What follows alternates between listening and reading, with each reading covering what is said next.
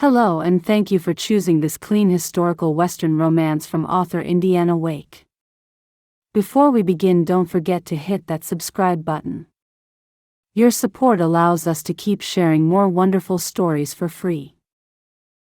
Set on the American frontier, A Love to Last a Lifetime is a romance series about grief, hope, and the quiet strength of love that endures.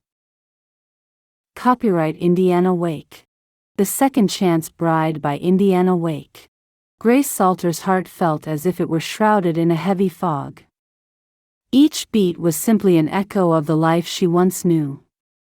Her eyes, dulled by grief, hardly noticed the sprawling prairie around her, the tall grasses swaying like silent witnesses to her sorrow.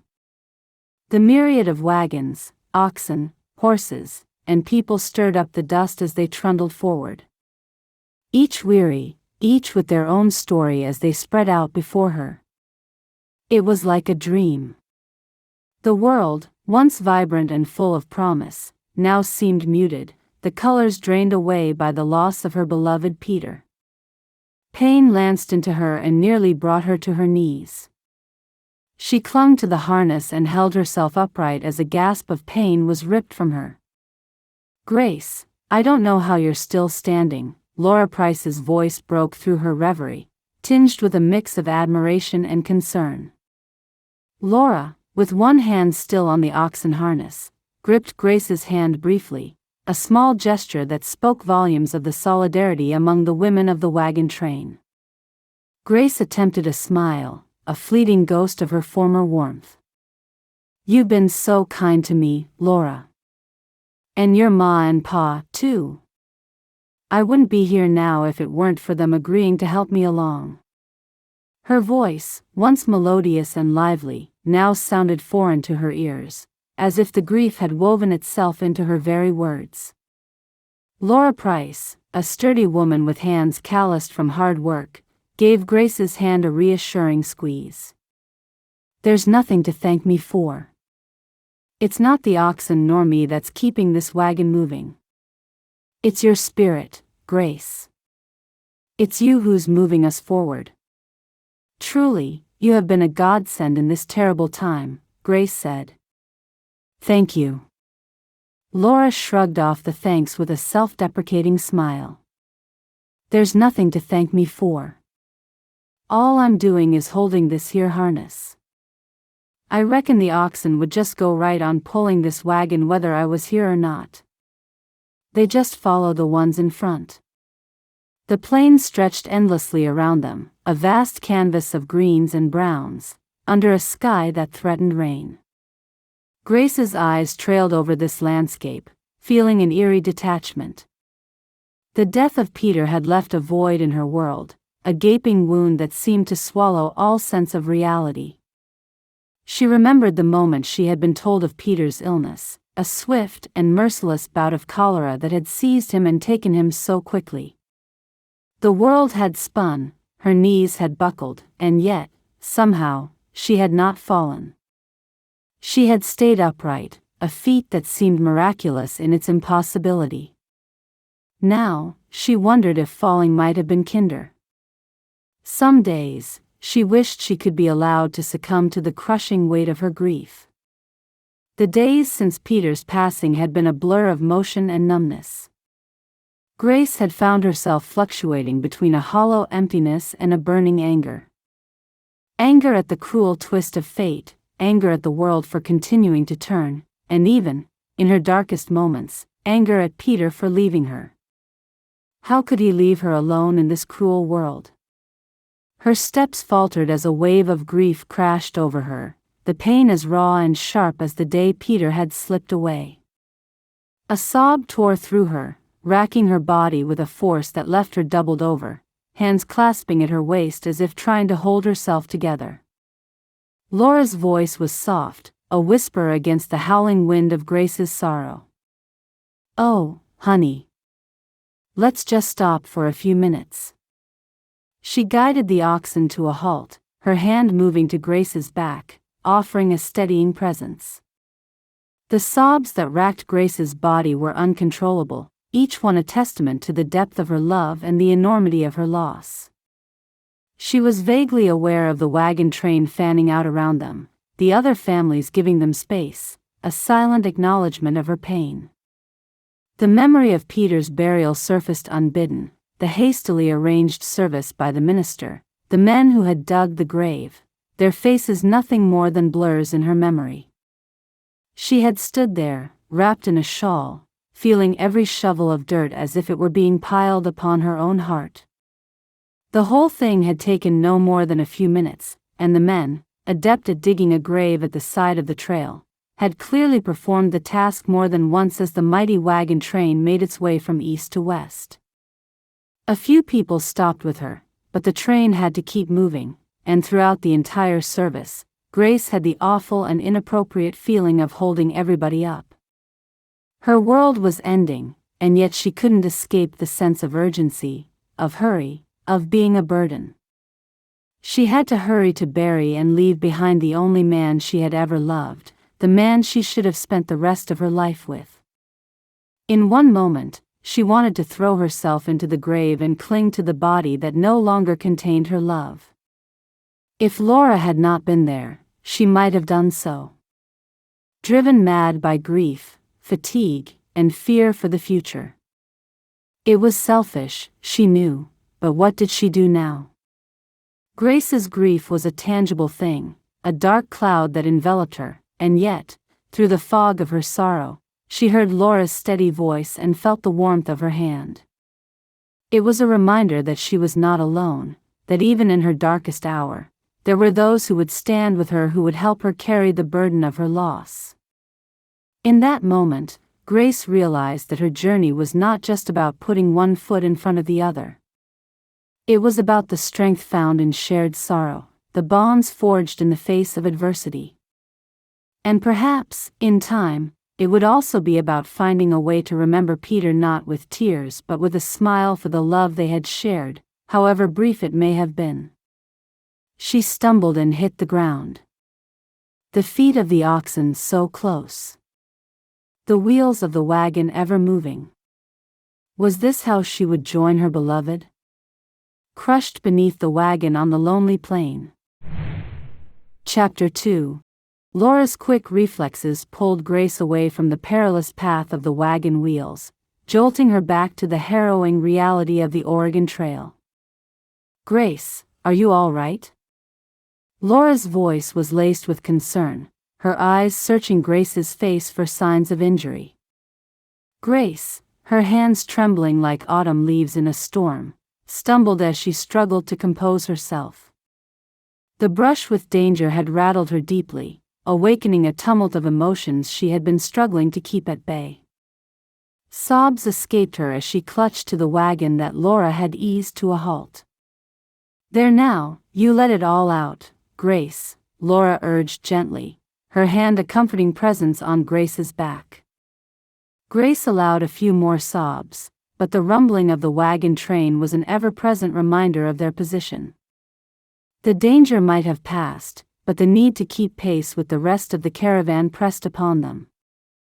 Despite the sprawling nature of the convoy, Grace couldn't shake off the feeling that the safest place was at its heart. Ever since they had embarked on this journey from Missouri, the center of the train had felt like a haven, a sentiment that had only intensified after Peter's passing. To get left behind was certain death, and she knew that Laura would not leave her. She couldn't do that. Nodding, she wiped her eyes. Even with Laura's steadfast presence, a cloak of loneliness enveloped Grace. She felt isolated in her grief, a solitary soul amidst a sea of faces, each absorbed in their own trials and tribulations. "I'm all right, Laura," Grace managed to say, her voice a whisper against the backdrop of creaking wagons, thundering hooves, and lowing oxen. Her gaze inadvertently met that of a middle-aged woman in a neighboring wagon. Their eyes locked in a moment of unspoken understanding, a shared language of loss and empathy. The woman's eyes, brimming with compassion, flicked toward her own husband as if to reassure herself of his presence before returning to Grace with a melancholy smile. It was a simple gesture, yet it pierced through Grace's heart, reminding her of the gaping void left by Peter. Grace, feeling a sudden surge of resolve, wiped away her tears, the rough fabric of her sleeve chafing against her tender skin. "I can carry on," she asserted, more to herself than to Laura. "I stumbled. I'm all right, I just needed to have that moment. But I'm all right. We'd better get moving again." Laura, ever understanding, cast a glance toward the back of the train where her own parents, Jed and Mary Price, were steadily guiding their wagon. "There's no real need for us to rush along, Grace. Look, my ma and pa are still a way back, see?" The two of them had struck up a friendship way back in the camp at Independence, Missouri. Ever since then, the two families had stayed within yards of one another along the whole trail. As week followed week, their friendship grew, and Peter seemed pleased about it. He was happy that she would have a friend for the journey. Once Peter was gone, Grace did not feel safe at the end of the trail. It was too vulnerable. She felt safer surrounded by wagons and people. Laura had made no fuss but simply came with her. Grace was adamant. "I just want to keep to the middle," she said, her voice laced with an urgency she couldn't fully explain. Laura offered a kind smile, a beacon of warmth in the cool prairie air. "Come on then. Do you want to lead them for a while? It will give you something to focus on." The offer was a lifeline, and Grace clung to it. "Please. It might just keep my mind occupied for a while." Her thoughts drifted to the budding friendship that had blossomed between her and Laura, a bond forged in the crucible of shared hardships and hopes. It was a friendship that had become a pillar of strength for Grace, especially in the wake of her devastating loss. She remembered her initial fears upon leaving their old life back east, the apprehension of stepping into an unknown world, of leaving behind the familiar faces and places. Her sister was her only remaining family, her mother's memory a distant echo. The prospect of a new, possibly lonely life loomed large. Yet, in Laura, she had found not just a friend but a kindred spirit, a connection that gave her the courage to face each new day on the treacherous trail to the west. Her one fear in leaving their old life back east was that she wouldn't know anybody. Despite the fact she had only her sister left now that their ma had gone, she still worried about their new life and whether it would be lonely. If she would have friends. She could hardly believe now that something so silly had been her only fear. If only she had feared a catastrophe, a loss of such magnitude it could hardly be comprehended, then she might never have agreed to leave their old home in the first place. And Peter would still be alive. She had been so naive, so foolish, and Peter had paid the price. Logically, she knew that was silly. It was Peter who pushed for the move. It was he who wanted a new life, adventure, and the prospect of land. It all seemed so exciting sitting around their table at home. That was gone now, as was her love, and this emptiness was all that was left. She shook her head to clear out the self-pity. Finding Laura Price so early on had wiped all her little misgivings away. Laura was, at 19, just 1 year younger than Grace. But Laura hadn't yet found a man she wanted to marry, so when her pa decided to take her ma to a new life in Oregon, Laura eagerly agreed to go with them. As Grace took the harness and started to lead the oxen onward, she felt just a little better. The grief had been let out for a while, and it would be enough to cope with the task of moving. She knew, of course, that it was only the very edge of the grief. The seething mass of it was still inside and would, no doubt, be making itself known time and time again. But until then, Grace would keep putting one foot in front of the other. She would survive, or at least she hoped she would. Chapter 3. The following day was cold but bright, and Grace was relieved by the idea that it might not rain for a while. At times, she could hardly believe that they had set off from Missouri in such fine weather, but that had been months ago now, and the season was becoming decidedly wintry. The guides had assured the weary travelers that they would make it through to Willamette before the worst of the weather took hold. Before the snow came, if they did not, many more would die. A gasp tried to escape her. How many had died on that trail? It was hard to remember. They buried others along the route, but she had walked past, crossing herself and wishing their pain away. Each time, like all those around her, she knew she had prayed that she and hers would stay safe. That disaster would not happen to them. Of course, disaster had happened to them. It had taken her love, her hope, and her purpose. But even so, they had made good time and would arrive early in Oregon. But Grace knew, as they all did, that there was still a trial ahead of them. There was a single-track pass to make, and with the rain that had been falling, it would be ground to mud. Wheels would get stuck and break. The strain of pushing the wagon and pulling at the oxen was a thought most of the exhausted party couldn't even contemplate. But Grace relished the challenge. The harder the day, the better as far as she was concerned. She wanted the physical hardship to be back upon her so that she could focus on survival and nothing more. If her body ached, then it eased the pain in her heart. It meant she would fall asleep exhausted and not spend the night crying and praying for something she couldn't have. She needed adversity, something to fight. She knew she did. "I reckon we'll be heading into the real hard work again soon," Laura said as the two women walked along in companionable silence. Another mud-filled climb. She shuddered. "We'll get through it," Grace said quietly. "One way or another. We sure will." Laura smiled at her, her pretty blue eyes hiding the trepidation. "And then we'll finally be there. Just a few days and this hateful journey will be at an end." Laura smiled and looked off into the distance. "I guess," Grace said. "Oh, I'm sorry. I hope I didn't upset you." Laura's voice was full of concern. "No, of course not. You never do anything but help me, Laura. I really am fine, and I could not have done this without you." Grace knew she didn't sound convincing. "I should have thought about what I was saying." Laura was determined to apologize. "I should have realized that the journey doesn't really end there for you. Maybe not.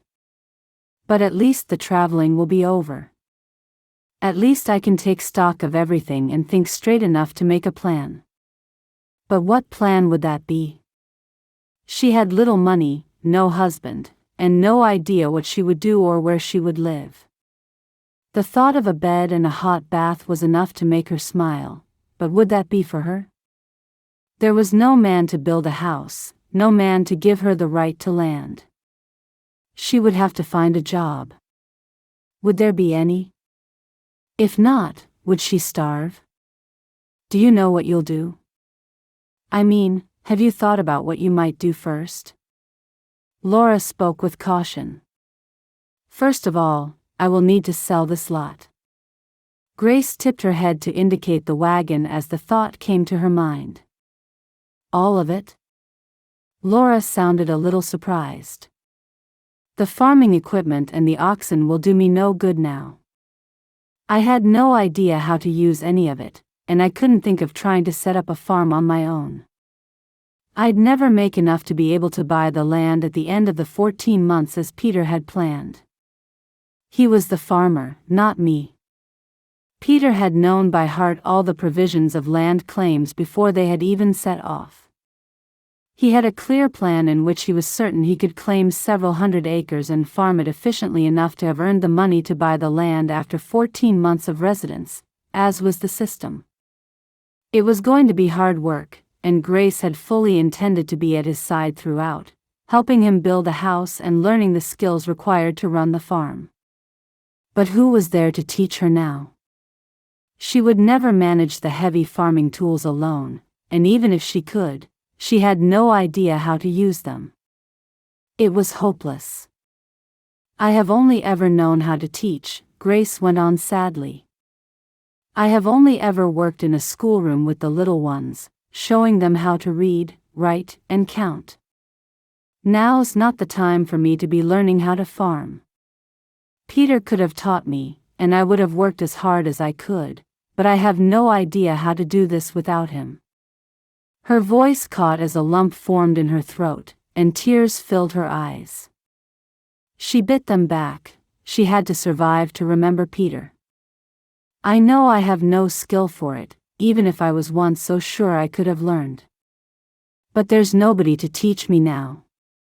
I have to find another way to survive. She paused. Until next year, at least. Next year? Laura coaxed gently. Yes. All I need to do is survive until next year.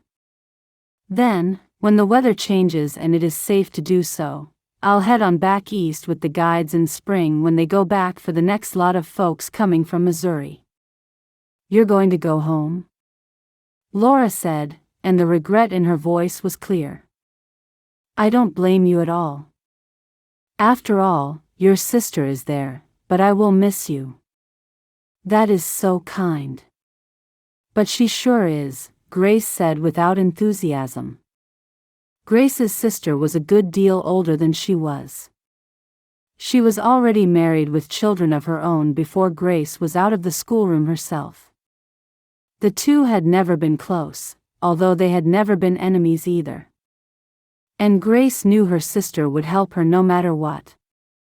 Still, the idea of going back east to live with her sister's family hardly filled her with pleasure. But then, nothing did anymore, and it was likely that she would never be happy again. In the end, what did it matter? You won't have any trouble selling the oxen, and your wagon is in good condition considering all it's been through. Laura had adopted a practical tone to hide the fact that she was already mourning the loss of the woman she thought would be a friend for life. I'll sell it all as soon as we arrive. Everything but my clothes and a couple of books Peter let me put on the wagon. She smiled sadly as she thought of all the little household things she'd put on the wagon, only for Peter to smile at her and tell her they needed space for the important things, the equipment, and food for the journey. I'm so sorry, Laura said so genuinely that Grace felt her own emotions swirling in her chest once more. And then I'll find a boarding house somewhere and set about finding myself some work to keep me going. What kind of work? Teaching is all I know. I'm sure there must be a need for a teacher somewhere. There must be a schoolroom or two for me to work in, Grace said with more certainty than she felt. There are new children coming each year, but I guess time will tell. She wondered if they had a schoolroom, and if they did they already have teachers? Worry started to overwhelm her, but she pushed it aside. One foot in front of the other was all she could cope with. She would deal with each new problem as she met it and not before.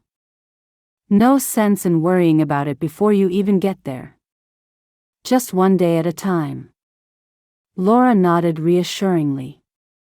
Yes, just one day at a time, Grace replied as she kept her eyes down on the rocky path and fought against her tears. Chapter 4. Connie Langdon's boarding house was not the cheapest of the ones Grace had been directed to. Rather, it was somewhere in the middle.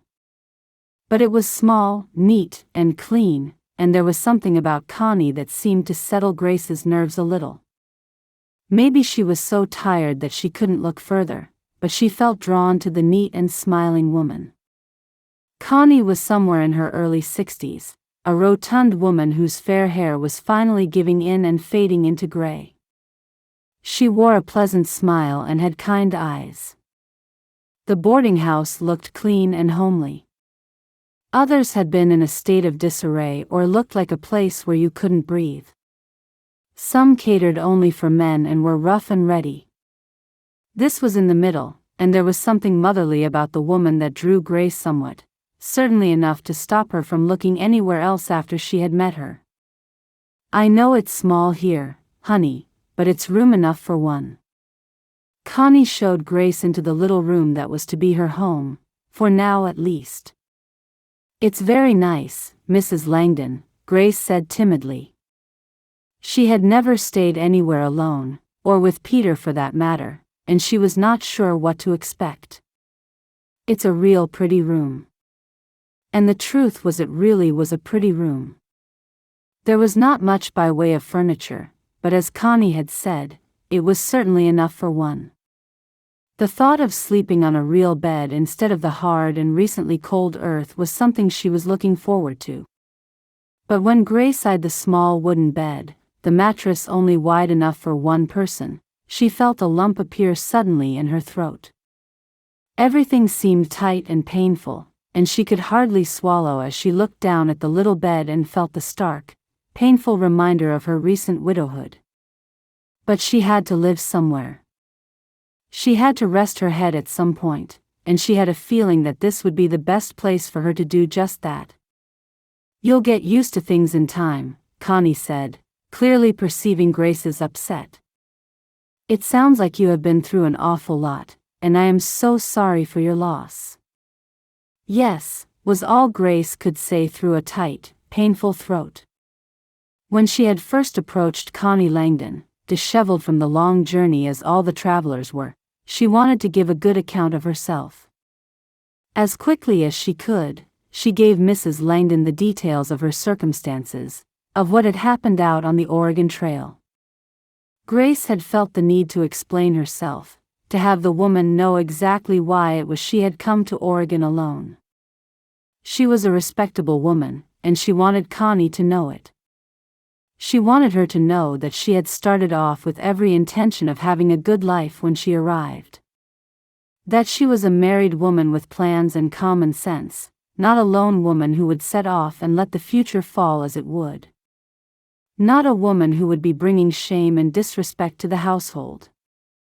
And she had been able to tell her story without breaking down, trying to ignore the surprise on Connie Langdon's face when she realized that Grace had only been a widow for barely 2 weeks. Was it just 2 weeks?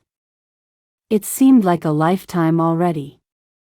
She had hurried through her tale, determined not to linger over any part of it and not to break down again. For the most part, Grace just didn't have the energy left, and she knew that she could not let her grief take her. If it did, how was she to find work? How was she to carry on? But the tiny little bed looked set to be the thing that broke her if she did not divert herself in some way. "I will take it, Mrs. Langdon," she said in a voice she hardly recognized. "And I have enough money to pay you in advance." "Well, why don't you get settled in first?" "We'll worry about that later," Connie said kindly. "Thank you. You are a little bit late for the evening meal, honey, but why don't you unpack your things? I will see if I can rustle something up for you." "Mrs. Langdon, you're very kind. I'll leave you to it, let you get unpacked and all. But I'll be right back with that food, honey, don't you worry." And with that, Connie bustled away. When Grace heard the tread of Connie's footsteps heading back downstairs, the first of her tears fell. She knew she didn't have long. She knew she must get it out of her system as soon as possible. How had life turned into this? How could it be right that she had ended up so far from home, all alone with just enough money to keep her in a strange boarding house for the next few weeks? Why hadn't she thought of this? Why hadn't she been sensible enough to see how very badly things could go? Grace knew that if she'd had just an inkling of what was to come, she would never have agreed to making the journey. She would have convinced Peter that their little farm back east was enough. She would even have given up her job in the schoolroom to help him make it more of a success, to clear his mind of the promises of hundreds of acres of prime farming land over in the west. She would have made life as it was so much more appealing, something that he would never have wanted to leave. Grace rubbed at her eyes once again, drying the skin that had been raw for so many days. She set the bag she had been holding onto, the bag containing all her worldly possessions, down upon the bed and opened it. She hung the 3 good dresses in the little wardrobe in the hope that the creases would come out, and set one of her 2 nightgowns down on the clean white bed linen. She put her books on the nightstand and wished that she had some others. She lit the fire and looked at the bowl of water on the dresser. She washed her face and hands as best she could, but she was travel-weary and needed a bath and to wash her dresses. That was a job for another day. Suddenly, she wanted something new to read, something to take her away from it all and to help her sleep at night. But the books she had would have to do until she found herself a job and was earning a little money. Certainly, she could manage enough to afford a new book or 2. With everything unpacked, there was no more to do, nothing else to divert her attention. Finally, she just sat down on the bed and stared about the room.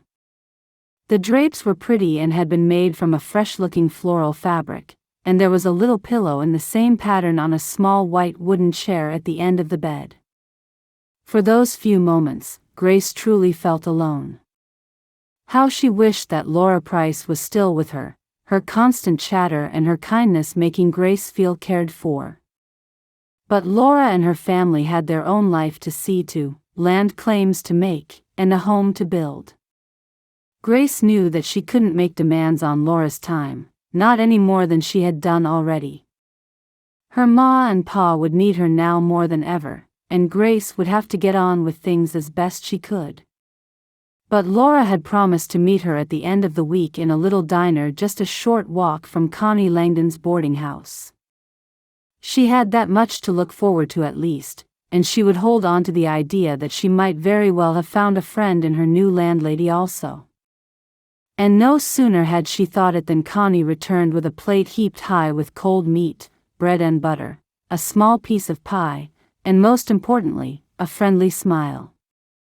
Grace would survive, somehow, she knew it. Chapter 5. Grace awoke the next morning after a surprisingly good night's sleep. She hadn't expected to sleep a wink in her new surroundings, and certainly not in the little bed. She had imagined that without the wind, the lowing of the oxen, and the stirrings of the camp, she would feel bereft. But she was exhausted, and this was the first real bed she had slept in since she left her home so many months before. The warmth from the fire and its comfortable mattress had felt like a caress, gently cradling her as she slept. As was the case every morning, the moment she opened her eyes, Grace was reminded of everything that she had lost. It was like a knife to her heart that burst through the comfort of slumber. But the sleep had at least soothed her aching bones and given her back a little of the energy that had been slowly drained away from her in the grief and hardship of the preceding days. Grace rose immediately and crossed the room to peer out through the pretty drapes and down into the street below. Although it was still early, there was plenty of activity already going on as the businesses and stores were coming to life for the day. Cowboys rode down the street, and wagons rushed here and there. Men and women were already out and about, looking hardy and purposeful as they went about their business. It made her realize that many here had made a similar journey. That she was not alone, for they all shared a past. Although Connie had apologized for only having one room left, one that looked down onto the street rather than out across the plains at the back, Grace thought she was rather glad of it. She had seen enough of wide open spaces to last a lifetime, and she wanted to look at something different, something that would not constantly remind her of the last months. With a sigh, she closed the drapes again and thoroughly washed with the cold water that was left in the jug from the evening before. Although a jug of hot water was included in the price of her room, Grace did not want to wait. She wanted to be up and ready, to keep moving, to go outside and find some way of continuing with her life. Soon, she made her way downstairs, dressed in a very smart dark blue dress that she had worn regularly in the little schoolroom back east. She was doing her best to nurture a feeling of optimism. "You're early, dear." Connie met her at the bottom of the stairs, clearly having heard her making her way down. "I've only just started the hot water." "Please, don't worry about mine, I've already washed." "In cold?" "Yes, but don't look so troubled." "I guess I got used to it out on the trail." Grace smiled and shrugged. "Although, it was nice to sleep in a real bed again." "You managed to get some sleep then?" Connie asked and ushered her into the kitchen. "Yes, I did not expect to, but I slept the whole night through." "Well, that's something, at least," Connie went on as she settled Grace down at the kitchen table. "Now I'll just finish getting these jugs ready, and then I will fix you something to eat, all right?" "Let me help," Grace said, rising to her feet with determination. "I could start some coffee, at least." "Well, that sure would be a help, honey," Connie said as she tipped hot water into 4 of the 5 jugs set out on the counter next to the stove. "I guess I don't need to fill yours." She chuckled. "Maybe tomorrow." Grace laughed, too, glad of the company. "Right, I'll just take these jugs to the rooms, and I'll be right back." Connie lifted 2 of the heavy jugs. She looked surprisingly strong for a woman of her years, making no effort of the lifting, and with a smile, she set off for the stairs. Grace set a smaller pan of water on the stove to boil and went in search of cups. She could hear Connie moving about on the floor above, delivering hot water to her paying guests.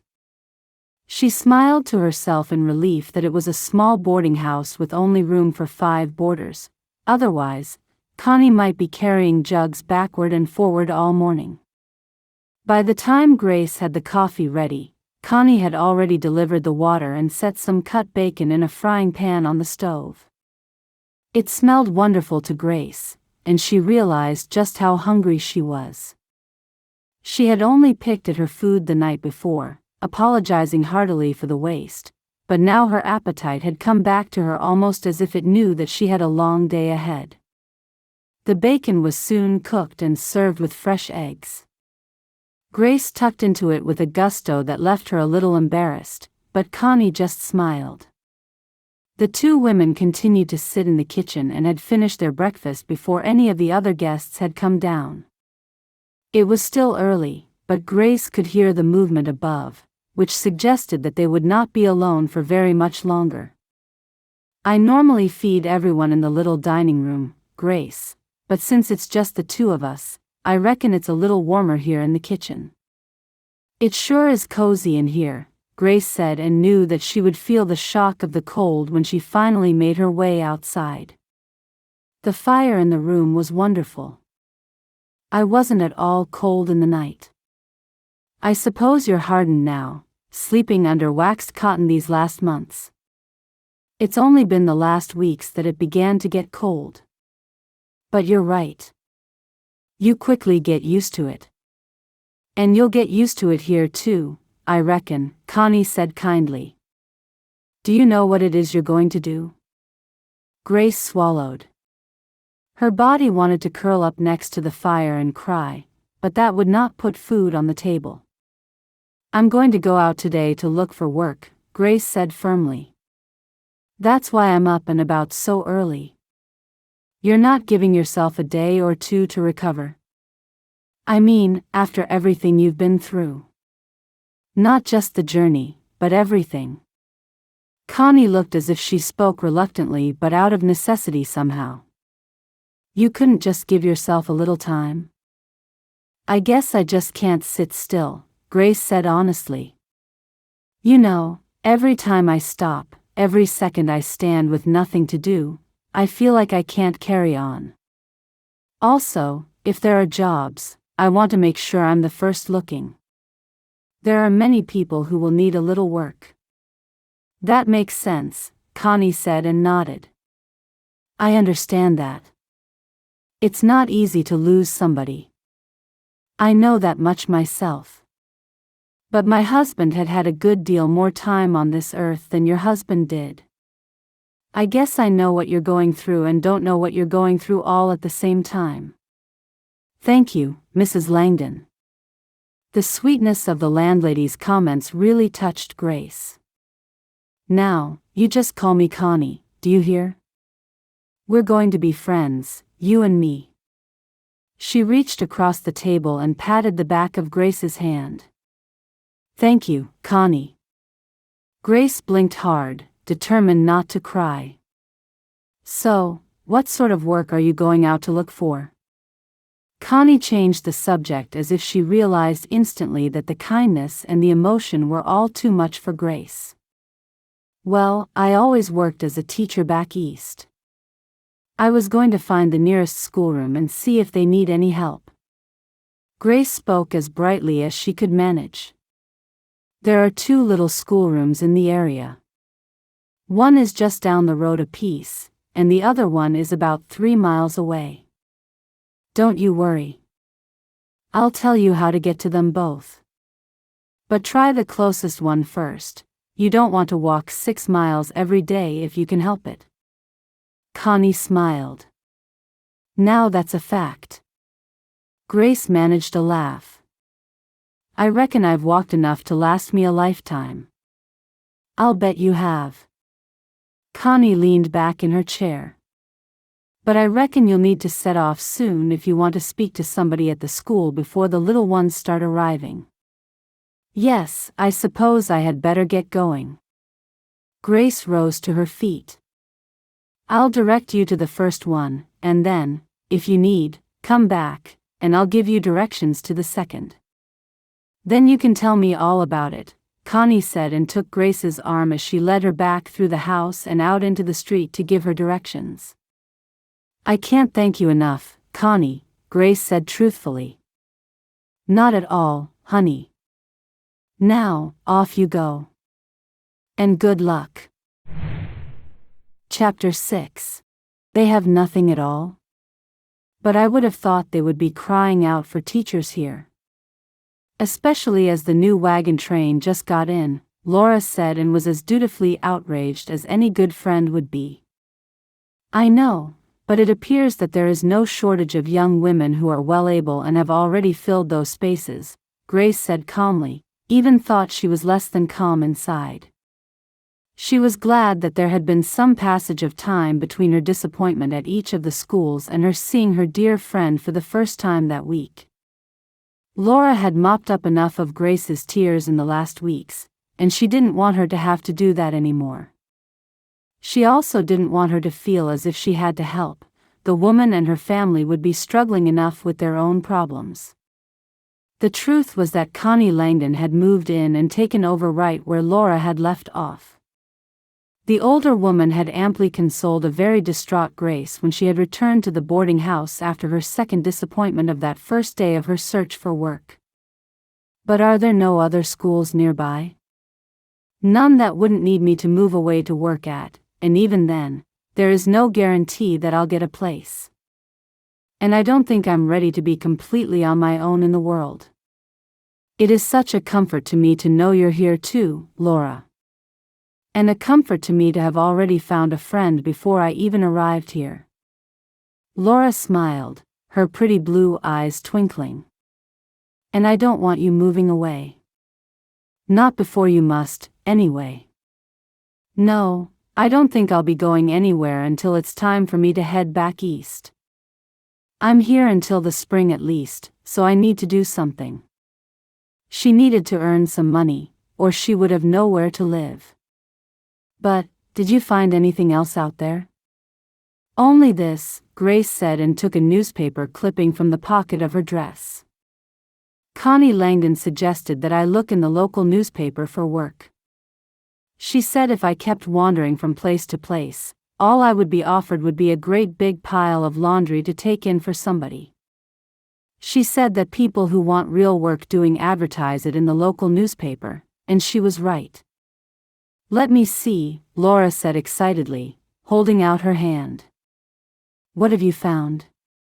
Grace smiled, handed over the clipping, and watched in silence as her friend read through the details. Both Grace and Connie had sat at the kitchen table in the boarding house, scouring the newspaper between them as they looked for a suitable position for her. It had been Connie who had pointed out the advertisement for a live-in housekeeper, reminding her that not only would she be paid, but that she would have a free roof over her head and food in her belly at the same time.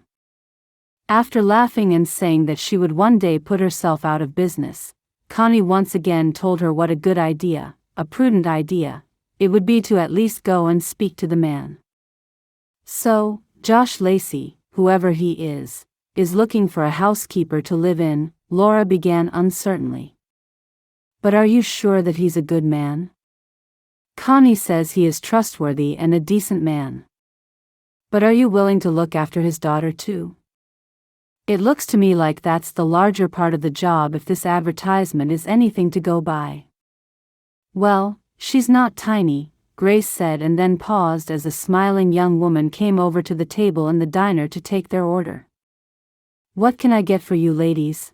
The woman asked brightly. Can we have coffee and pie, please?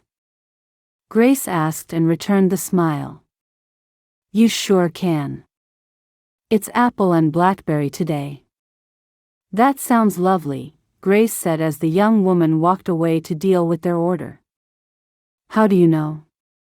It doesn't say so in the advertisement. I beg your pardon? Grace said and looked at her friend with confusion. How do you know that Josh Lacey's daughter isn't tiny? Oh yes, sorry. Grace smiled. Because Connie knows of him. He owns a lumber yard just out of town, down by the river. Anyway, he has a house right there, too, and he lives there with his daughter. Connie doesn't remember the girl's name but reckons she's already 11 or 12 years old.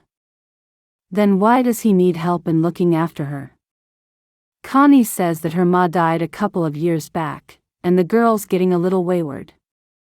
She is something of a rough and tumble kind of a girl, apparently, and Connie supposes that Mr. Lacey is looking for someone to help guide her. I guess it's hard to grow up without a ma, especially for a girl.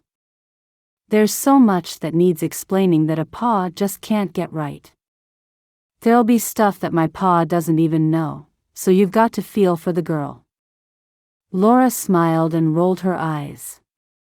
I guess most daddies are the same. Grace laughed, too. It covered her nerves. She was not sure that this was the right thing, but needs must, and she was running out of money. So, what do you think you'll do? Will you answer the advertisement? I reckon I will, Grace said and nodded firmly. After all, Connie is right. At least I won't be paying out for my bed and board. She must be a nice lady to talk herself out of business like that. Laura laughed. You know, she's real kind. Even if I do take this position, I'd like to keep Connie as a friend. I was lucky to find her, almost as lucky as I was to meet you that day all the way back at the camp in Independence. Grace found her mind drifting back to the excitement and adventure that was about to begin. She had been nervous, but Laura had made everything so much easier. If only she had stayed home. I reckon we were both lucky, honey, Laura said with a smile which brightened considerably as the young woman reappeared carrying a tray. So, when will you go to meet this Josh Lacey? She said as pie and coffee were set down on the table in front of them. I suppose there's no time like the present. I might take a walk down to the lumber yard this afternoon. We haven't even been here a week yet. Are you sure you're ready? If I don't do something, I'll just sit and think about Peter from morning till night. I reckon he'd want me to keep going, to just get on with it. And I reckon he'd be real proud of you, Grace. I know I am. Grace smiled, but she wasn't sure she was someone to be proud of. Some days, keeping going was too much, and she just hid her feelings. She was crying inside and felt so false. Would Laura feel the same if she knew how hard it was? Chapter 7. Grace made her way down a steep slope that tended towards the river. Though she had made up her mind to do this, she began to feel a little nervous. She could see the lumber yard ahead. There was an enormous wooden building just as Connie had described it, an oxen wagon piled high with tree trunks waiting to be unloaded. It brought a pang of grief with it. She took a breath. This was not a wagon train, these people worked here, cutting timber and bringing it to the sawmill to be transformed into building materials. Starting down the slope, she knew that she was bound to happen upon Josh Lacey very soon. She paused for a moment to have a good look around from the relative secrecy of the tree-lined slope. She could see the house on a little plot out the back of the lumber yard and walked a little way back up the slope where she would get a better view of it. The house was a good size, especially for such a small family, and looked neat and tidy from the outside, the white painted wood looking fresh.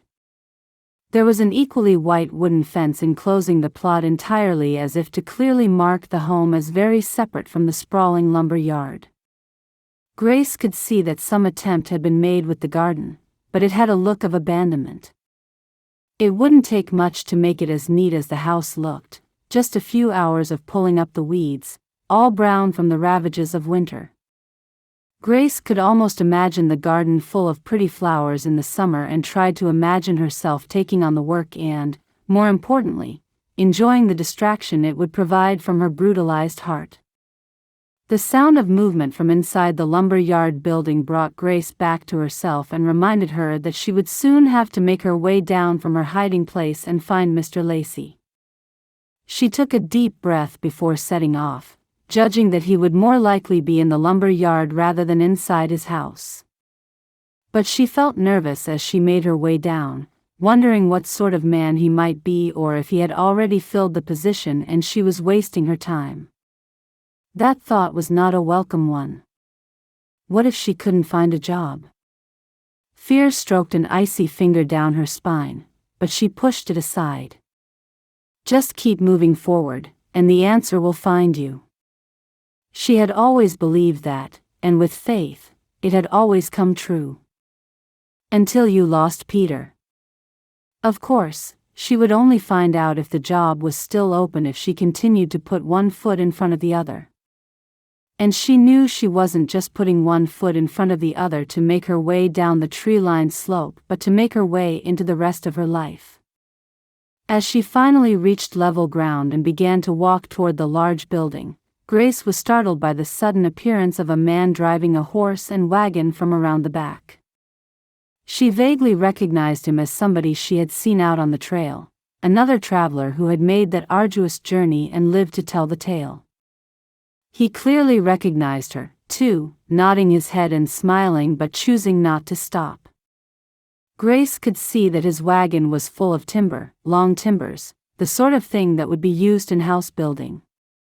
She waved at him and continued on her way, letting him know that it was all right to go on, to keep moving, and to get on with his life. She felt a familiar sense of the deepest pain when she thought that she and Peter would undoubtedly have purchased their own timber from this place. She imagined them, a young married couple driving away with the beginnings of their new home hanging precariously from the back of their wagon. It would have been so exciting, so wondrous, and now. She felt the swirling grief in her chest, the sting in her eyes as they filled with tears. She stopped in her tracks, standing at what suddenly felt like a crossroads in her life. But crossroads ordinarily suggested that a person had a choice to make, options to choose. Grace knew she didn't have any, and it was far less of a crossroads than a straight path that would lead to wherever it was life intended to take her. There was no choice, there were no options, this was it. The moment of harsh reality was more helpful than she could have imagined, somehow making it easier for her to draw back those tears and blow out a great breath to somehow expel a little of that painful grief and sense of hopelessness. Grace straightened up and set off once again, this time striding more confidently, knowing that there was nothing else for it but to keep going. "Can I help you, ma'am?" The man appeared so suddenly in the doorway she was approaching that Grace almost gasped. He was a tall man and very broad, seeming to fill the doorway he currently inhabited. She guessed immediately that he must be Josh Lacey, for there was something about him that suggested he belonged there. He was in his own place, his purpose made clear in this world, and there was a calm about him that spoke of home. He was older than Grace by some years, maybe 5 or 6, and she judged him to be maybe 25 or possibly even 30. But he looked good nonetheless, certainly fit and healthy, with lightly tanned skin and dark blonde hair the color of ashes. "Yes, sir," Grace said and smiled at him. "I was looking for Mr. Josh Lacey." "And you have found him," he said and smiled back. "Oh," Grace said, not because she was surprised that she was speaking to the man himself, but because she realized she didn't know where to begin. "Well, what I mean to say is, I saw your advertisement in the local paper, Mr. Lacey." "I see," he said and seemed strangely relieved. "Well, why don't I take you on over to the house and show you around? No good me showing you about the lumber yard, after all." He laughed a little stiffly, and, taking off his hat, he tipped his head in the direction of the house, indicating that she should follow him. They walked through the little gate in silence, Grace looking more closely at the garden and realizing that it really did need some care. Still, that would be a job for the warmer weather, not for winter. "Come on in, miss," he said, opening the door and turning to look at her all at once. "Salter." She nodded. "Grace Salter." "Come on in, Miss Salter," he said, and Grace fought an urge to correct him, to tell him that she was Mrs. Salter, a married woman. She knew that now was not the time, and he could easily be forgiven for assuming that she was an unmarried woman.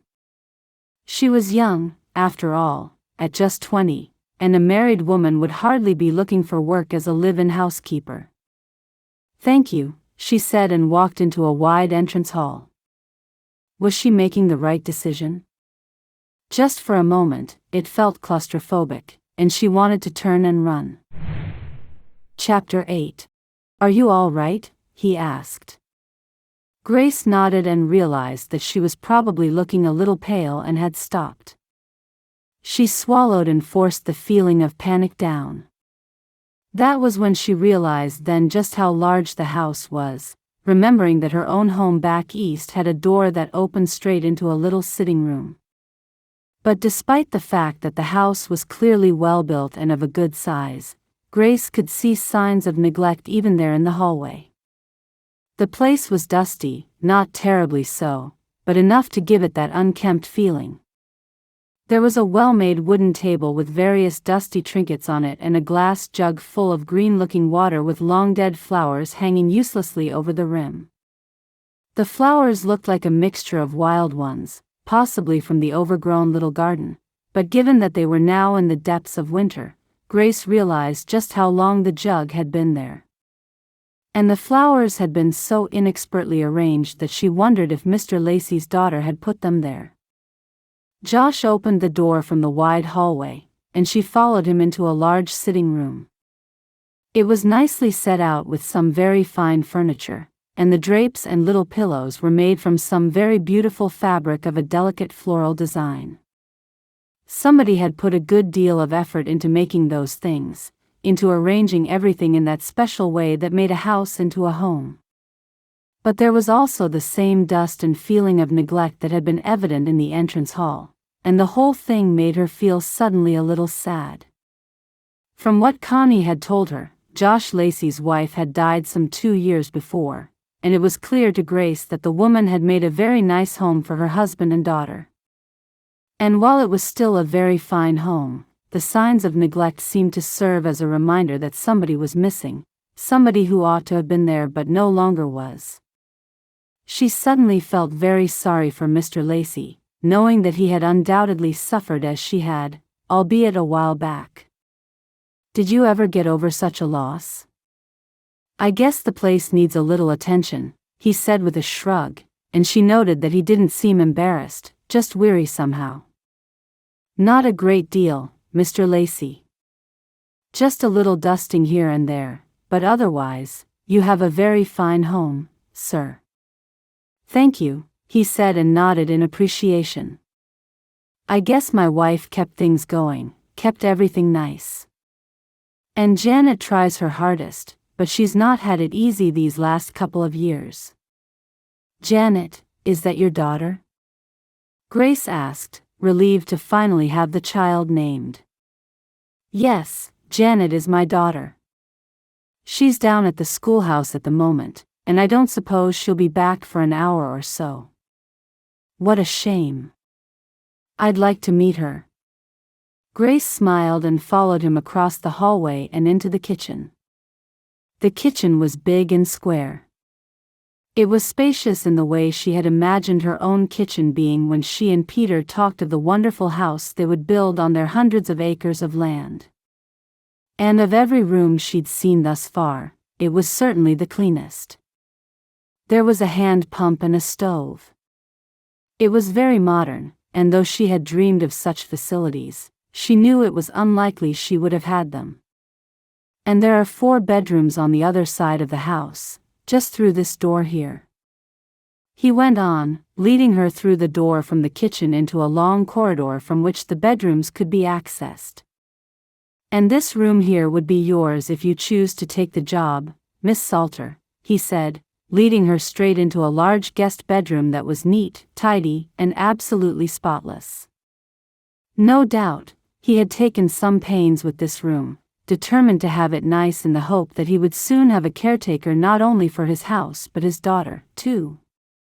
"What a lovely room, Mr. Lacey," Grace said truthfully as she took in the large bed, the well-made furniture, and the little chair and table set under the large window. The fabrics were as nice as those in the sitting room, and she imagined once again that everything had been handmade by the woman of the house when she was still alive.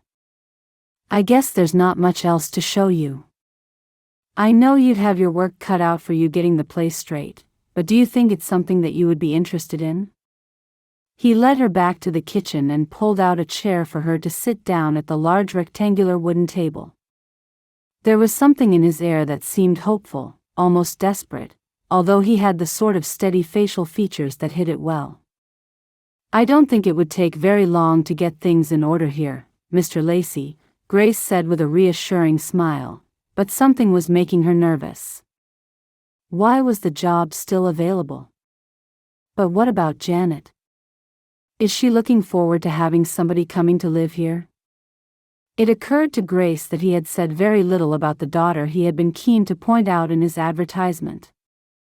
She could see that the question was one he was considering very carefully, and she had the strongest sense that there was a struggle, a story to be told. "Janet, as I said, hasn't had an easy time of it. But I won't lie to you, Miss Salter, she is not an easy girl to get along with. She is angry at the world and everyone in it." He shrugged as if he had come to the conclusion that honesty was the best policy. "My wife died 2 years ago, and I reckon Janet hasn't yet gotten used to the idea of losing her ma." There was pain in his eyes and a little bit of despair. He was a man who looked confident and had built a secure business, but when it came to his daughter, it appeared he was not sure what to do. "That's understandable, Mr. Lacey. Grief is a horrible thing, so destructive." Grace bit her lower lip, determined not to discuss her own circumstances at all unless directly asked about them.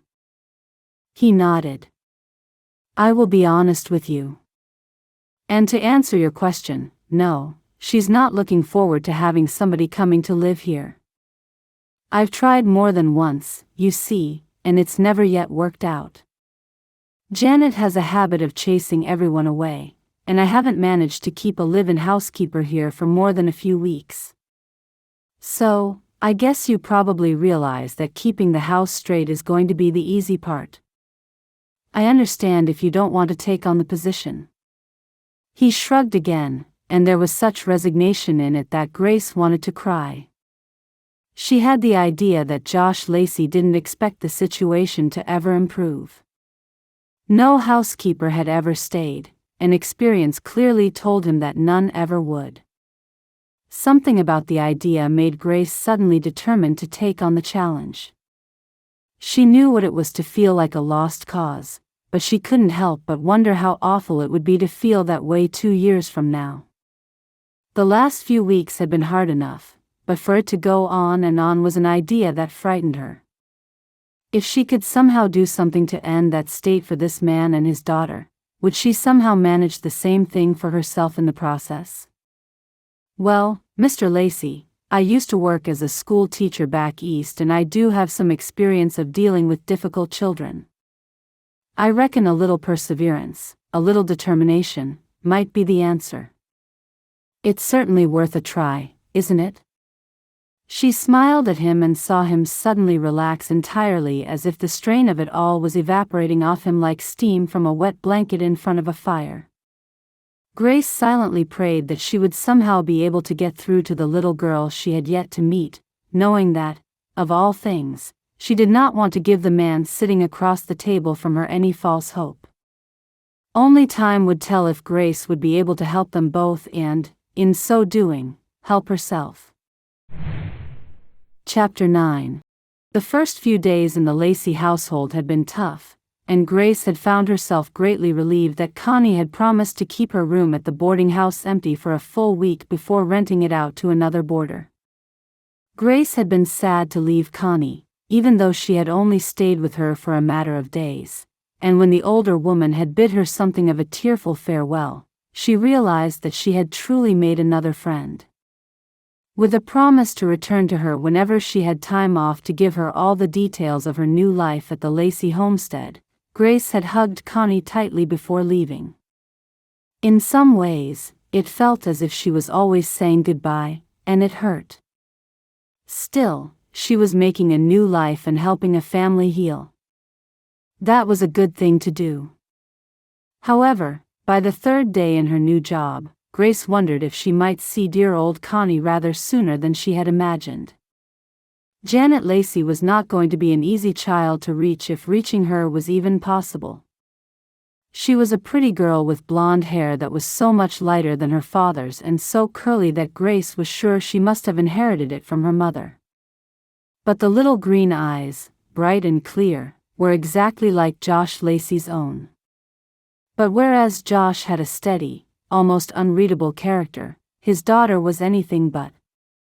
From the very moment she set eyes on Grace, it was clear that the little girl had already decided to dislike her. Their introduction had been on the very day that Grace had moved her belongings to the house. At first, Janet had been nowhere to be seen, something that Josh was most apologetic about. "Miss Salter, I did tell her you were coming this morning and that she should be here in the house to greet you when you arrived. I sure am sorry about that." The way he wrung his hat in his hand said more than the words. "Please, don't worry about it. I guessed it would take a little getting used to for her, and I reckon it's just fine to let her take things at her own pace." Grace tried to reassure him, and since the little girl didn't look set to come home anytime soon, he left her alone to arrange her belongings in her new room. It certainly didn't take Grace long to have everything arranged, her few dresses hung up, and her 2 books set out on the nightstand. She looked at them and smiled, relieved that she was in paid work and would soon have a little money with which to buy 1 or 2 more. Reading had become her great escape, but there were only so many times you could read the same 2 books. Soon, she would buy something else. Nothing extravagant, just something small here and there along the way while she saved her money to one side for her passage back to Missouri. But what would she do when she got there? Live with her sister? Fade away as a widow? Even going back filled her with dread. By the time afternoon arrived, Janet had still not returned. It being a Saturday, Josh closed the lumber yard at noon and returned to the house. "I'm guessing there's still no sign," he said cautiously when he walked into the kitchen. "I'm afraid not." Grace smiled and carried on peeling vegetables. In the absence of her little charge, Grace had decided to immediately make herself useful. It was true that she felt out of place, unsettled, but that was just the way of things. This was a new home, a new job, a new life altogether, and it would take as much adjusting to for her as it would for the absent Janet. But she had started to clean, and she could make a good meal that would fill the house with the scent of home cooking. Surely, that would help make Janet feel better? Janet did not arrive until the meal Grace had been carefully preparing was almost ready. When she finally did appear, it was clear that the little girl expected trouble. She looked defiant and trepidatious all at once, as if she was keen to insult the interloper but cautious of upsetting her daddy at the same time. Janet was small for her age but very far from fragile looking. She stood with her arms pressed tightly to her sides and her chin up as she surveyed Grace with obvious annoyance. Her little green eyes seemed to flash with disdain, and her mouth was drawn in so tightly it caused little wrinkles on her young skin. "Janet, I asked you to stay here this morning," Josh said with controlled annoyance. "I told you that Miss Salter was coming today, didn't I?" "Sorry, Daddy," she said and smiled up at him. "I reckon it's Miss Salter you owe your apology to now, don't you?" He spoke in a gentle tone that managed to be firm at the same time, and he raised his eyebrows at her expectantly. "Sorry," Janet said in the most graceless manner imaginable, hardly even looking at Grace as she gave her unconvincing apology. "Once again, but this time like you mean it." Josh's tone had become firmer still. "I'm sorry, Miss Salter," Janet said in a sweet tone while giving Grace the angriest look imaginable, a look her father could not see. "Well, it sure is nice to meet you, Janet." Grace smiled, choosing to ignore the antagonism. "And Miss Salter has prepared a nice meal for us all to enjoy. I reckon you ought to go get yourself washed up now, Janet," Josh went on. And it was true, Janet Lacey really did need to get herself washed up for dinner. Although she was wearing a pretty dress, it was dusty and marked, a testament to a day spent out of doors playing.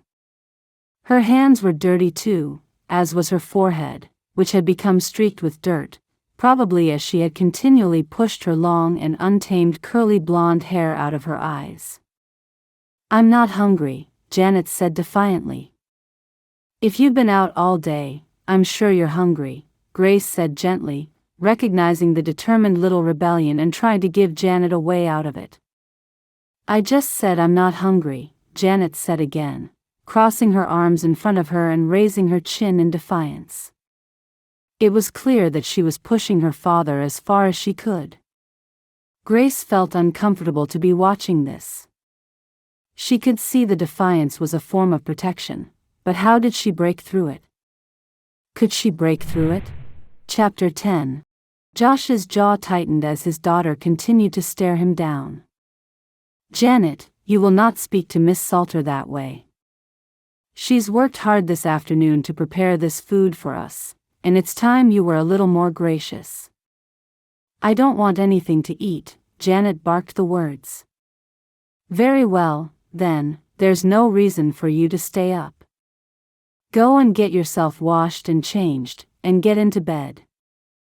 Although he was firm, Josh didn't speak to her unkindly. There was nothing aggressive in his tone, certainly nowhere near as aggressive as the tiny, curly-headed girl who stood so defiantly with her arms crossed defensively in front of her. But it was clear that he'd had enough of her behavior and wasn't going to stand for her being rude to the new housekeeper. Janet looked as if she was about to argue the idea of going to bed while it was still light outside, which did not sit well with her. Her eyes flicked from him and to the window. For a moment, the anger slipped from her face, but it was back as quickly, and she opened her mouth.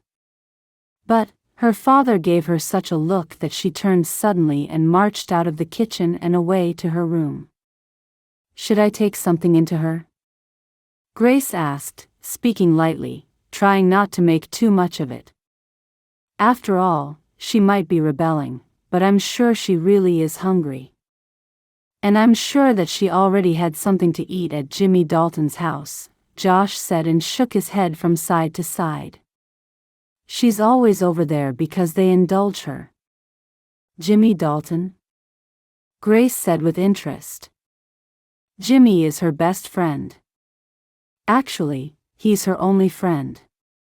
He's the only one who has been able to put up with Janet these last couple of years."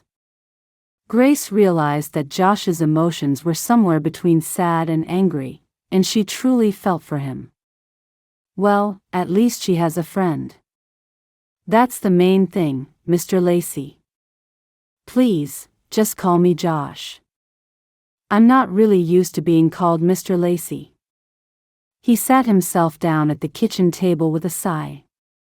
"The food is ready to be served if you're hungry, Josh." Grace went on lightly. "And you must call me Grace, not Mrs. Salter," she said as she set a plate with a healthy slice of meat pie down in front of him. They were silent for a few minutes as Grace began to serve them both from a large bowl of steaming vegetables. "Mrs.?" Josh said quietly. "Did I hear you right, Grace? You said Mrs. Salter?" "Yes, I'm married." She realized that she would have to explain when she saw the look of confusion on his face. "Well, I'm a widow, actually. Forgive me, I had no idea." Josh seemed a little awkward. "You seem so young to be a widow." Grace swallowed and closed her eyes for a moment. She would not let go of her emotions.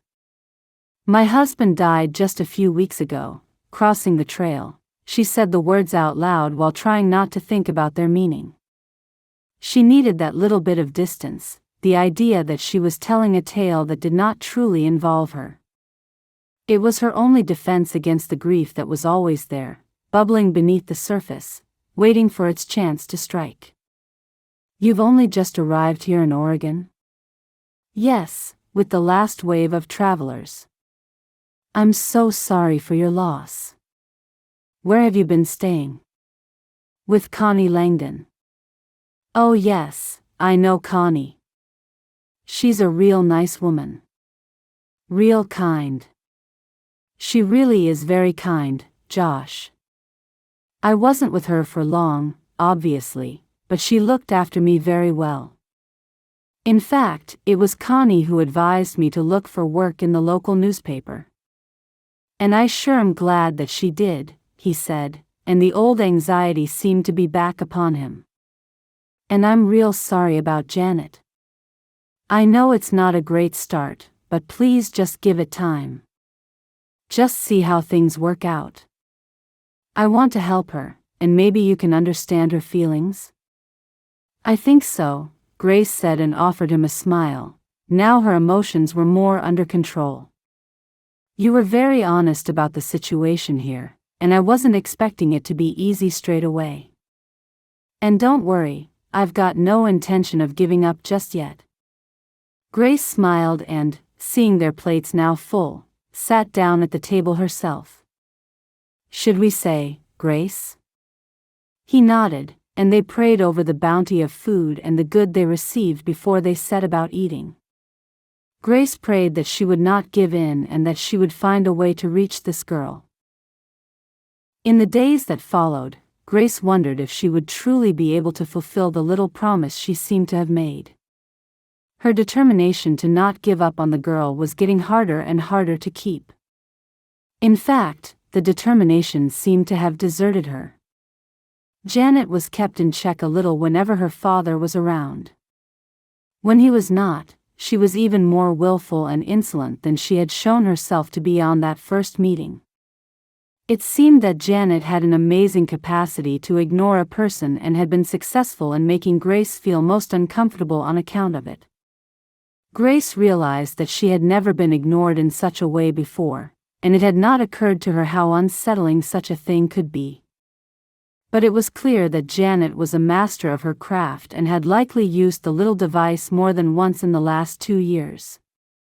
Whenever Grace spoke to her, however gently, Janet acted as if she did not exist at all. She gave no indication that she had heard a thing, and when Grace moved to stand in front of her, Janet simply looked at her angrily but did not respond at all. By the 3rd day, Grace was beginning to dread any time that she and the little girl might spend alone together, and she could quite understand why it was that the child's beleaguered father had struggled to maintain a housekeeper for more than a few weeks at a time. In the end, Grace had to find her own determination again. After all, had she not taught children to read? Had she not taught them to write and count? It wasn't as if she didn't have any experience, although it was true to say that she had never experienced a child quite like Janet Lacey in all her life. And so, she made up her mind to give Janet a taste of her own medicine. Instead of bending over backward to try to get the child's attention, Grace would concentrate her efforts on the house. After all, the house certainly needed her attention, and if Janet didn't want it, she would employ her efforts elsewhere for a while. And so it was that Grace decided she wouldn't give in.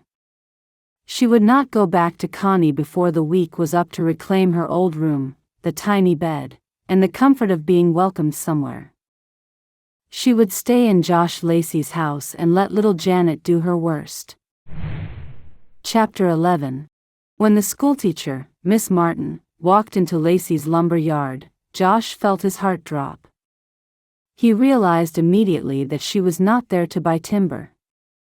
The look on her face spoke of awkwardness but also of responsibility, and he had known immediately that Janet was at the root of it all. What had she done now? He had tried his best to listen to everything Miss Martin had to say without reacting too strongly, and by the time the young woman left, he felt as tight as a coiled spring. He knew he would have to wait out the rest of the afternoon until he closed the lumber yard for the evening before he spoke to Janet. It would give him time to calm down, for he did not want to let his initial anger and disappointment be the driving force behind whatever it was he chose to say to his daughter. If he spoke to her now, it could make things much worse.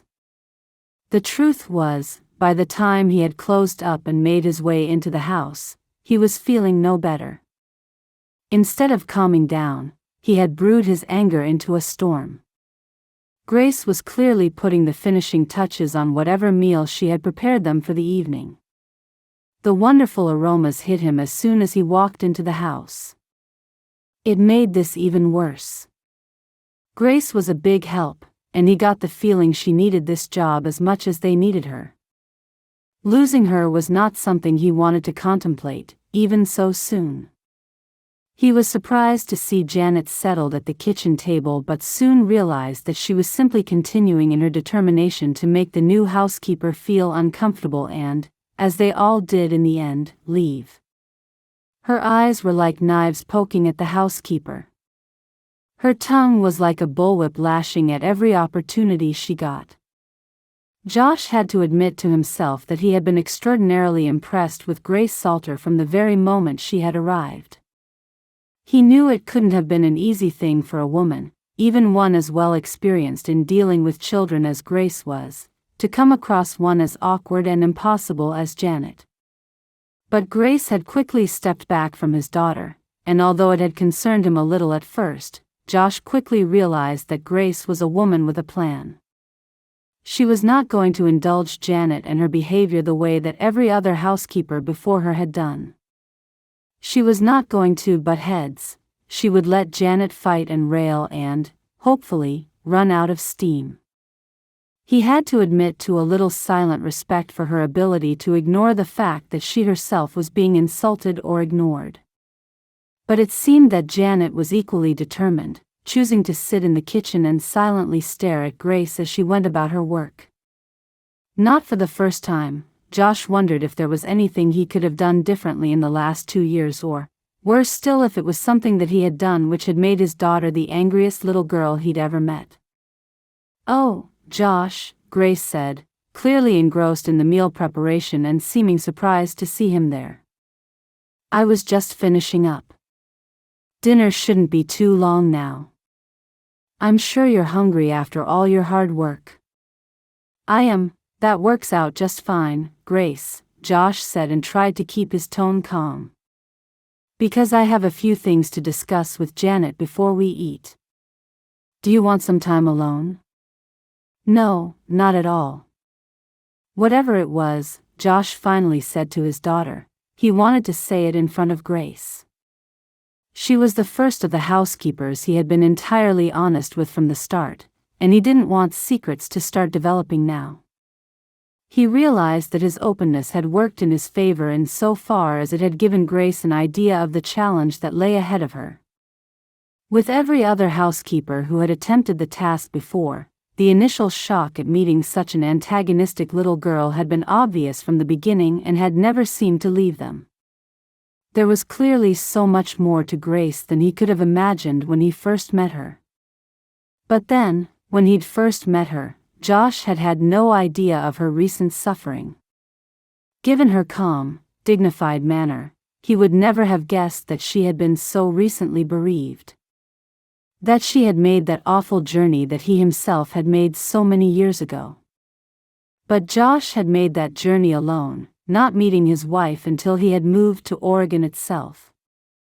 Losing one you loved so much was difficult beyond imagining.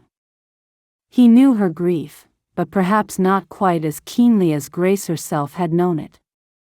And yet, she conducted herself with dignity and did not use her grief to win favor. Without a word, Grace smiled and turned to continue with the dinner. Janet fidgeted in her seat and looked as if she was getting ready to bolt. It was clear she had no idea what was coming next and was racking her little brains for any recent wrongdoings that might be about to come back and bite her. Her face was one of determination, but there was a slight quiver to her lip. She bit it and raised her head a little. She was going to be defiant, even now. But that quiver of her bottom lip struck at Josh's heart. She was suffering, he was sure of it. The truth was that Josh melted in that moment, his instinct for protection suddenly coming back to him, and his need to end his daughter's few moments of misery was very strong. As angry as he'd felt when he'd spoken to Miss Martin in the lumber yard, every bit of it had dissolved now. And that was the problem, it always had been. It was true that he chastised Janet when he needed to, but equally true that he had found it increasingly difficult in the last 2 years. Whenever Janet behaved badly, so out of character when he compared her to the little girl she had once been, Josh had always known that it came from the deepest pain. But he had tried and tried to reach her. He had tried to let his daughter know that he would keep her safe, that he would love her enough for both him and Eileen. The problem was, he'd never had any idea how to make the stubborn little girl believe him. Now, he had to decide how to handle this. Did he let it go, or did he punish her for what she had done? If only parenting was as easy as running a sawmill. But it wasn't, and he knew that what he did next would make a big difference to his daughter's life. It might even make the difference between Grace staying and leaving, and as much as he wanted Grace to stay. Cooking and cleaning after a long day's work was exhausting. He knew that Janet needed her more. She needed a woman in her life, a confidant, a teacher, a companion. A woman could do the things he never could. But what was he going to do to make this work? Chapter 12. He swallowed, for Janet's eye had taken on a cocky look. She realized that, as always, he was backing down. That she had won. "Janet, I had a visit today from your teacher, Miss Martin." He paused, looking into her little green eyes for any sign that she knew what was coming. She sat motionless for a moment, and it wasn't until she tried to feign confusion that he saw the flash of recognition. So, she knew she had been behaving badly. She was aware of it, she was conscious of it, and it was something that she had decided to do. His annoyance began to return to him, although not as fully as before. She tells me that your reading and writing isn't going so well. He spoke again when Janet seemed set to remain silent. Well, she told me that nothing is actually going well, your behavior included. I just find reading and writing hard is all, Daddy, Janet said plaintively. No, you don't, he said with a firmness that made the little green eyes open wide. I do, Daddy. Janet, don't lie to me. As soon as he spoke the words, he could see her eyes filling with tears. It felt like torture to him to have to continue, but he knew it was for her own good. He knew he could give in as he had done so many times before.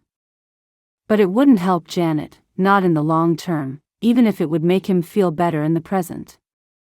Daddy, she said as the first of her tears fell. Miss Martin told me that you are just about the cleverest child in the class. And you don't have any struggles in learning anything, not reading, not writing, not counting. But at the moment, the only thing you seem to be any good at in that schoolroom is upsetting your teacher and disrupting all the other children. Now, you know that isn't fair, don't you? I raised you better than that, didn't I? She's lying. It's not true, Janet said, raising her voice, her fury a sure sign that she had behaved just as Miss Martin had said. I hate it there, I hate that schoolhouse. I don't want to go anymore. But you will be going, Josh said tenderly. And not only that, but you're going to behave yourself a little better. I can't have Miss Martin coming to me again and telling me the same things. I can't have children who want to learn being disrupted by you, do you hear? I didn't do anything. Janet, realizing that her father was not about to let her off, lowered her voice and returned somewhat hopefully to her plaintive wheedling. And if you don't go to school and behave better if you don't start your learning again, then I'm going to have to stop you going out and playing with Jimmy. I know it's not Jimmy Dalton's fault, but I cannot think of one thing I can take away from you that would make you see sense. Apart from this, you will need the time to do lessons at home with me. As he sat and watched her face crumble and the tears flow, Josh had to do everything in his power to steady his breathing and keep his own emotions at bay. He could hardly believe that he'd been forced to promise to take away her only friend in the world, and yet he knew that something would soon have to be done to get Janet back on track. And if he failed, then he failed Janet. He wanted her to have a happy life filled with people and love, but she was fast becoming the sort of girl that nobody wanted to be around, and it broke his heart. I hate you, Janet squealed before rising from the kitchen table and dashing out of the room. Those words cut into her sharper than the sharpest knife. Josh had sat silently at the kitchen table, his elbows leaning heavily on the top, without uttering a word. Wondering if she thought him cruel. Wondering what Janet was doing now. Wondering if he had done the right thing. Across the room, Grace quietly continued about her business for some minutes until the silence in the room became oppressive. Grace studied him from behind, the back of his head, his thick, dark ash hair.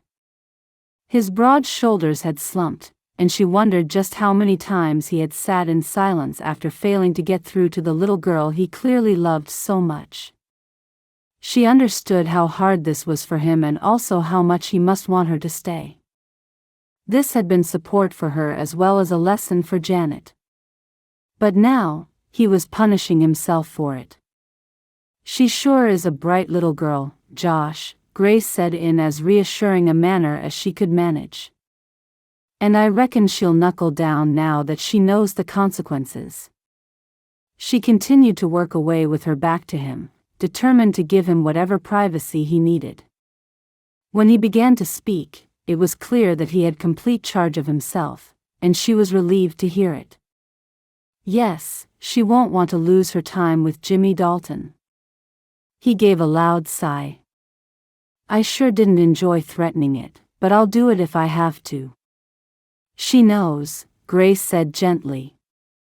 I just wish Miss Martin had come to me sooner.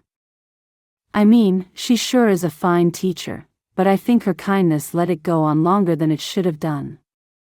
But it's going to be solved now, Josh, Grace said, trying to give him hope, even though she knew this would not be easy. But she's gotten so far behind, that's the problem. And I know Janet. If she is trying to knuckle down, as you say, but realizes that all the other children are so far ahead of her, she'll feel like the world is against her.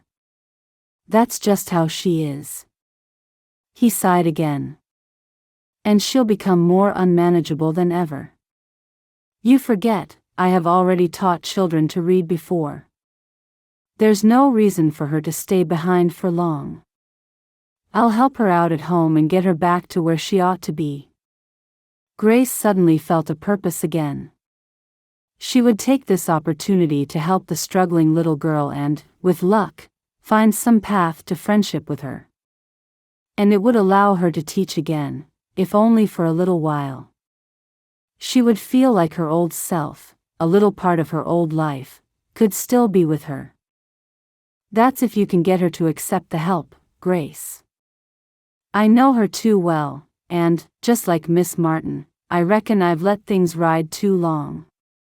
Perhaps you were just being a good daddy. Perhaps you were just giving her time to come to terms with everything she's lost. I don't reckon there's any telling what happens when grief takes hold of a person. We're all different in the end, aren't we? And children, they hurt too, sometimes they don't want to show it, are frightened to show it, but they are no different.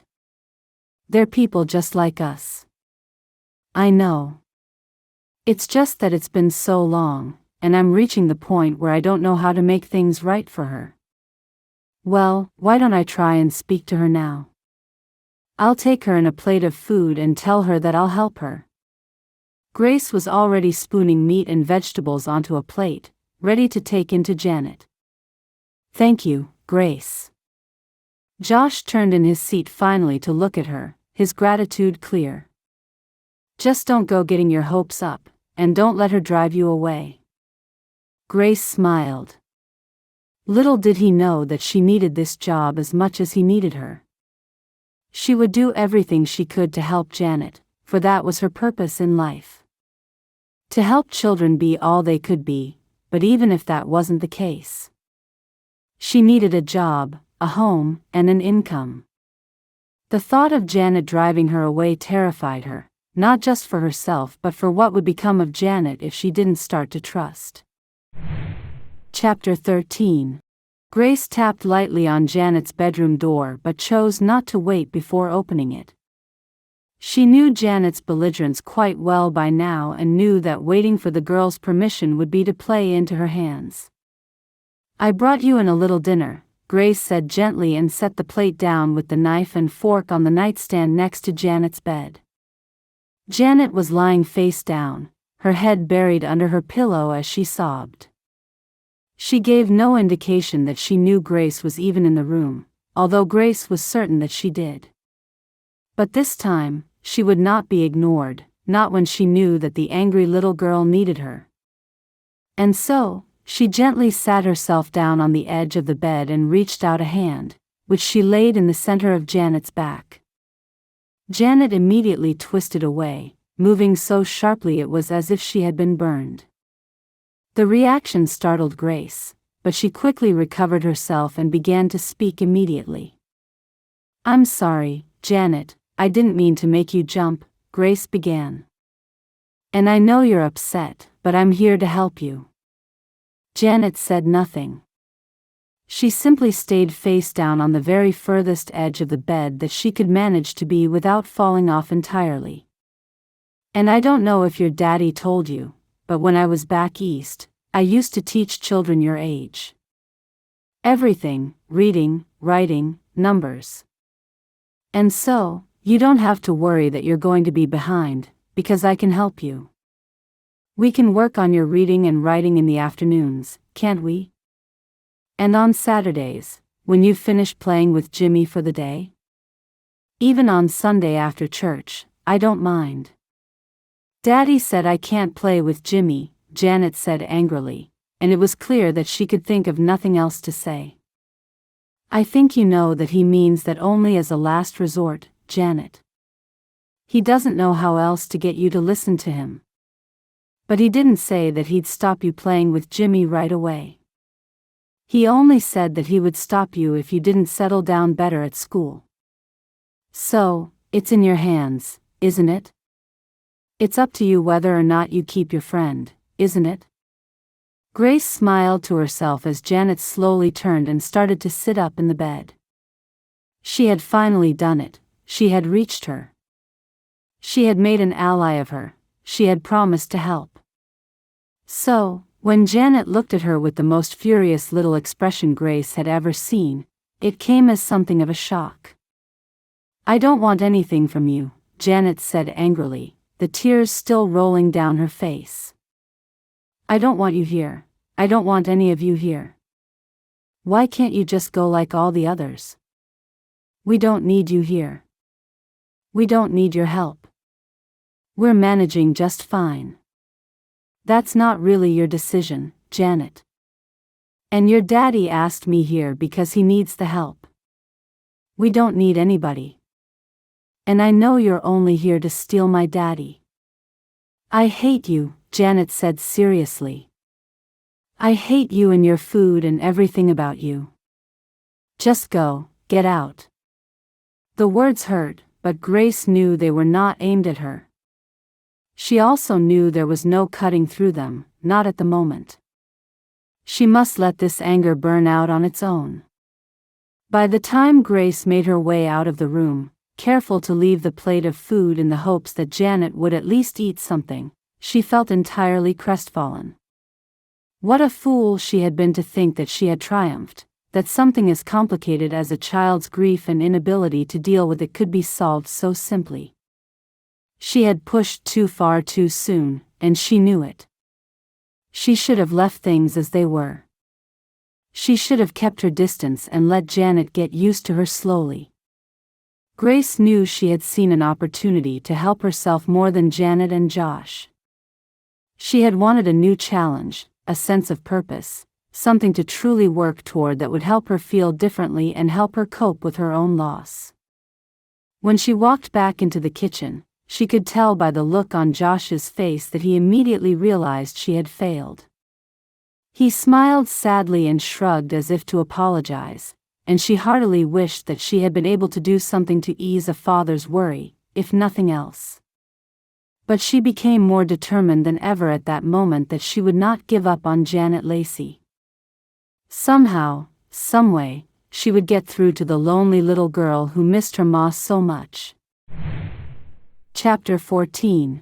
Some weeks later, Grace awoke with a sense of panic. She couldn't have explained what had forced her to open her eyes so early in the morning and sit bolt upright in bed as if the devil himself had chased her out of her slumber, except that there had been a sudden and deep sense of knowing. As she sat there in her bed, the early morning sun just beginning to show itself, Grace knew with absolute certainty that she was expecting a child. In those first few minutes of waking, Grace tried to navigate the confusing tide of a consciousness coming back into the real world from the land of dreams. She counted out on her fingers just how long she had been at Josh Lacey's house, then realized that it had absolutely nothing to do with it. It couldn't help. Grace tried to steady her breathing as she realized that she must surely be a little more than 2 months pregnant. Had Peter really been gone that long? And yet, somehow, unbelievably, it seemed as if she had lived a lifetime without him in those few short weeks. She knew she couldn't be absolutely certain she was with child. She had no symptoms. Stress could have caused her lack of bleeding. She had felt a little queasiness here and there, queasiness which had come to nothing and worn off very quickly.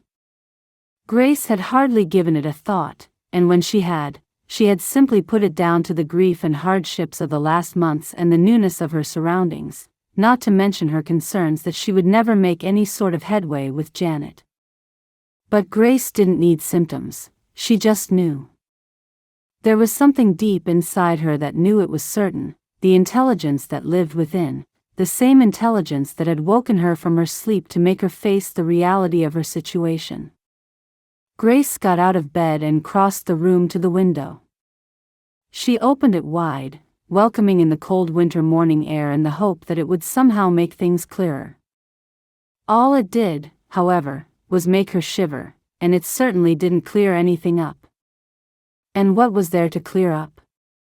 After all, she knew, didn't she? Grace walked back to the bed and sat down on the edge, scooping her woolen shawl from the footboard and wrapping it around her shoulders. The sensible thing to do would be to wait and see, to be absolutely certain that she knew before she made any decisions. Of course, she knew, in the end, that all the decisions might not be hers to make. Josh Lacey had employed a live-in housekeeper, someone to work hard and keep an eye on his daughter at the same time. He was hardly likely to be keen to keep her on there in the house. After all, he had enough of his own troubles with Janet. Why on earth would he want a tiny baby in the house to add to it all? And if that was the case, if her short term of employment was to soon end, what would she do next? She certainly wouldn't be able to set off with the guides in spring to make her way back east, not with a baby in her belly who would undoubtedly be born out there in the wilderness. What would she do to feed herself and the growing life inside her?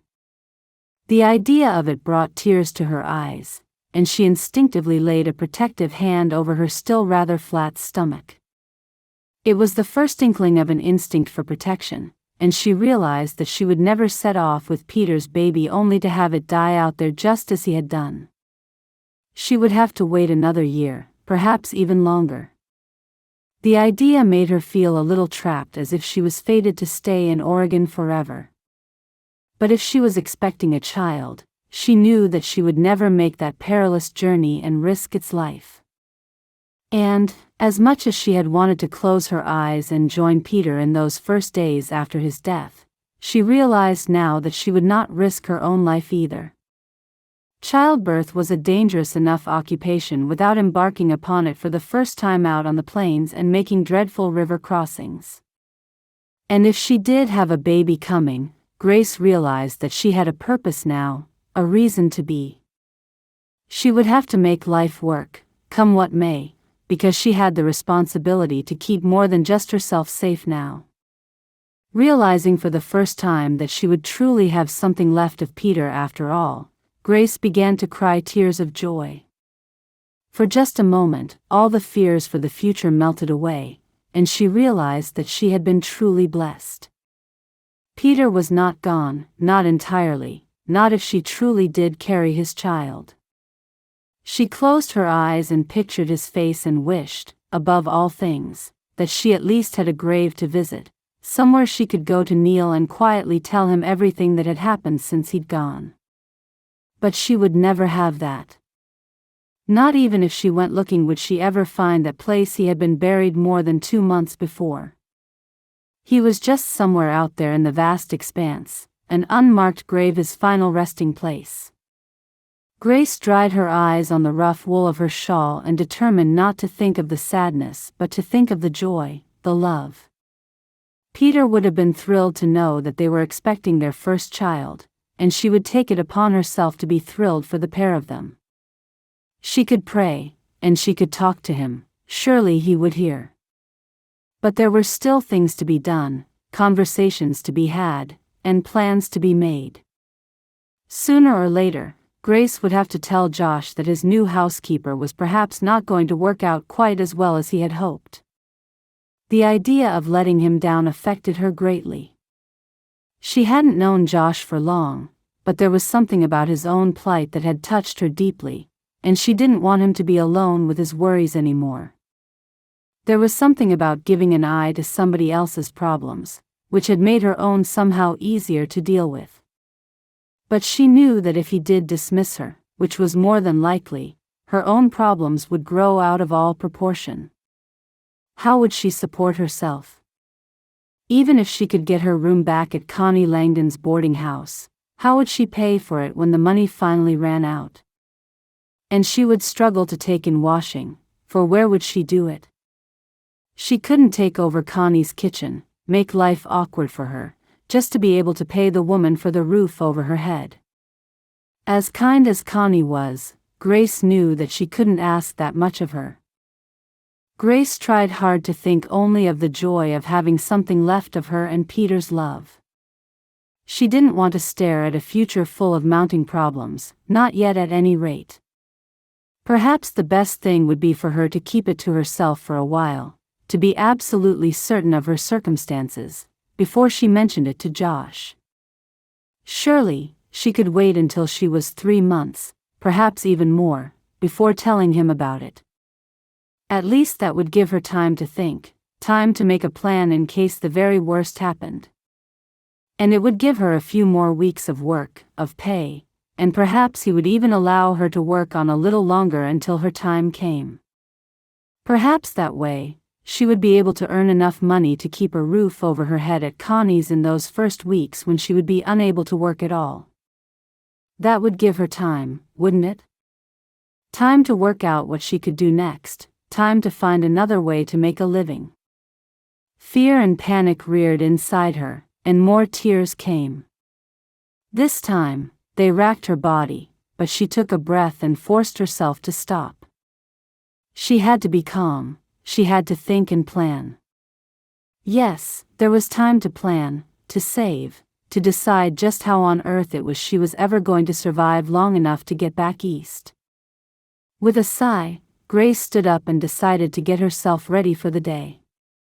She still had an hour before she needed to get on with things, but she knew she would never be able to get back to sleep. All she would do was lay there and worry, and in the end, what good would that do? Chapter 15. Josh had been relieved at the speed with which Grace had overcome the disappointment of Janet's rejection of her offer of assistance. He had worried at first that it would be the final straw, for Grace had looked truly shocked when she had returned to the kitchen on that evening of dreadful upset. But she had carried on as normal, picking herself up and dusting herself off, and Josh quickly realized that it was just Grace Salter's way of doing things. She was strong, resilient, and brave. He could see how it was that a woman of such quiet determination had survived out there on the trail with her shock and her grief, keeping going and making it to her destination. He admired her for it and was not sure he could have done the same. She wasn't obviously forceful, but Josh was beginning to see a strength in her, a sort of fearless heart that he couldn't help but admire. And it was not the only thing he admired, for no man with 2 working eyes could deny her obvious beauty. Josh had noticed it from the beginning, although he had tried to ignore it. But with her thick, shiny dark hair, her olive skin, and her glassy dark eyes, he had been fighting a losing battle. Not that he had any intention of making his attraction known, for he didn't want to. As far as he was concerned, it was enough to simply notice it, to acknowledge the beauty, the femininity, the softness of her curves. But she was still his housekeeper, and not only that, but she was the one woman so far who seemed to have any hope of finally getting through to Janet. There had been no obvious signs of capitulation on Janet's part, not yet, but Grace unknowingly gave him the confidence that it must one day surely come. There was just something about her, something which made Josh determined to keep her there at all costs. And yet, for all her quiet confidence, Grace had seemed a little out of sorts the last couple of weeks. When he'd first noticed it, Josh had surreptitiously kept a very close eye on things, wondering if Janet was going out of her way to make things even worse. But when he perceived nothing in particular had changed, Josh began to have serious concerns that Grace might be considering leaving them as every other housekeeper before had done. Maybe Janet was finally wearing her down. It could, of course, have been any one of a number of things playing on her mind, and he couldn't help but wonder if grief might be chief among them. He'd never seen any obvious signs, and yet he was certain that she felt her loss very deeply. It was only as he had come to know her a little better that Josh realized that Grace, for the most part, was a woman who kept her emotions very much on the inside. She rarely talked of her husband, Peter, but when she did, Josh knew, without a doubt, that she had loved him very dearly. Perhaps she was just made that way, self-contained, unwilling to let her sadness finish her. Whatever the case was, Josh hoped, albeit a little selfishly, that he and Janet would not be the ones to suffer for it in the end. If anybody had a hope of making things right in the Lacey household, something told Josh that it was Grace Salter. But what could he do? Should he talk to her, or should he let sleeping dogs lie? If he brought things up, maybe that would push the point, and she would leave. If he said nothing, what if there was something he could have done? If only he understood women more, if only Janet would give a little, if only. He knew it was foolish to think such a way, but the house was so beautiful now. Always clean. His clothes were freshly laundered and mended, and his meals were always ready. Even Janet had started to eat and moan a little less at the table. Snow would be coming soon, and as he looked out of the window, he wondered if it would be a cold and lonely winter for all of them. Chapter 16. The days turned into weeks, and Grace kept trying, doing her best to be as unobtrusive as she could. Maybe Janet was coming around, but it was slow going. Worry and fear were constant companions, and Grace was more than 3 months along when she first noticed signs of thickening around her middle. She knew that it would not be long now before her condition became obvious, and the time really had come for her to say something. Even though she was afraid to do so. It didn't matter, she had already waited an extra couple of weeks, hoping that she could buy herself some extra time to stow away just a little more money.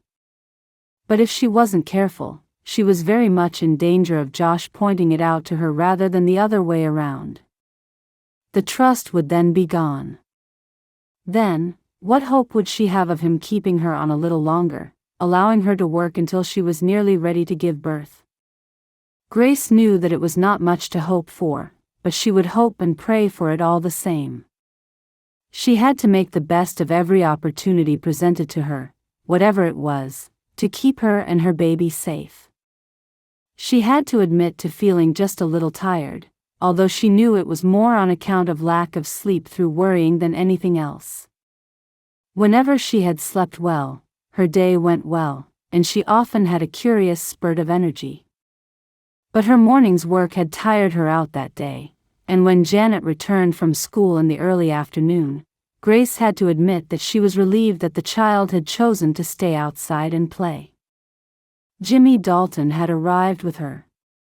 He was a nice and respectful boy with a shock of red-brown hair and startling blue eyes. The two of them had gone racing out into the garden and around the back of the house. It was still cold, still wintry, but she could hear the two of them charging about happily, chattering, laughing, all the things that Janet never did unless Jimmy was around. It was good to see and hear, and she wished that she could get the girl to feel this way. Perhaps this touch of joy was why Janet had chosen to take her schoolroom lessons a little more seriously. When no word had been received from Miss Martin, Josh had made his way into town to make his own inquiries. When the teacher had told him that Janet had quieted down considerably, he returned home a much less anxious man. Whenever she thought of his obvious love for his daughter, his constant worry, and his unstinting care, she gave a little prayer that everything would come right for him and his daughter in the end. And if she wished such things for other people, surely such things would come to her and her own child. And when she had cleaned Janet's room only to discover a little bookmark some way through the little volume of children's stories that Grace had bought her in town when she had purchased a book for herself, she had excitedly reported the news to Josh. Between them, they had decided to remain silent on the subject. Janet had never thanked Grace for the book and had left it on the kitchen table for a number of days, untouched, before it finally disappeared. Both Grace and Josh were simply pleased that she was reading it and decided not to put a stop to her effort by praising her, for praise was a surefire way of antagonizing the stoically awkward little character. As Grace sipped at a cup of hot tea, she leaned back in her chair and enjoyed a few minutes of rest. Snow was starting to fall, but the children let out whoops of delight, and the laughter continued. Grace smiled. The joys of youth. To live a life where responsibility and keeping warm and fed were not constant worries. That would be something. It was what she had expected when she took the journey west, and for a moment, she felt sorry for herself.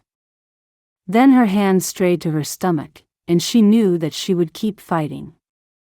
That life had its rewards as well as its hardships. She would survive, and so would her child. The evening meal was already prepared, a hearty stew that she had put together very easily. Still, it seemed to be a firm favorite with both Josh and Janet, who, whenever she made it, left barely a drip of the gravy in their bowls. All in all, Grace realized that she was beginning to feel at ease in Josh Lacey's house. And just when she was finally settling down into her new life, she knew that there was every chance it would all be turned on its head. But before she could lose herself in her most current fears, she was shocked back into the present by the kitchen door flying open and the drip-white face of Jimmy Dalton staring at her, his bright blue eyes opened wide with fear. "What is it, Jimmy?" Grace was already on her feet and making her way to the door. "It's Janet." "It's Janet," he said, his voice quivering. "She's hurt." He set off running with every faith that Grace would run after him. Chapter 17. Panic flared inside of Grace, freezing her for a moment. Then, she followed Jimmy and ran around the side of the house, her breath creating plumes of steamy warmth in the frigid afternoon air. There was a light dusting of snow but nothing much. When she reached the back of the house and ran through the garden, Grace could see Janet lying at the foot of one of the trees and immediately realized what must have happened. "How far did she fall?" she asked, and when Jimmy looked as if he might try to pretend otherwise, she spoke more firmly. "Jimmy, I know she was in the tree. This is important. How high up was she?" Without words, Jimmy pointed shakily to a bent branch some 6 feet from the ground. With her heart in her mouth, Grace bent over Janet and gently laid a hand on either side of her face. Immediately, Janet began to stir. "Try to stay still, Janet," Grace said gently. "And see if you can open your eyes for me." Janet murmured a little and continued to move just like a person who was coming out of a deep sleep. "Jimmy, run down to the lumber yard and go fetch Mr. Lacey, please," Grace said and smiled at him encouragingly. "Go on, as quick as you can." When Grace turned back to look at Janet, it was to see that she had finally opened her eyes. She regarded Grace with a mixture of confusion and her customary disdain. "Can you hear me all right?" Grace asked gently. "Yes," Janet answered a little sharply. "Just try to keep still until your daddy gets here. It looks like you fell quite a long way." "I'm all right," Janet said and started to move more vigorously as if to prove it. "The ground is cold. Let me up." "Just wait until your daddy gets here or until I can get a better look at you," Grace said and reached out to hold her arms still. "I said I'm all right," Janet snapped again and shook her arms free. "I'm just trying to help you," Grace said and suddenly felt a little hot and a little sick. The world dimmed for a moment, and she closed her eyes. "So just lay still until your father arrives." She realized that she sounded angry, and it was clear from Janet's expression that she had noticed it, too. Grace knew that she should have a little more patience with Janet. After all, she might be injured. But Grace was feeling distinctly unwell now, and it was clear to her that Janet had fared rather well despite her fall. All in all, she was not in the mood to indulge the child at that moment. She had done her best, but if it wasn't good enough for Janet, Grace would do better to concentrate on her own well-being for a moment. When she heard the sound of running footsteps, Grace let out a sigh of relief and prayed that her dizziness would pass. By the time Josh arrived at the back of the house, Janet was already sitting up. He could see from her expression that she was still trying to goad Grace despite the fact that she had likely given herself the most tremendous scare. Still, his own heart was beating like a drum, just as it had been from the very moment Jimmy had raced into the lumber yard babbling about a terrible fall. "How are you feeling, honey?" Josh immediately dropped to his knees in front of his daughter and reached out to lay a hand on either side of her face. "Does anything hurt?" "No, I'm all right," she said, and he wondered if that was completely true. "I just want to get up, but she won't let me." Her behavior had shown no sign of improving with regard to Grace, and Josh could not rule out the idea that her denial of any injury was just another act of antagonism. Grace was right to be cautious. "But now I'm here, let's just see if you can manage to stand," he said, his heart drumming again as he hoped he was doing the right thing. "I reckon it would be best to let you do it because if anything hurts, you'll be the first to know." "All right," Janet said and began to scramble to her feet. Josh watched her intently, scouring her from head to toe for any sign that she was hurt. As far as he could see, she was unharmed. "What about your head? Let me have a feel for any bumps." He immediately began to run his hands over her scalp, her thick, springy blonde curls flying this way and that as he did so. "Well, I can't find anything. Does your head hurt at all? Did you bump it?" "I don't know if I bumped it, but it doesn't hurt, Daddy." She seemed for all the world as if she was bored with it all now. "Can I carry on playing with Jimmy?" "No, not today. I think it would be better if you went indoors and sat down for a while until your dinner is ready. I just want to keep an eye on you." "But, Daddy," she complained loudly. "Come on, take my hand." He smiled at her and wished with all his heart that she would smile back, but she didn't. That look was enough to drop him to his knees, but he stayed strong.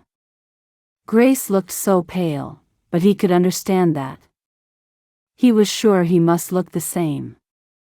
Janet, on the other hand, had a tint of anger pinking her cheeks. After Jimmy Dalton had taken his leave, telling his best friend in the world that he would see her tomorrow in the schoolroom, Josh, Grace, and Janet made their way back into the house. It wasn't until they were all in the kitchen and Janet was sitting down with a hot cup of cocoa that Josh looked at Grace properly. His daughter seemed fine, but Grace's olive skin was just about as pale as he'd ever seen it, making her look a sort of yellowish gray.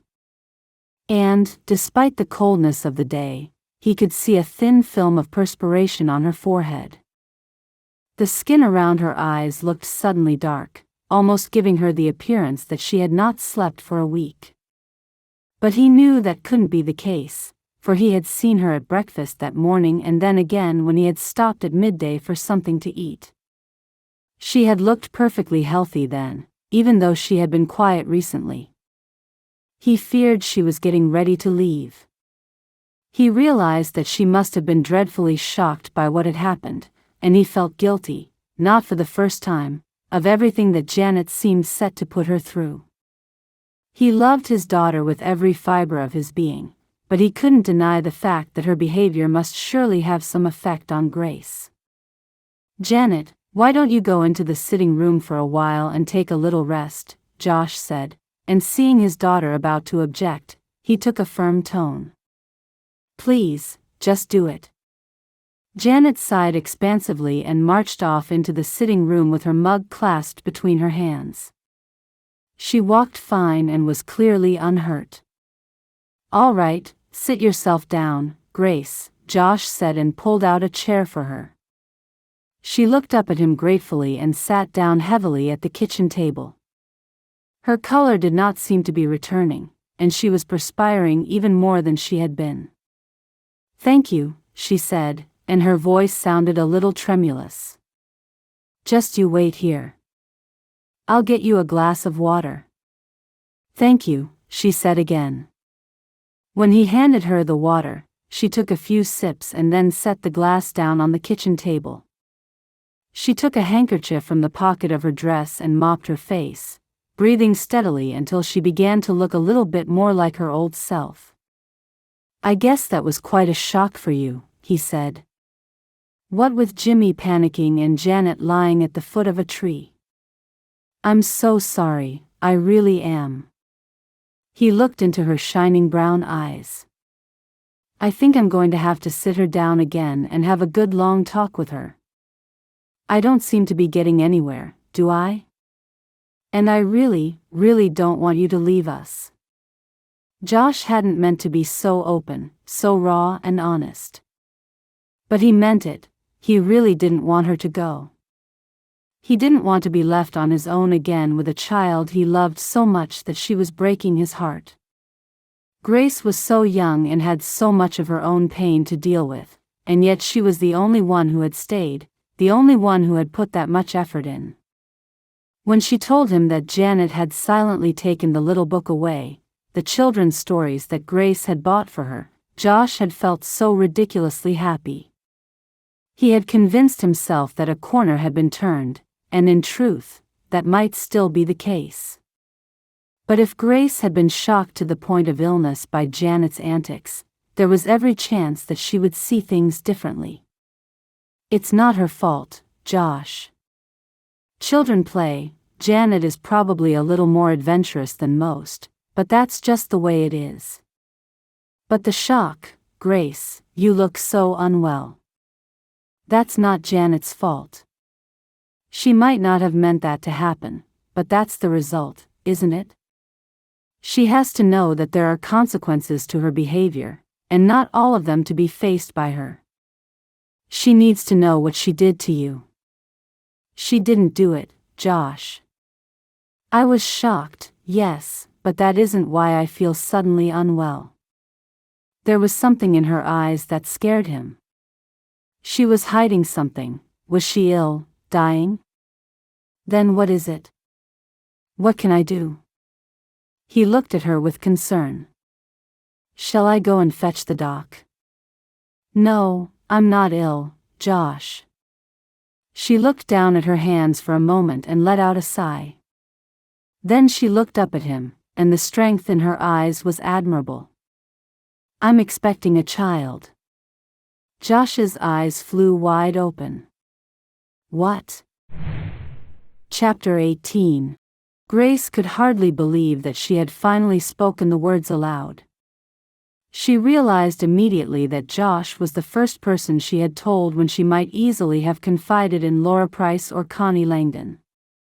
Of course, she hadn't expected to tell him today like this, but now the words were said, she couldn't take them back. At first, Josh had looked so shocked that Grace felt a sudden need to explain herself. "The child is my husband's," she said curtly. He nodded and silently took a seat at the table opposite her.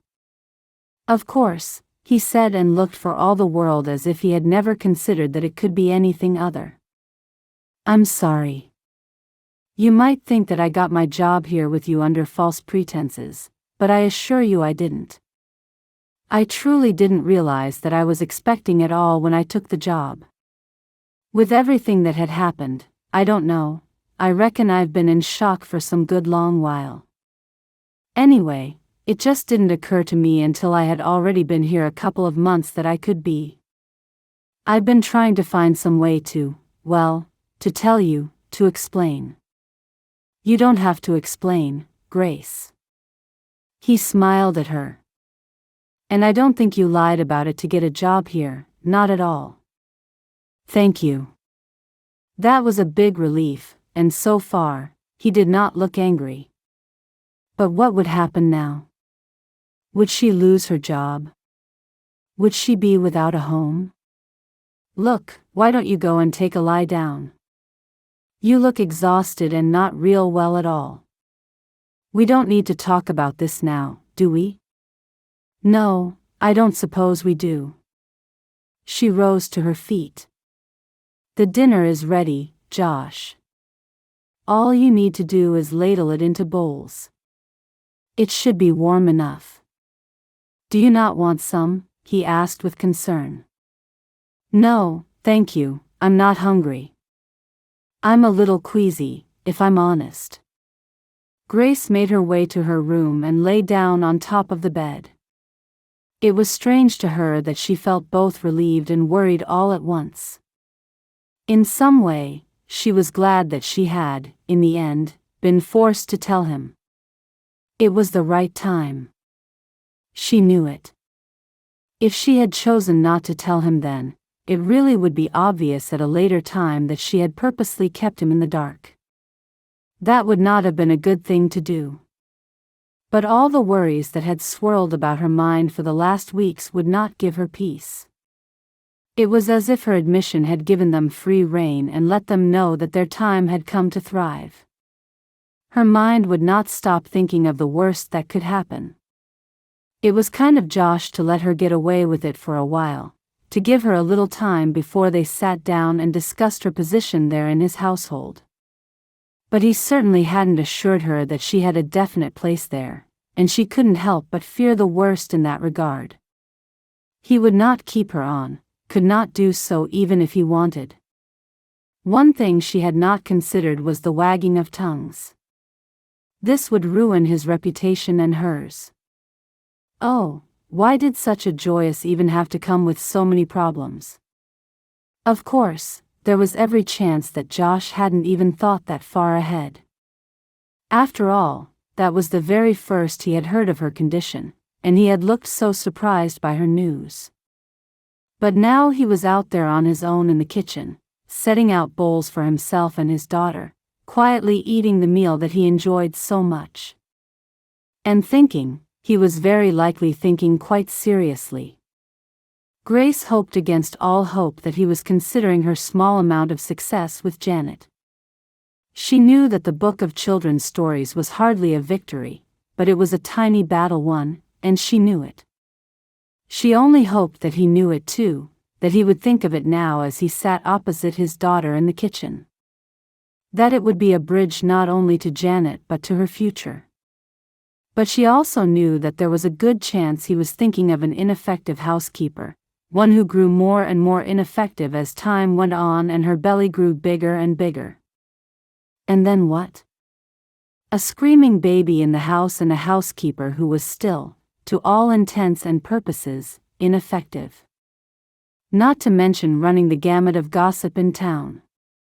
After all, he was still a young man, only in his 30s, and she knew it would only be a matter of time before one of the townsfolk quietly suggested to another that the housekeeper's child was more than likely to also be the child of her employer. That was just how it went, that was just how minds worked and tongues wagged. All in all, there was not a lot to recommend her continued presence under his roof, and she knew it. Her time here was limited, and she had nowhere else to go. She looked around the pretty room, a room she had come to love. She felt the warmth from the fire. A fire that always had wood stacked for her. He was such a generous man that he never thought to bring in wood for Janet and him and not her. Where else would she find an employer so good, so genuine, and a family she had come to care for? What would she do when he let her go? And yet, despite all the worries, Grace finally closed her eyes and fell into a deep sleep. Chapter 19. After dinner, Josh and Janet had quietly cleared up everything between them. Ordinarily, Janet would have found some excuse for not helping, just as she had always done since life had been reduced to just father and daughter. It was something that he had almost always given into, not wanting to be the sort of father who threw every household duty at the daughter who was left behind after the death of her mother. He had always wanted her to still have her childhood, however sad she might be. She wasn't expendable to him. She wasn't an asset, a servant. She was his child, and he wanted her to live her childhood for as long as possible. But she had helped him without question that evening, and he sensed a little disquiet in her, as if she was silently wondering if Grace's sudden illness was her fault. He wanted to tell her that it wasn't, although he couldn't help but wonder if the sudden shock had had more of an effect on the pregnant woman than she was prepared to admit to. At the same time, he didn't want his daughter to suffer. The problem was, he'd had enough of it all. He couldn't worry about everything. He couldn't carry so much burden, so many cares. He couldn't make Grace feel better at Janet's expense or vice versa, and he just wished that life was simpler and that such decisions didn't need to be made. And so, in the end, he had continued on as silently as Janet did, scrubbing at the heavy iron stew pot with gusto as his mind explored every possibility. He knew that he didn't want Grace to leave, even though it would clearly not be easy for her to run the house as efficiently as she had been doing. But his house had been upside down before. In truth, it had been in an almost permanent state of disarray for the last 2 years. He saw in Grace somebody who helped him in ways far beyond the cleaning of the house, the washing, mending, and the cooking of their meals. She was strong and clever, smart enough to give Janet the room she needed, and knowledgeable enough to give Janet the cold shoulder that she so clearly deserved at times. Grace had the instinct of a mother, the inherent knowing that a child could be truly ruined if given into over everything. It was the inherent knowledge that he, as Janet's father, had not easily come to terms with on his own account.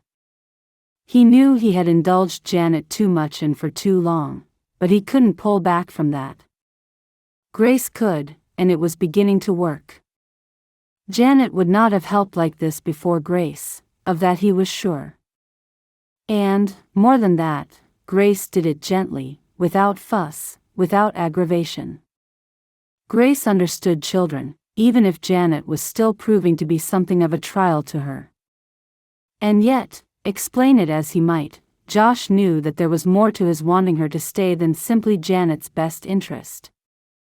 Just having Grace in the house, another adult, a person who understood grief, who had suffered as he had, made him feel so much less lonely than he'd felt for such a long time. He seemed to sleep better at night with the idea that she was sleeping just a few feet away from him, separated only by a wall. Was that silly? He had never felt this with the other housekeepers. In fact, most of them had never fitted into the family as much as he wanted them to. They had even got angry with Janet. That was understandable, but adults should know better.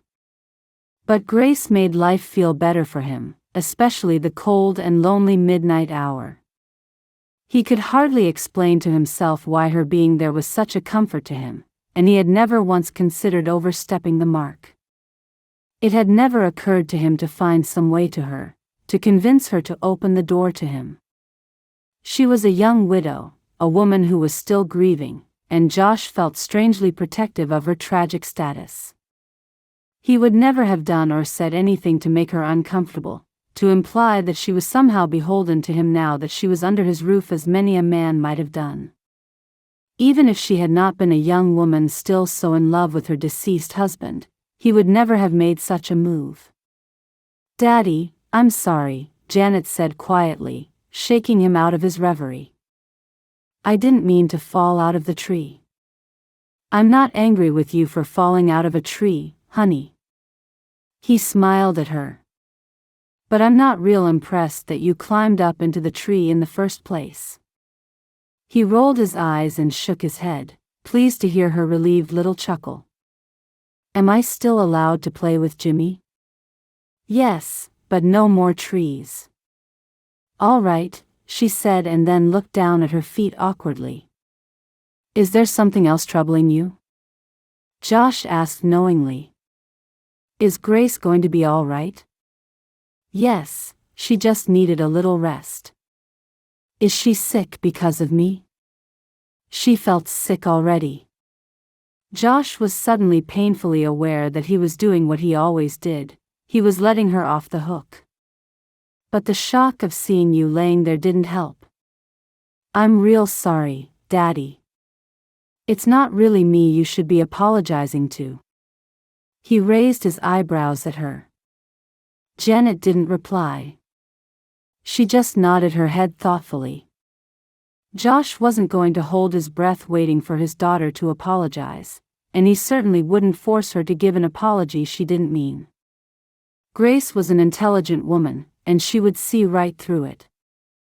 No, when Janet finally came around to apologize, she would do it for the right reasons. I'll finish up here, Janet. Why don't you get yourself ready for bed now? He knew it was early, but he rightly assessed that Janet wasn't going to be foolish enough to put up an argument that night. Sure. Good night, Daddy. Good night. When Janet disappeared, Josh opened the pantry door and took out the bottle of whiskey. He rarely drank, if ever, but he decided that a good measure of the fiery liquid would be in order tonight. He sloshed some into a glass before returning the bottle to the pantry and settling himself down at the kitchen table once more.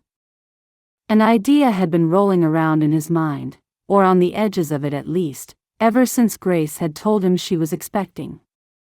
He tried to deny the little thought as he and Janet had tidied up the kitchen, but now that he was alone again, it came back with full force. Josh knew that Grace was still grieving and that she likely would be for a very long time. And while he knew the grieving process, he knew that his love for Eileen had never been particularly strong. It was something that had given him a great deal of guilt in the weeks after Eileen had died, even though he knew that the match had never been perfect for either one of them. They had loved each other, but only out of familiarity, out of years spent in one another's company. He had always wondered if they had ever truly been in love, and he had always come to the conclusion that they had not. But things were different for Grace, he was sure of it. If he approached her now, he really was risking everything. And yet, the idea seemed to make good sense for them both. With his mind finally made up and the late afternoon only just turning into evening, he decided to go and speak to her. There was no time like the present, and so he slugged down the full glass of whiskey and rose to his feet. Would he make things worse or better? Chapter 20. When a noise woke Grace from her slumber, she sat up in some confusion. It was dark, but she could see that the door was open and that somebody was standing there holding a lamp.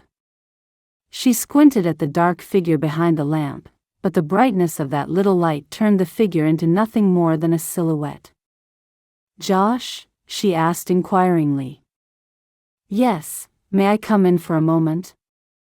He sounded suddenly formal, and it only added to her confusion. Well, yes. She sat up fully until she was on the side of the bed and her feet on the floor. I must have fallen asleep. What time is it? She looked down at herself and, seeing that she was still fully dressed, slowly remembered everything that had gone before and how it was she had come to be lying on top of the bed in the first place. Was he here to ask her to leave? It's still early, just a little after 7. I sent Janet to bed. Oh, is she all right? He came into the room and set the lamp down. There was a smile on his face. She must be made of tough stuff because there isn't a mark on her. But I've warned her about climbing trees in the future.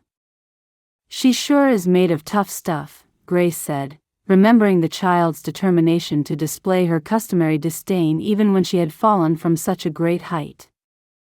She realized that she would miss her despite the stormy relationship. But you're making real good progress with her, Josh said, causing Grace to gasp. I know it might not feel like that today, but I can feel it. That sure is nice of you to say. Grace made to rise to her feet. No, don't get up. He advanced into the room a few more paces, holding his hand out as if to keep her seated. I was just going to clear up, she said. You don't need to. I've done it. With the help of Janet, believe it or not. Oh, well, thank you. You really didn't need to. I would have. I know you would have, but it was no trouble, I promise. Well, then, I guess I'll just get an early night.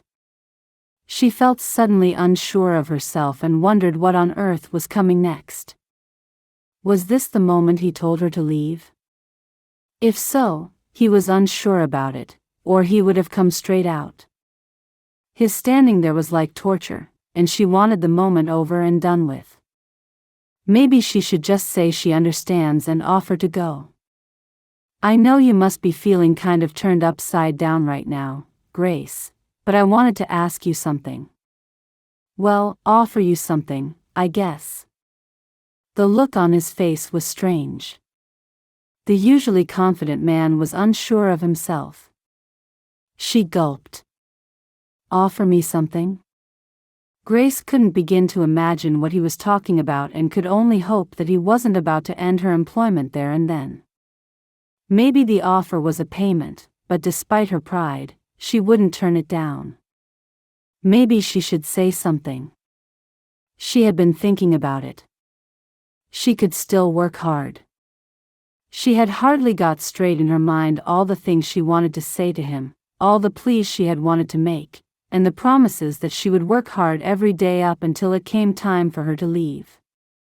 I know this is kind of out of the blue, and I wouldn't blame you a bit for being offended by it. But believe me when I say that, I sure don't mean any offense by it. Offense by what? I guess what I'm trying to say is that I'd like to offer you marriage. Of all the things she had been expecting to hear, that had not even crossed her mind. Just a marriage in name, Grace. No expectations, nothing changing, just everything as it is now. You could keep your own room. Marriage?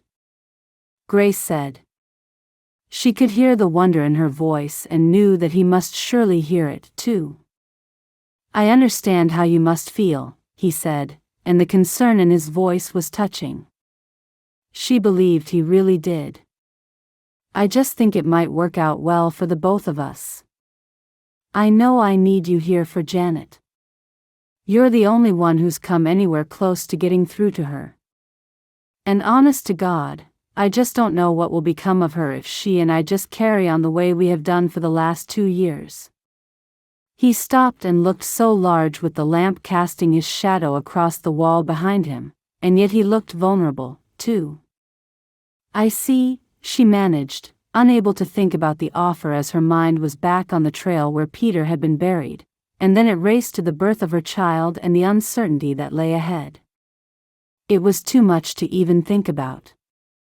And I reckon I could offer you a little security at the same time, a little stability for you and your child. I guess you could relax, not having to worry about the future. I know it's a lot to take in, and as I said, I wouldn't blame you a bit if you were offended. I mean, I know that you've suffered.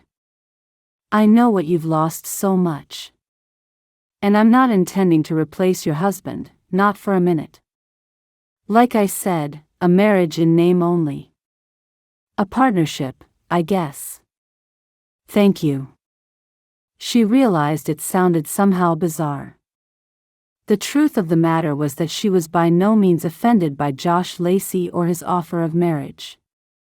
She wasn't sickened by it, and she wasn't afraid that he was telling her anything other than the truth.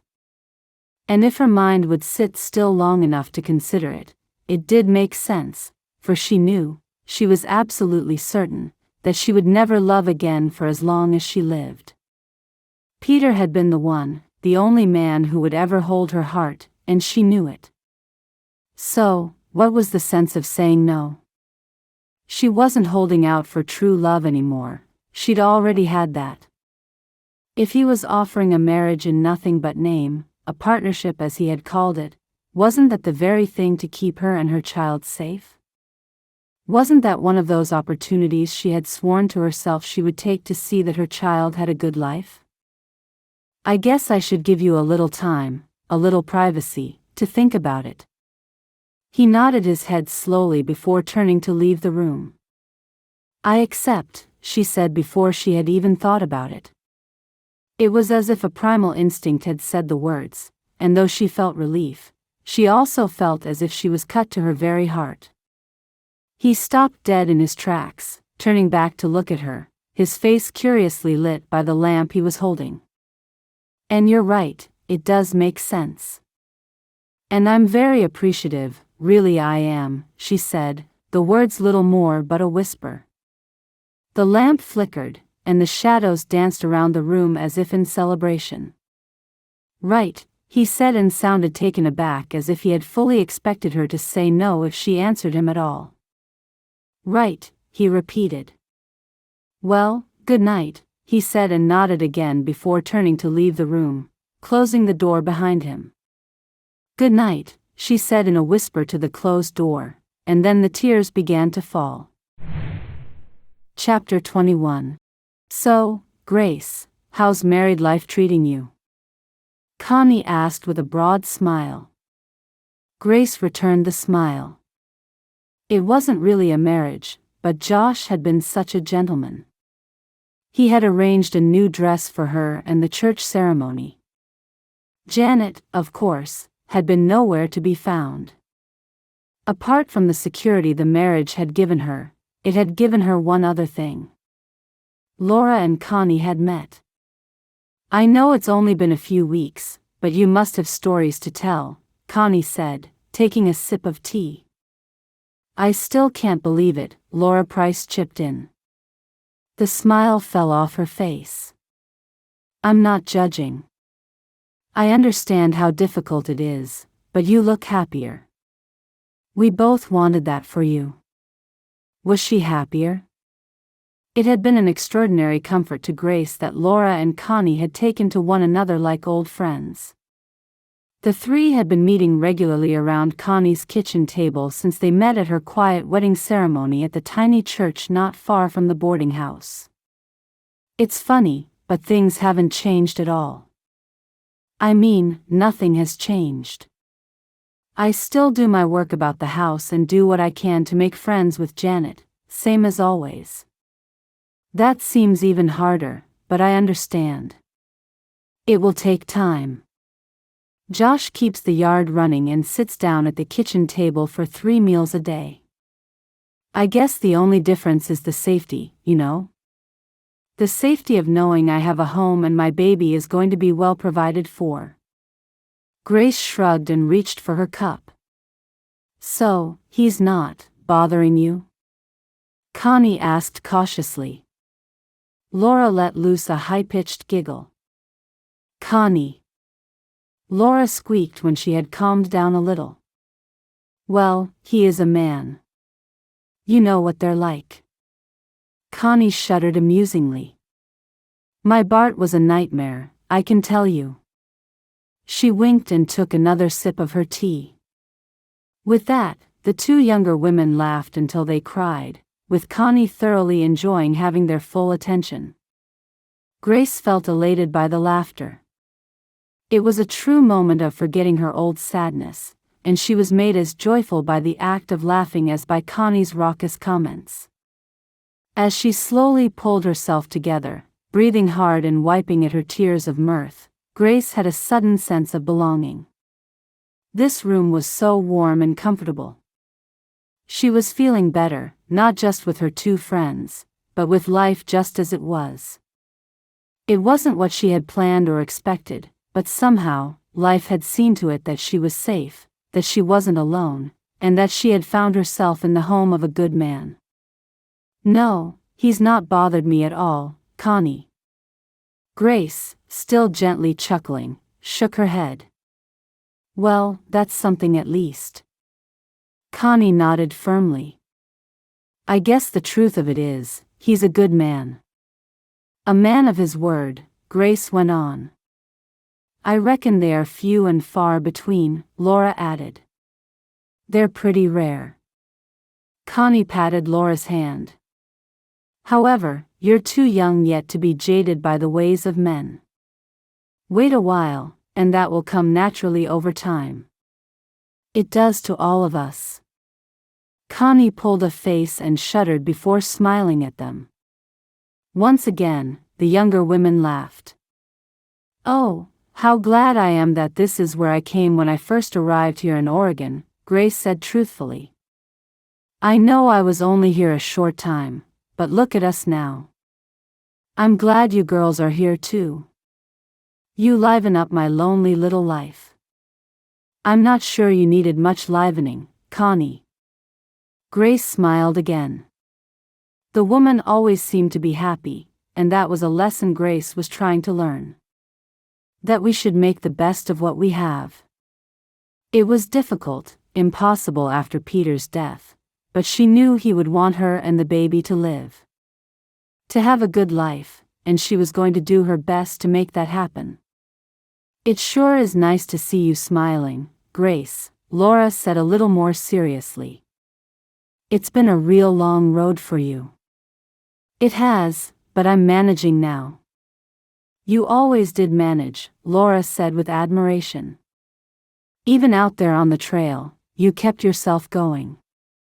You survived the worst of all things. I do not know how you did it. Thank you. It didn't feel like it at the time, but I guess I have survived. Thanks for your help. I would have stayed there in the dirt if you had not been with me. Laura looked down at her hands as her cheeks pinked. Some days, it all comes back, you know? Grace said. A great wave of grief will pound over me, and I almost drown. But I know life has to be lived, and I have to keep moving. I have this little one to think of now. It's not about just me anymore. She laid a hand on her prominent belly. And you do look well, honey.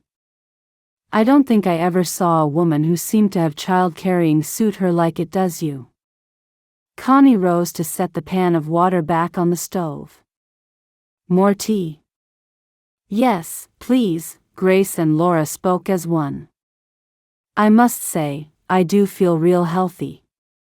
I seem to have this energy all the time, and I reckon the house was never so clean even when I was being paid to do the work.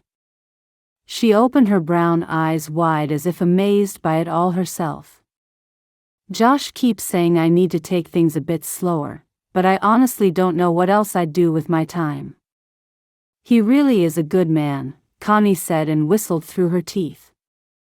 There's many a man out there who'll wait for a woman to give birth until they eat again. They can't even fix themselves a slice of bread and butter. I guess Josh had been used to doing for himself these last few years. Although, things sure did need straightening out when I got there. She remembered the cobwebs and the dust. It felt good to have made the house more ship-shape. The washing was done on time, and there was always a hot meal. Even Janet seemed to appreciate that, though she never acknowledged it as such. But he was running that lumber yard of his too and managing that angry little child of his.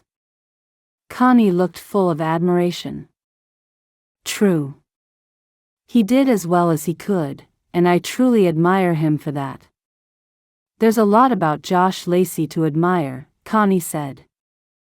After his wife died, he never gave in. There's many a man who'd be drinking and letting things go, but he always put that child of his first.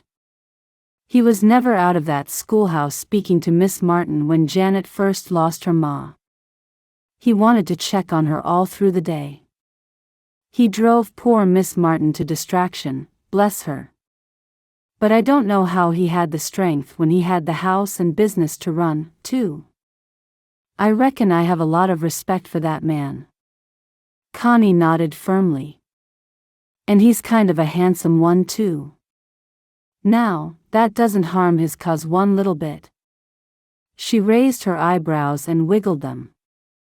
I can't say that I've noticed, Grace said, and knew that wasn't entirely true. She'd noticed his fine looks from the beginning, she had just never dwelled on them.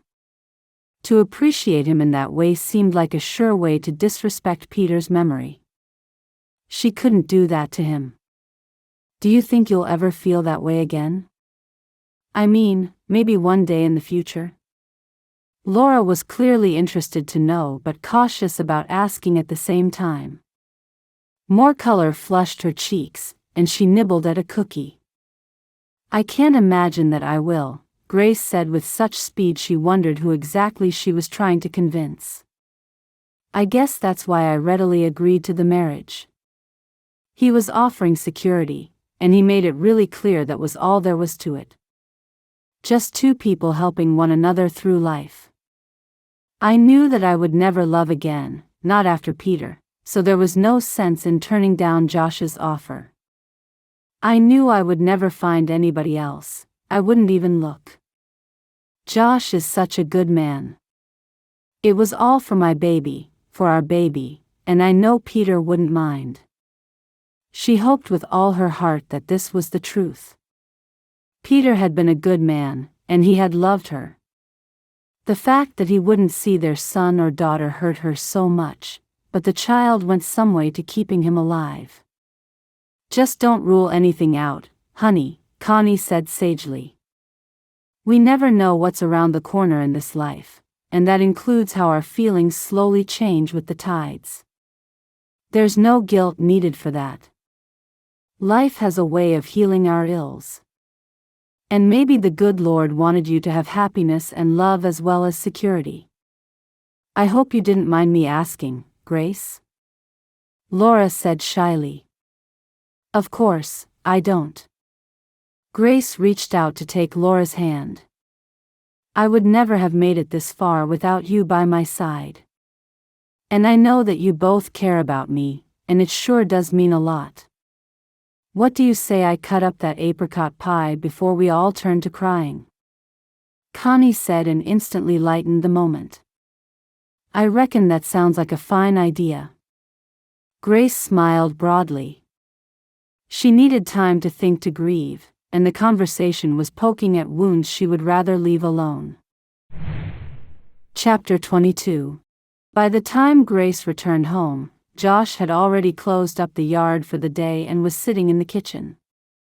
Did you have a nice afternoon? Josh asked, looking up from a cup of coffee. Yes, it was real nice to sit with Connie and Laura for a while. Grace smiled at him. Thank you so much for letting me go. There's no letting about it, Grace. I'm not your employer anymore. He started laughing and stood, grabbing a mug from the countertop. Not that I would have tried to stop you from seeing your friends even when I was. Friends are important. Do you want a coffee? Grace felt her mouth drop open a little. Should she accept? She nodded, trying to think about the dynamics of the situation. Peter had made her a coffee a few times. It was rare, mind you, and usually, if she was unwell. Josh was looking at her, the coffee in his hands. He slid it across the table to where she was standing and sat down. She realized she hadn't answered him. No, I know you wouldn't. Grace took off her light shawl and hung it over the back of one of the kitchen chairs. I just don't like to leave you to it all. You know, and Janet. Instead of sitting down with him, she looked over to the stove and could see little tendrils of steam rising from a pot on the top of it. Now, I was going to do that. She put her hands on her hips. Grace, I'm sensible enough to put a pot of leftover stew on the stove without burning the house down. It's just that you have so much else to do. He chuckled. You forget that I used to do all of this when it was just Janet and me. Not always very well. Sometimes, the food was barely edible, but well enough to keep us alive. His eyes sparkled with mirth. He rose from the kitchen table to make his way back over to the stove. Grace raced over to his side. "I'm home now. You can leave that to me." She reached for the heavy wooden spoon to stir the stew before he had a hope of picking it up. "Sooner or later, you're going to have to start taking it easy. You're only a few months away from giving birth to that baby of yours, and then you'll have to put up with the idea of me doing a few things around the house." Josh was clearly amused by her determination. "You know, Connie has spent the afternoon singing your praises," Grace said teasingly. "And I reckon she was right." "Well, that sure is nice to hear. I won't be vain and ask what she said, I'll just be thankful that she said it." Josh grinned in a way that was almost boyish. Grace drew in her breath involuntarily. He really was a handsome man, and she was beginning to wish that Connie hadn't gone out of her way to remind her of the fact. Those kinds of ideas were just too complicated, and they would inevitably bring feelings of guilt along with them. "It looks like you've done a fine job here. It's warm enough to serve." Grace concentrated hard on staring down into the pot of leftover stew, hoping that any color in her cheeks would mistaken as coming from the steam. "All right then, I'll go round up Janet and Jimmy." "Is Jimmy still with us?" Grace was pleased. She liked the boy, and meals were always more cordial when he was here. "He sure is. He's staying just long enough to sit down and eat, and then I'm sending him home while the sun is still shining," Josh said, and then wandered out of the kitchen. As Grace set out the bowls and spoons on the table, she realized that she was humming. She hadn't absent-mindedly hummed a little tune for a very long time, and she was overwhelmed with a strong sense of peace and contentment. Despite everything that had happened to her, life was good, and the future looked bright. Her hand touched the bulge at her stomach, and she sighed. She was pleased that Jimmy would be sitting down with them for dinner because he always lightened the mood. It seemed that Janet couldn't maintain her surly demeanor with her friend around.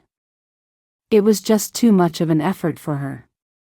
Or maybe she was ashamed to let him see her behaving in such a manner. Maybe one day, she would be able to reach Janet to help her realize that she was at the very center of a family that wanted only the best for her. A family who would do anything for her. But it was true to say that, since Josh and Grace had married, Janet had become angrier still.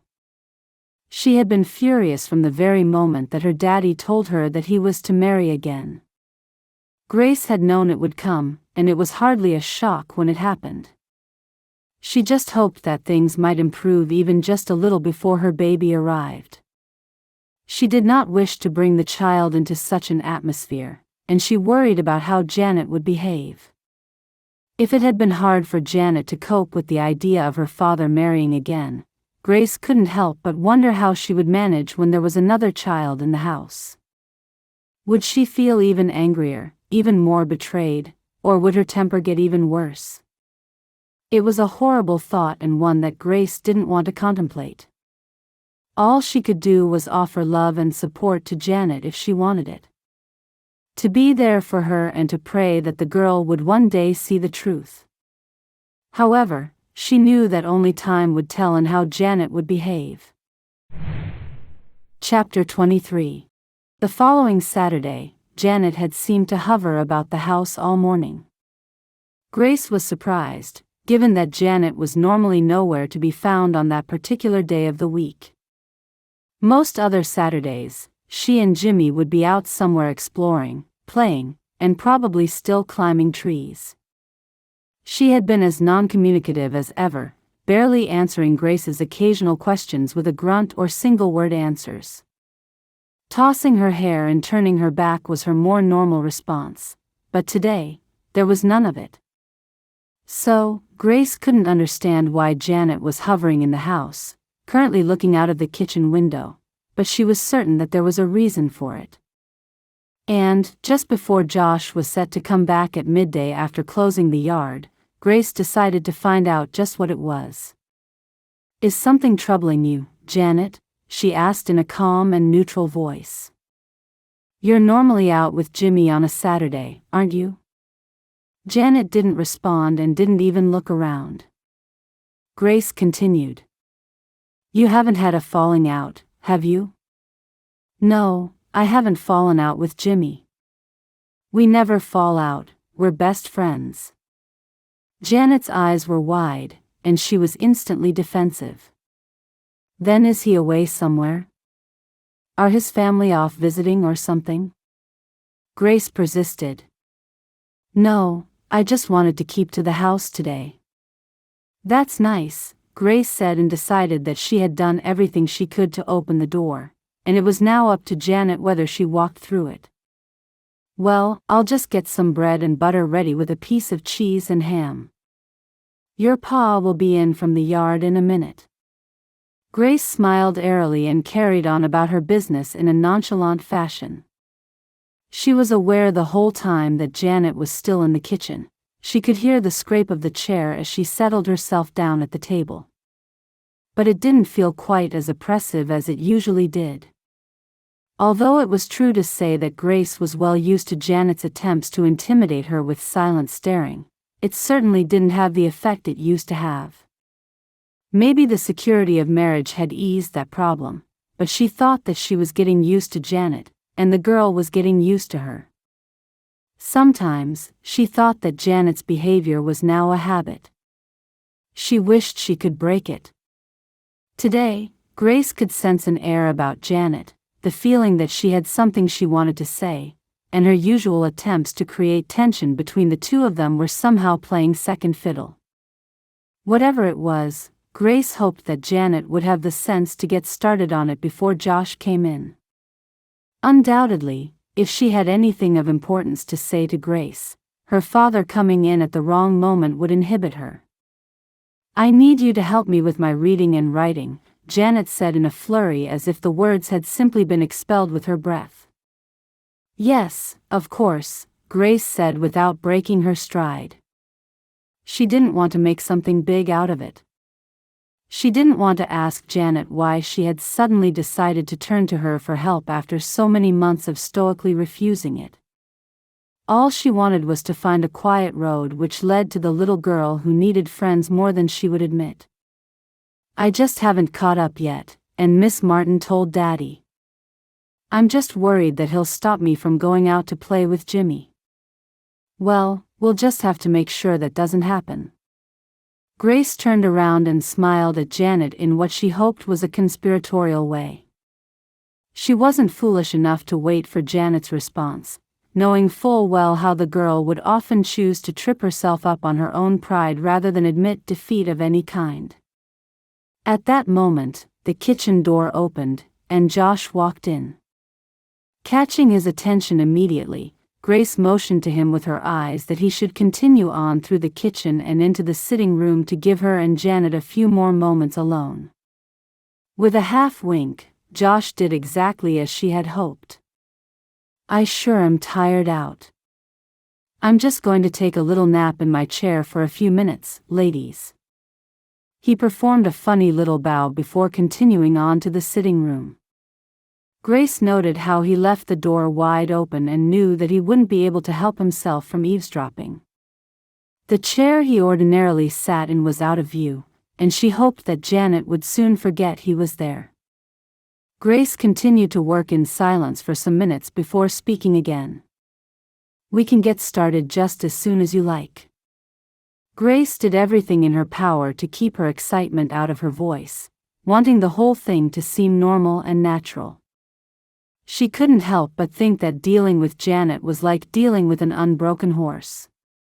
Sometimes, it looked as if they needed you, as if they wanted your company, and then, just as you reached out your hand, they reared up and took flight, racing away into the sunset.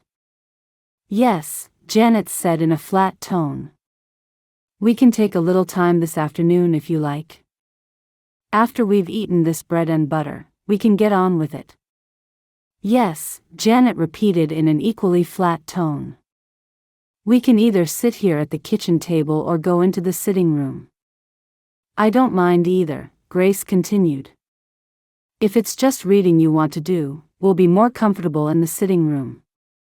But if you want to do some writing, we'll need the kitchen table. She was doing her best to sound simply practical when the truth was that she felt absolutely elated. Just reading at first. Janet sounded a little defeated, and Grace knew it was time to give her a break. It was enough that she had agreed to help her. Any thoughts of befriending her over it was something that she was going to have to curtail. Janet was a bright girl, as sharp as a razor, and she would quickly form the opinion that she was somehow being blackmailed into her friendship in return for help with reading and writing. That would not work and would likely backfire. Although that couldn't be further from the truth, Grace could easily see how a skeptical girl like Janet would instantly come to such a conclusion. Right, I've got some peach tea we can have with this bread and butter.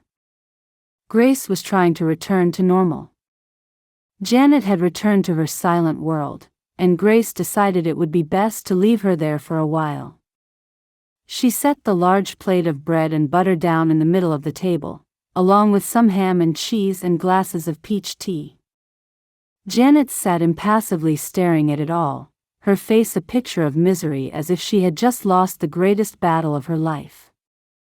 Grace set off through the kitchen to the sitting room in the pretense of going in to wake Josh. She knew, of course, that he couldn't possibly have fallen asleep, not at that time, and he would have been listening intently in any case. As she rounded the door, she almost collided with him and had to stifle laughter when she realized that he had been hovering just inches from the doorway instead of sitting in his chair. The smile on his face told her immediately that he had heard every word of it, and she had never seen him look as happy as he did at that moment. Without a word, he reached out and took her hand and held it gently for a moment, his green eyes fixed on hers before he gave it a hearty squeeze and let go. He nodded his thanks, and she was certain that he couldn't have gotten a word out there without giving away some emotion of some sort. Your food is ready, Josh.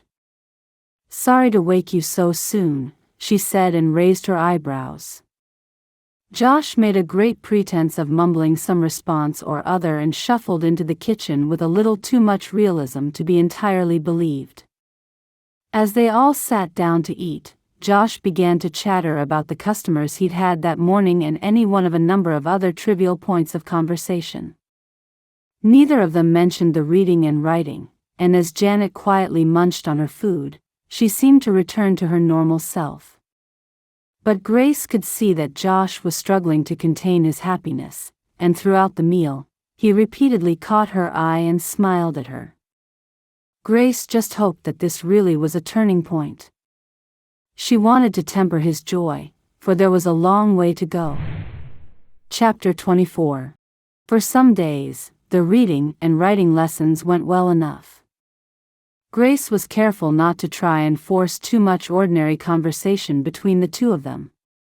In each session, she did her best to simply concentrate on doing what she had promised to do, to help Janet with her reading and writing.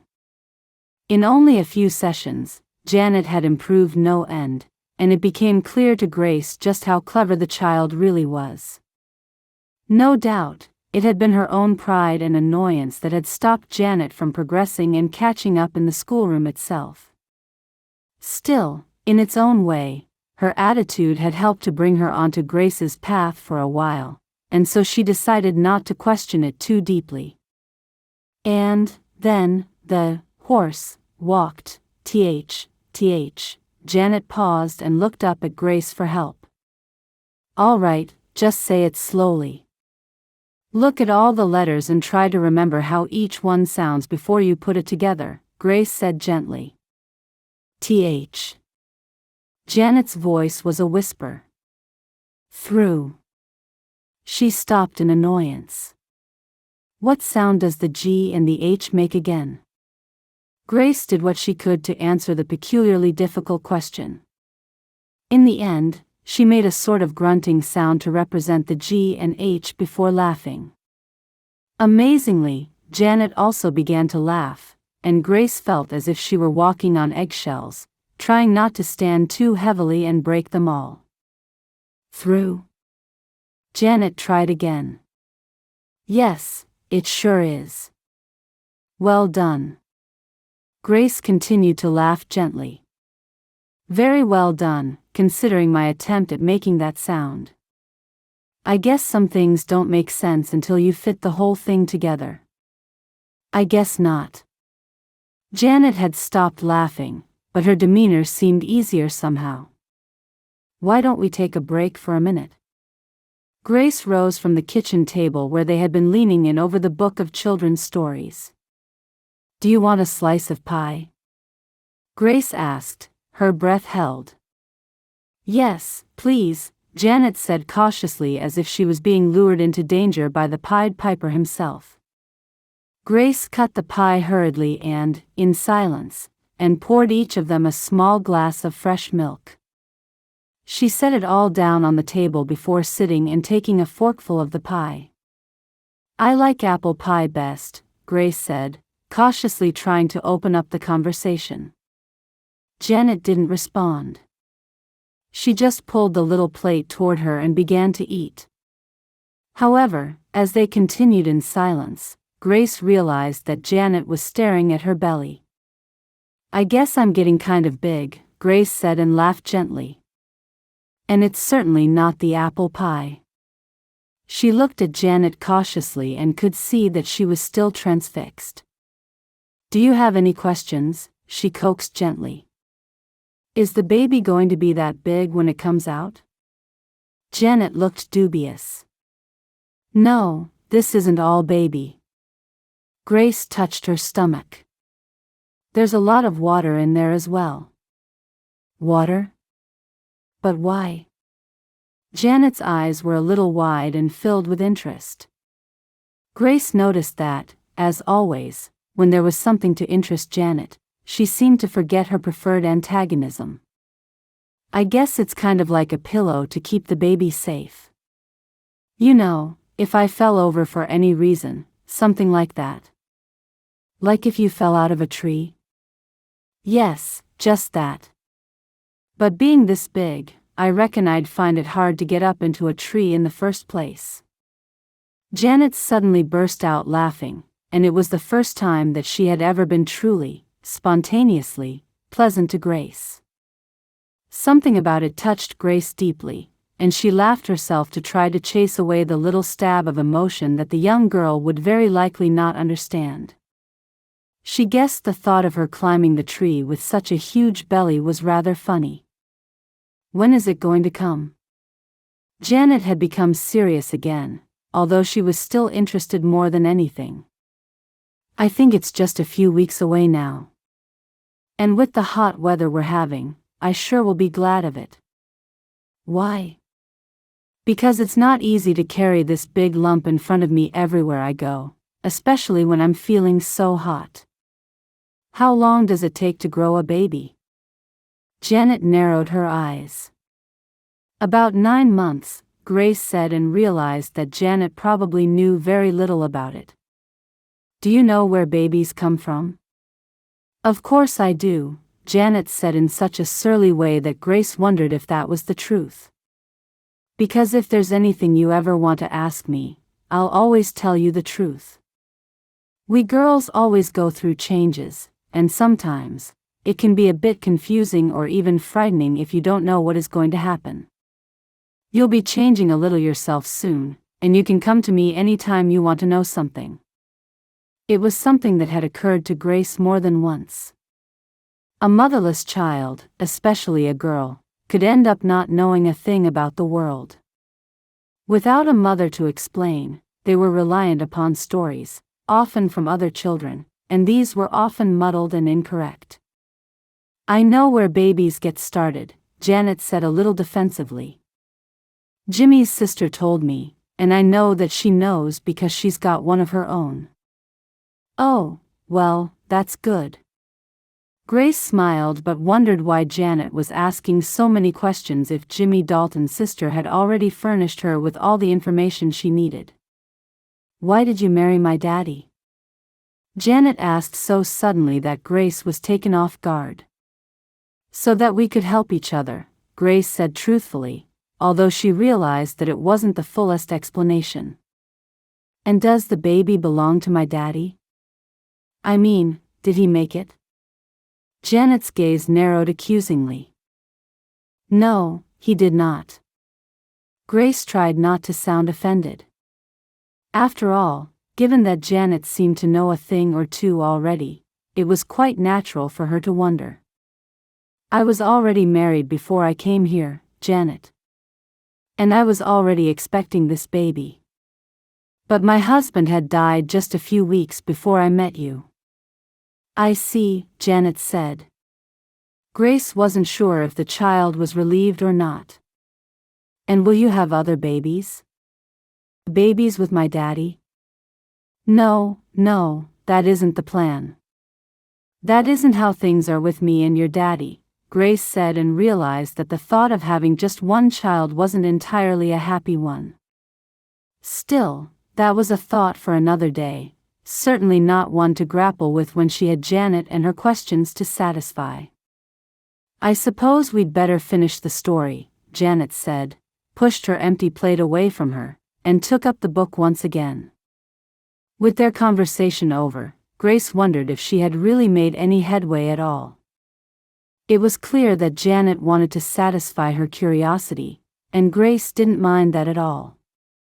But she had to wonder if, now that Janet had the information she wanted, those few moments of friendship would be withdrawn again. Because, as tentative as it was, Grace had enjoyed the only real conversation she'd ever had with her husband's daughter. Chapter 25.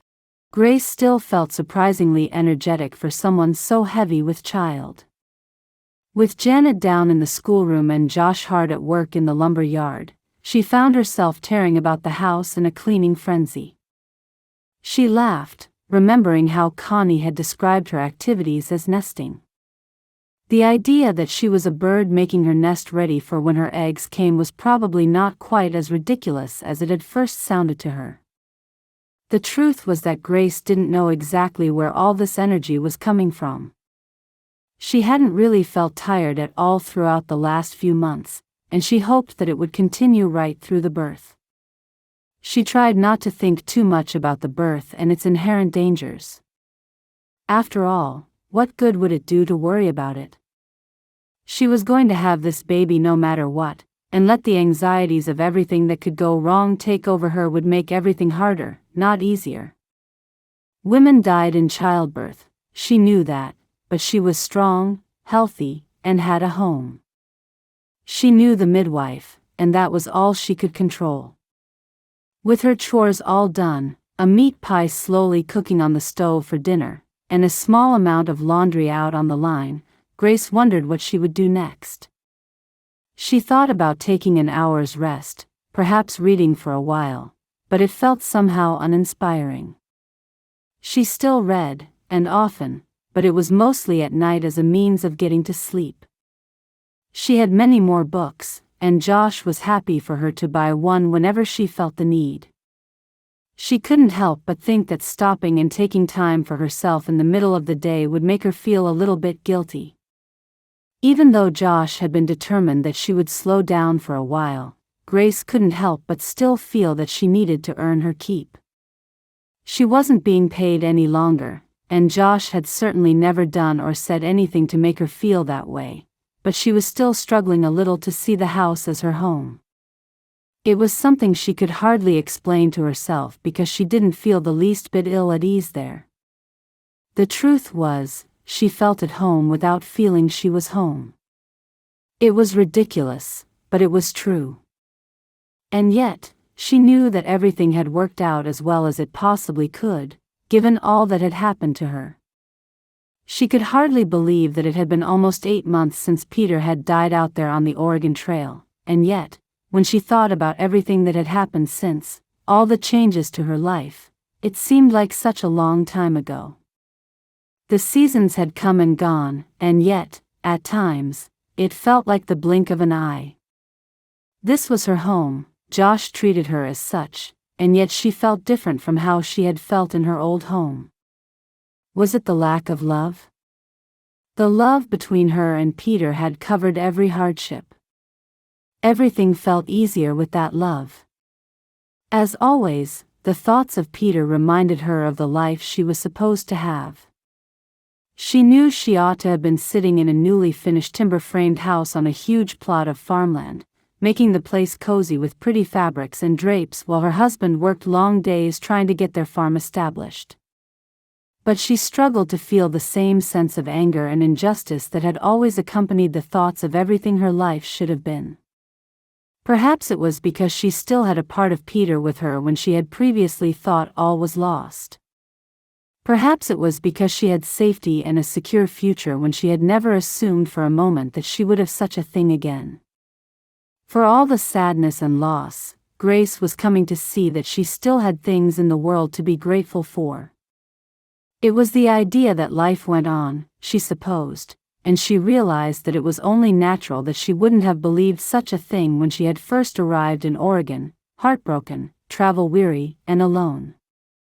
She hoped that Peter would have approved of everything she had done to keep going, including marrying Josh. In her heart, she knew he would have approved.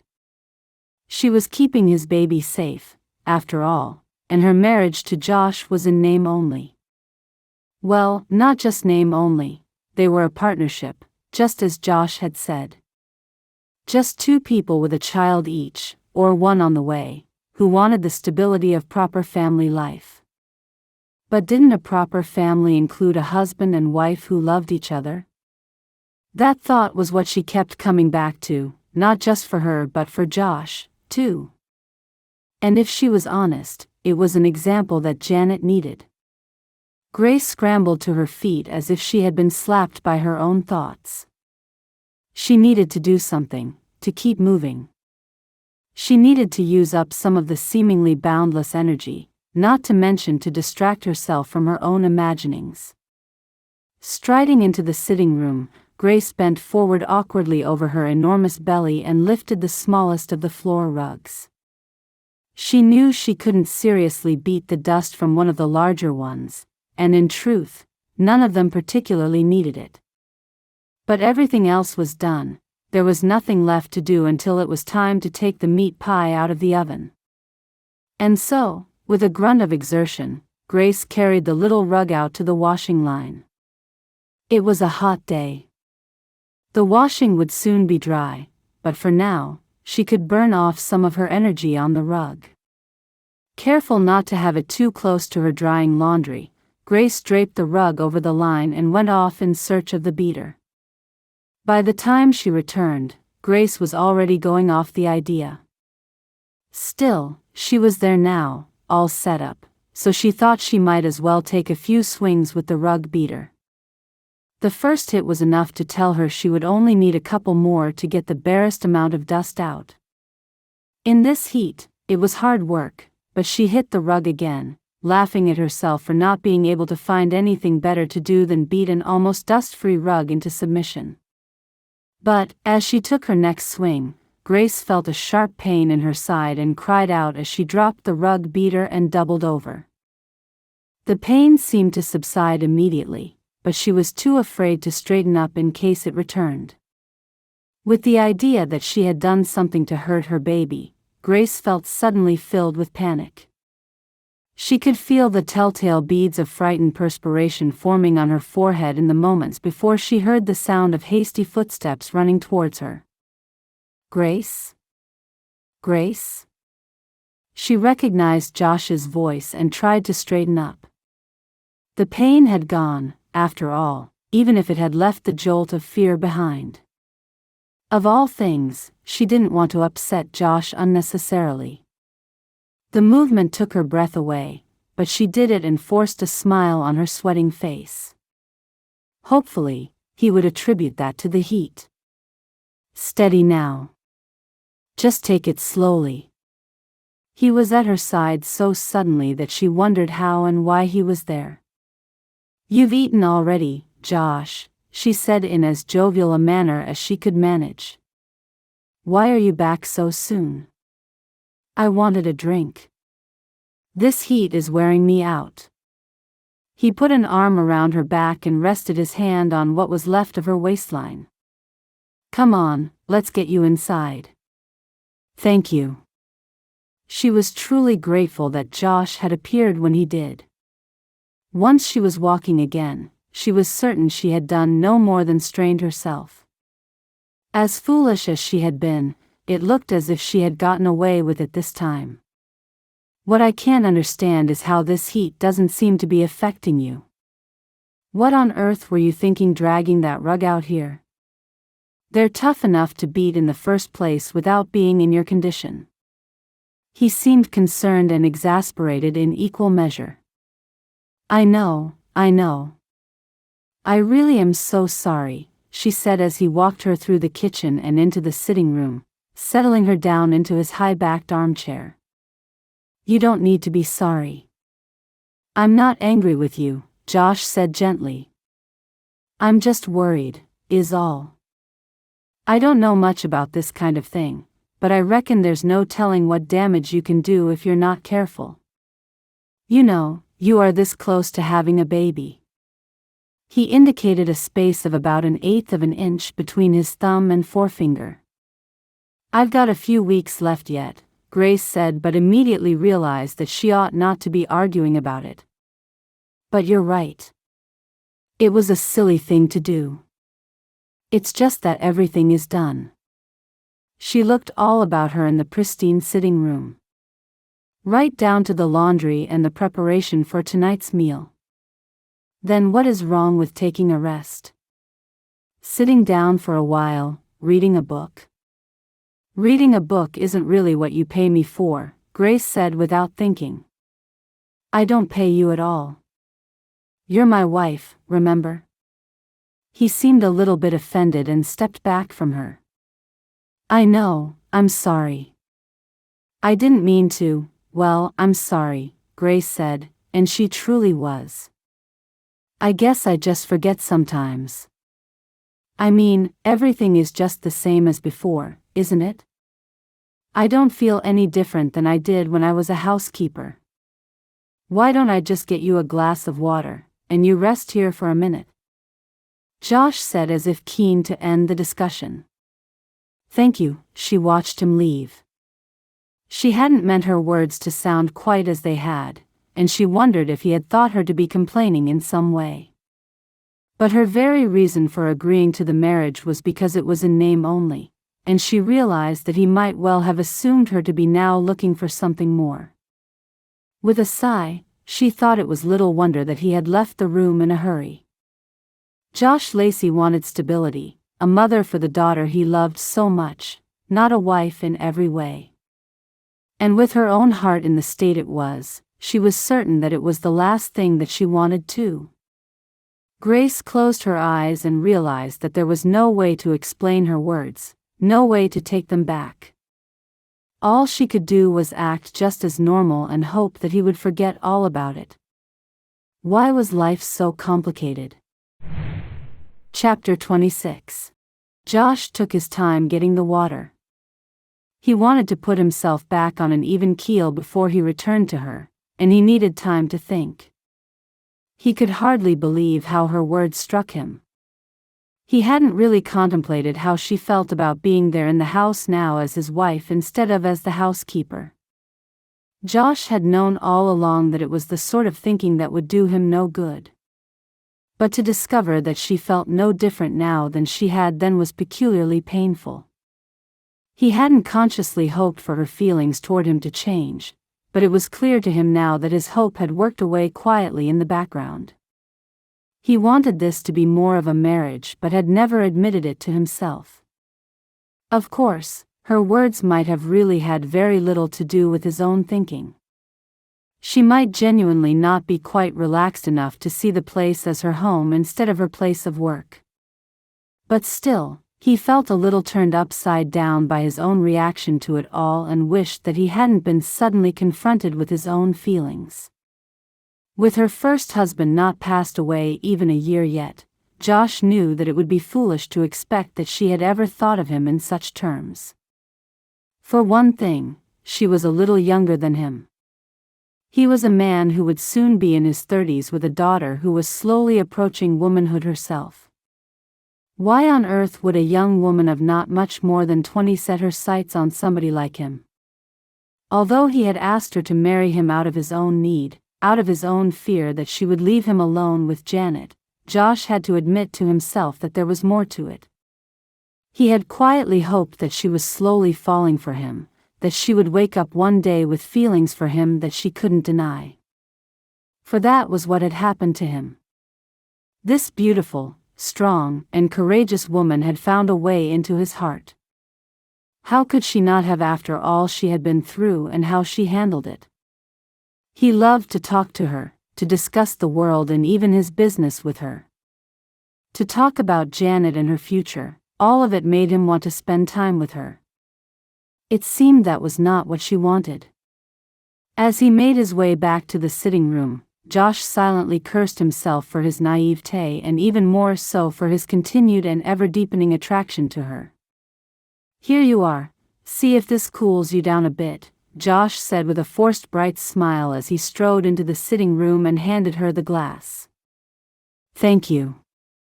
She laid the cold glass against her forehead for a moment before finally taking a drink. "Oh, that is better." She smiled up at him warmly. "Do you want some more?" he asked as she drained the water entirely. "No, thank you, that was perfect." She handed the glass back to him and leaned back in his armchair. "What about the yard? What if somebody comes for timber? The men will deal with it. If not, if they're that desperate, I'm sure they'll know where to find me." Josh decided to sit down on the couch for a few minutes and do what he could to return himself to his old way of thinking. He couldn't go on seeing her in such a light. It could only do harm. He was married to her now, and he had made her a promise about what sort of marriage that would be. He knew he couldn't go back on that promise. She had trusted him, and Josh would never do anything to betray that trust. "What's this?" he asked with interest as he lifted a folded bundle of yellow fabric from the arm of the couch. "Oh yes, it's just a dress." "It doesn't look very much like a dress," he said and realized that it was a work in progress. Parts of the material were expertly joined, and others hung loose, the curious shapes suggesting sleeves and waistbands. "No, I'm still making it." Grace laughed. "And thinking about it now, I suppose I would have been better off spending my afternoons sewing than beating rugs," she said ruefully and shrugged. "Well, at least you have something to do now." Josh chuckled and felt the old ease returning. This was where he wanted to be. This was how he had planned things. Just easy and simple living, companionship, support, that was all. "It looks a bit small, though." He opened the fabric out fully. "I take it this is for wearing after you've had the baby." "For goodness sake, it's not for me at all." Grace laughed louder still. "It's for Janet. Even when I've had the baby, I would never fit into this." "Oh, I see." Josh colored a little and laughed, also. "I bet Janet is real pleased that you're making it for her." "I don't know," Grace said and smiled cautiously. "I know she probably hasn't said so, but I'm sure she's grateful. It is going to be very pretty." "She doesn't know yet." Grace shrugged it off. "I mean, I'm just following along the shape of one of her other dresses. I'm adding an inch or two here and there for growing room, but I thought it would be easier than trying to get Janet to stand still to be measured. I'm sure things are going better. I just don't want to push too hard." He nodded and realized how hard things must have been for her. Janet was still thorny and prickly and often ungrateful. He had stood by and let it happen, pleased, for Janet had been closer to him. Only a little, and that came and went since the marriage, but even a little was something. "It's real nice of you to do that for her, even if she doesn't know about it yet." Josh felt suddenly very touched. He was glad for this moment of reality, the very thing that affirmed the choices he'd made. Grace was looking out for Janet, making sure that she had a nice new dress to wear as she started to grow out of her old ones. She was making this a family and the house a home. He just had been too much of a man to notice. This wasn't just thoughtful.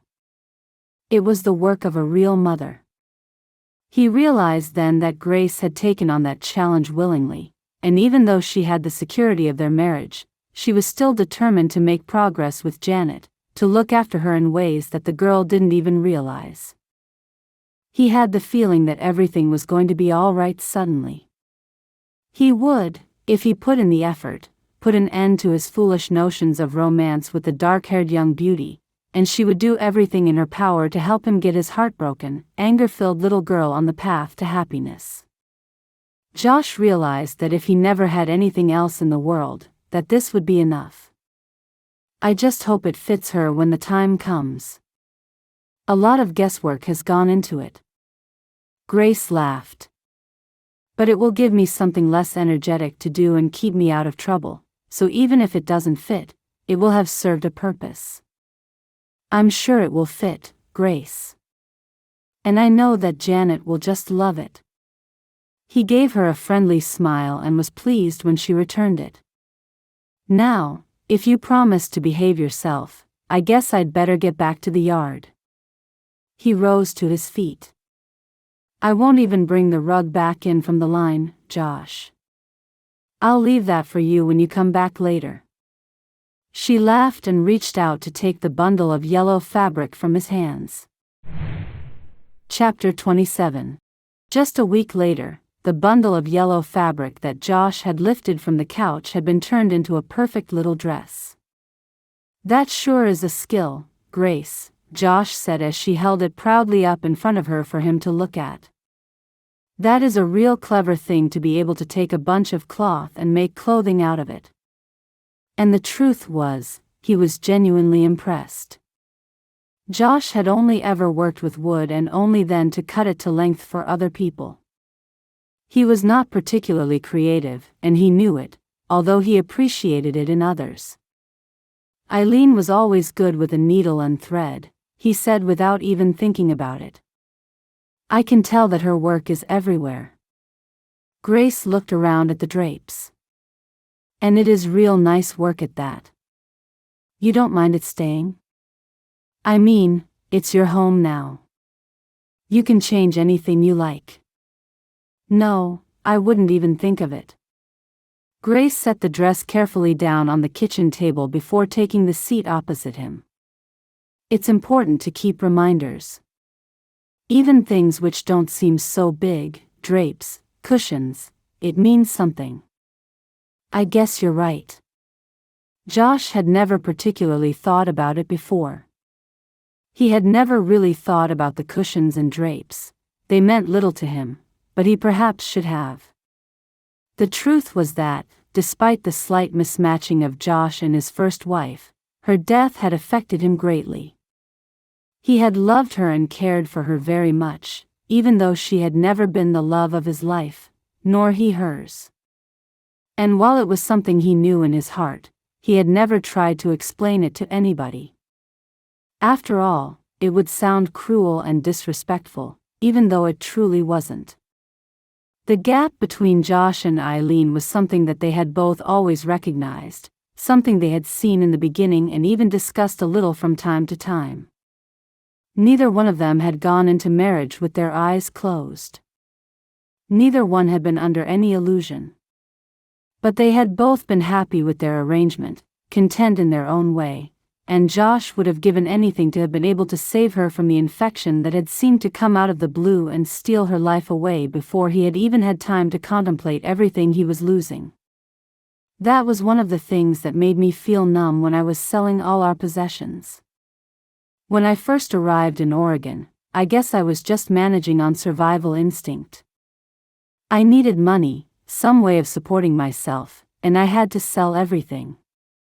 Our oxen, the wagon, and the odd bits of furniture which we brought with us. And every bit of it felt wrong. Every time somebody offered me money for a piece of farm equipment, I just felt guilty and in so much pain. I wanted to keep it all, to be able to touch the things that he touched. If that makes sense. He saw sadness in her brown eyes that he had not seen for a while, and he was reminded once again of the great love that must surely have existed between that husband and wife. It does make sense. He nodded. I guess I just never thought of it that way. Eileen and I don't know. It's hard to explain. He had been about to tell her all of it, everything he had kept to himself for so long. But, in the end, he pulled away. He did not want her to misunderstand him, to think that he had not cared, that he was cruel. And to embark upon such a lengthy conversation when they were getting ready for church was probably poor timing. These things are always hard to explain, Grace said, and for a moment, Josh had the sense that she already understood perfectly. That was wishful thinking, of course, for how could she possibly have known the secrets of his heart, the very things that he had never spoken aloud to anybody but Eileen herself? Well, why don't you take that pretty dress into Janet's room? She might want to wear it to church, Josh said with a broad smile. He was so sure that things between Grace and Janet had improved and, that being the case, that things for Janet and her future had improved. The reading and writing lessons had stopped, but Grace had told him that Janet had caught up with her school friends now and said that she no longer needed the help. Of course, he hadn't been able to resist a trip to see Miss Martin to check for himself. Janet had a way of fooling people if it suited her. And even if she had lately adopted traits he did not like, Josh loved his daughter dearly and wanted to know that everything in her world was going along as well as could be expected. He wanted the best for her, but he realized that until she wanted the best for herself, there was only so much that he could do. Right, I'll take it to her, Grace said, and as she rose to her feet, Josh realized that she was nervous. As much as he would not have her feel that way, it still gratified him that Grace cared enough to be concerned one way or the other. She was trying so hard, just as she had done from the very moment she had come into his home. Luckily, she had the good sense to hide it from Janet. Grace returned to him in no time, settling herself down again at the kitchen table. Did she like it? Josh said expectantly. I don't know, Grace said without commitment. She said she was going to put it on for church, anyway. I hope it fits. I'm sure it will fit just fine. And if it doesn't, well, I am real grateful to you for thinking of her, for putting so much into trying to help her. I know she pushes everybody away, me more than most, but I know she's in there, really. I know she wants to reach out and find someone there, you know? Grace said and smiled at him uncertainly. Chapter 28. Grace looked a little disappointed at Janet's lack of response, but she simply smiled at him. I'm sure she was delighted, he said, and she sipped at her tea, staring out of the window at the morning sun. However much Josh tried to deny it to himself, he knew he would never stop looking into those brown eyes, at that olive skin, and that gleaming hair, and not think of her as beautiful. He stared at her for a moment, trying to find a sensible response, but felt lost somehow. Pleasantly lost, but lost all the same. After what felt like an eternity, he finally came back to his senses and was vaguely aware of some movement out of the corner of his eye. He turned to look, and there stood Janet in the yellow dress which fitted her perfectly. Well, now, don't you look just as pretty as a picture? Josh said, his face lighting up.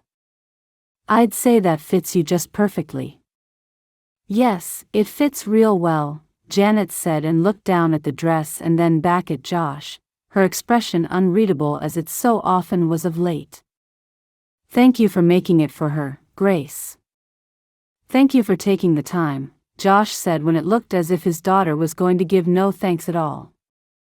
As much as it went against the grain for him to extract either gratitude or apology from his daughter, he wanted her to thank Grace properly. This was a big thing in his mind, especially with Grace so close to her term. He looked back at Janet and smiled but raised his eyebrows expectantly. "Yes, thank you for making me the dress, Grace," Janet said quietly. "You're welcome. I enjoyed making it." Grace smiled, clearly thrilled that Janet seemed to like it. "Well, I guess we'd better get ourselves ready for church." Josh rose to his feet, setting off for his own room to change. By the time Grace had finished getting ready and had returned to the kitchen, Josh was already sitting at the table in his Sunday best. He wore a neat pair of brown trousers with clean brown boots and a fresh shirt of small tan-colored check. His broad-brimmed hat sat on the table, ready for him to put on as soon as they headed out for the wagon. It was another bright, hot day, and he was certainly going to need it to keep the sun out of his eyes on the ride into town. "There's no sign of Janet anywhere," he said the minute Grace walked into the kitchen. "She's probably just out back, Josh." "I'll go and take a look for her," Grace said and smiled at him reassuringly. "She won't be far away." "No, we'll wait here for her. She knows that we're setting off shortly, and she ought to be back." He seemed deflated now, as if he had a feeling, an instinct almost, that something was coming. Grace would have given anything to have it not be so, but the truth was that she felt it herself. But perhaps she only felt it because she could see it in Josh. For a moment, she wondered when it was she had come to know him so well. At what point had she suddenly been able to read his expressions and equate them with emotions? Whenever it had been, it sure had crept up on her slowly and not even really made itself known. He was worried and annoyed and, most of all, disappointed in his daughter. Grace sat down at the kitchen table, and they remained silent for a few minutes, each one of them listening intently for any sound of Janet approaching. It was a tense few minutes, and Grace truly felt for Josh.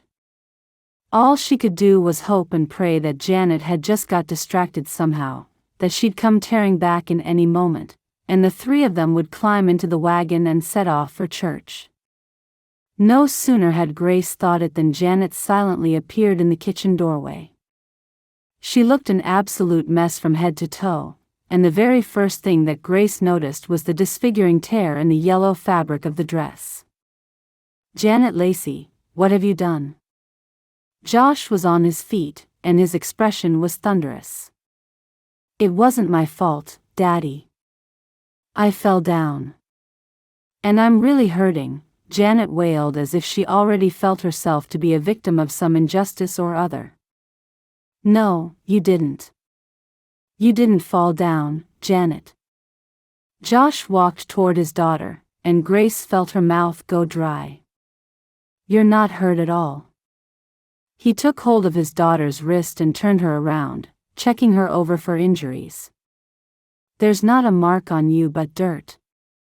"It still hurts, Daddy," Janet wailed again, but it was clear from her expression that she knew her father didn't believe her. "Why did you ruin the dress?" Josh sounded suddenly exhausted, so thoroughly disappointed that Grace could feel tears springing into her eyes.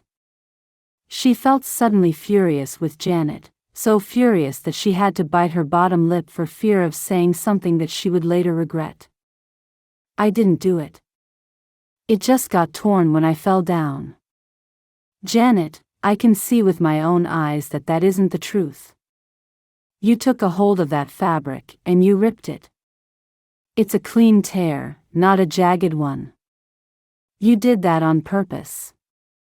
Josh's voice was beginning to rise, and Grace knew that she would have to say something to break the tension. "Come on, Janet," Grace said gently. "Let's go get you cleaned up and changed for church." Grace was surprised by the thickness in her own voice, the obvious emotion, and she hoped that nobody else realized that she was on the verge of tears. "I can get myself ready," Janet shouted, suddenly angry. "I don't need your help. I don't need anything from you. You're not my ma. Stop trying to act as if you are." And with that, Janet ran from the kitchen. Grace realized then that she wasn't simply upset for Josh's sake but for her own. She really did care for Janet, and she knew that the child was hurting, struggling to cope with an event that she still didn't understand, even now. The truth was that Janet's outburst, Janet's behavior, and Janet's determined destruction of the dress was more painful to Grace than she could ever have imagined it would be. She had been so sure that she had reached her, but perhaps she'd pushed too hard. Perhaps she'd tried for too much too soon, and this was Janet's way of holding out her arms and keeping her father's new wife at bay. Whatever it was, Grace realized that she had no idea what to do next. She'd tried everything in her power to help Janet, to reach her, and now she was brought hard up against the fact that she very likely never would. The girl was determined to be lost and alone and not let anyone in. "Hey, hey," Josh said and advanced upon her, his voice calmed by his sudden realization that Grace was crying. "Come here." And without another word, he pulled her into his arms and held her tightly. "I'm so sorry, Grace. I'm just so sorry." As he mumbled the words into her hair, Grace realized that she was gripping him as tightly as he gripped her. That his embrace gave her comfort and offered her hope for the future, even as Janet was trying to remove that hope. Chapter 29. Grace was aware, as she sat in the pew next to Josh, that she was raw-eyed from crying. She hadn't cried like that since the awful days following Peter's death, and she could hardly believe that something as simple as Janet's destruction of the dress had brought her such despair. Grace had, of course, hoped that the obvious effort she had put into Janet's dress would do something to soften the girl's view of her. But even then, she'd known it was far from an assured outcome. Even so, she hadn't expected the girl to deliberately destroy the dress. Maybe, to refuse to wear it, maybe to throw it in her face, but this had hurt. Even so, this was not like losing Peter. So why had she dissolved so completely? And why had she done so in Josh's arms? If he'd left her to stand there alone for a moment, Grace was certain she would have swallowed down her upset. She certainly wouldn't have wept as she had. Grace didn't want to blame Janet so thoroughly, but try as she might in the house of God, she couldn't help it. Why did the child have to be so determined to push the world away from her? She certainly wasn't self-sufficient. She needed people. Jimmy Dalton was proof of that. Not taking in a word of the minister's sermon, Grace allowed her eyes to stray around the church until they settled upon Laura Price. Laura was sitting on an aisle seat opposite and just a couple of rows in front. She turned in her seat to look at Grace, and it was clear she was concerned.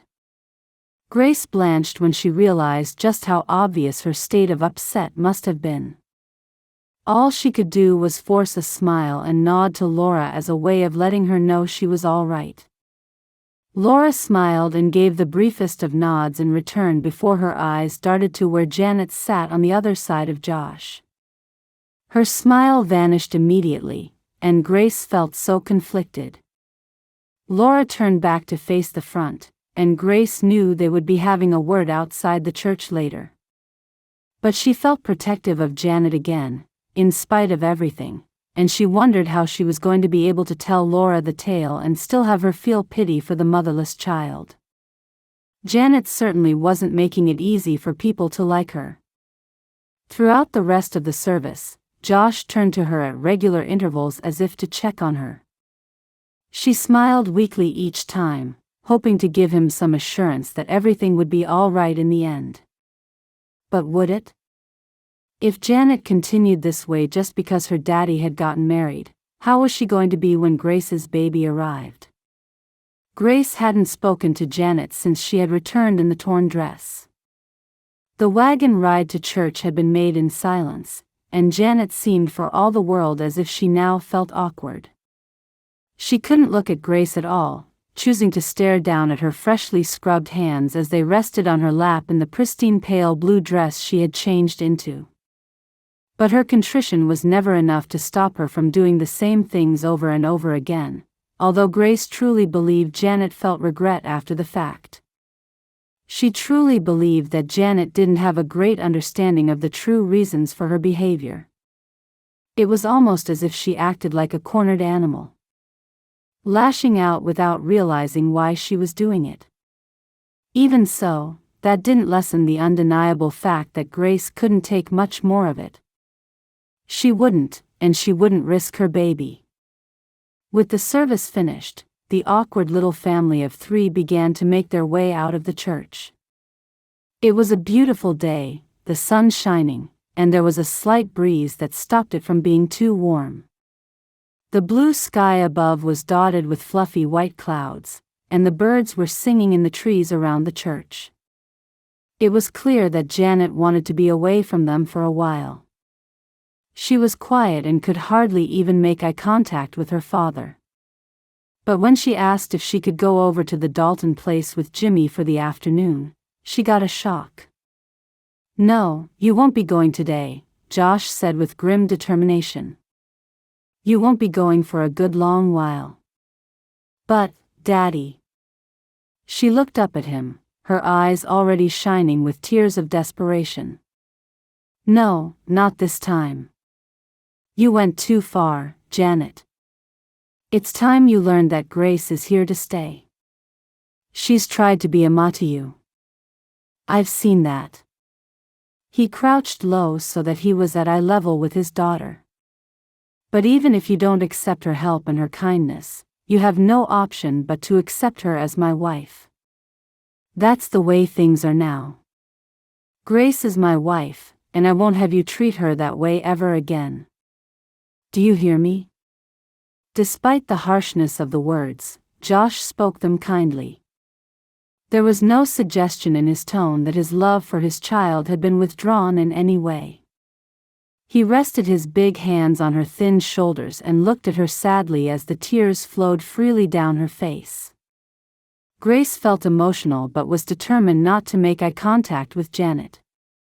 She risked seeing the ever-present antagonism in the girl's expression and feared an outburst she would come to regret.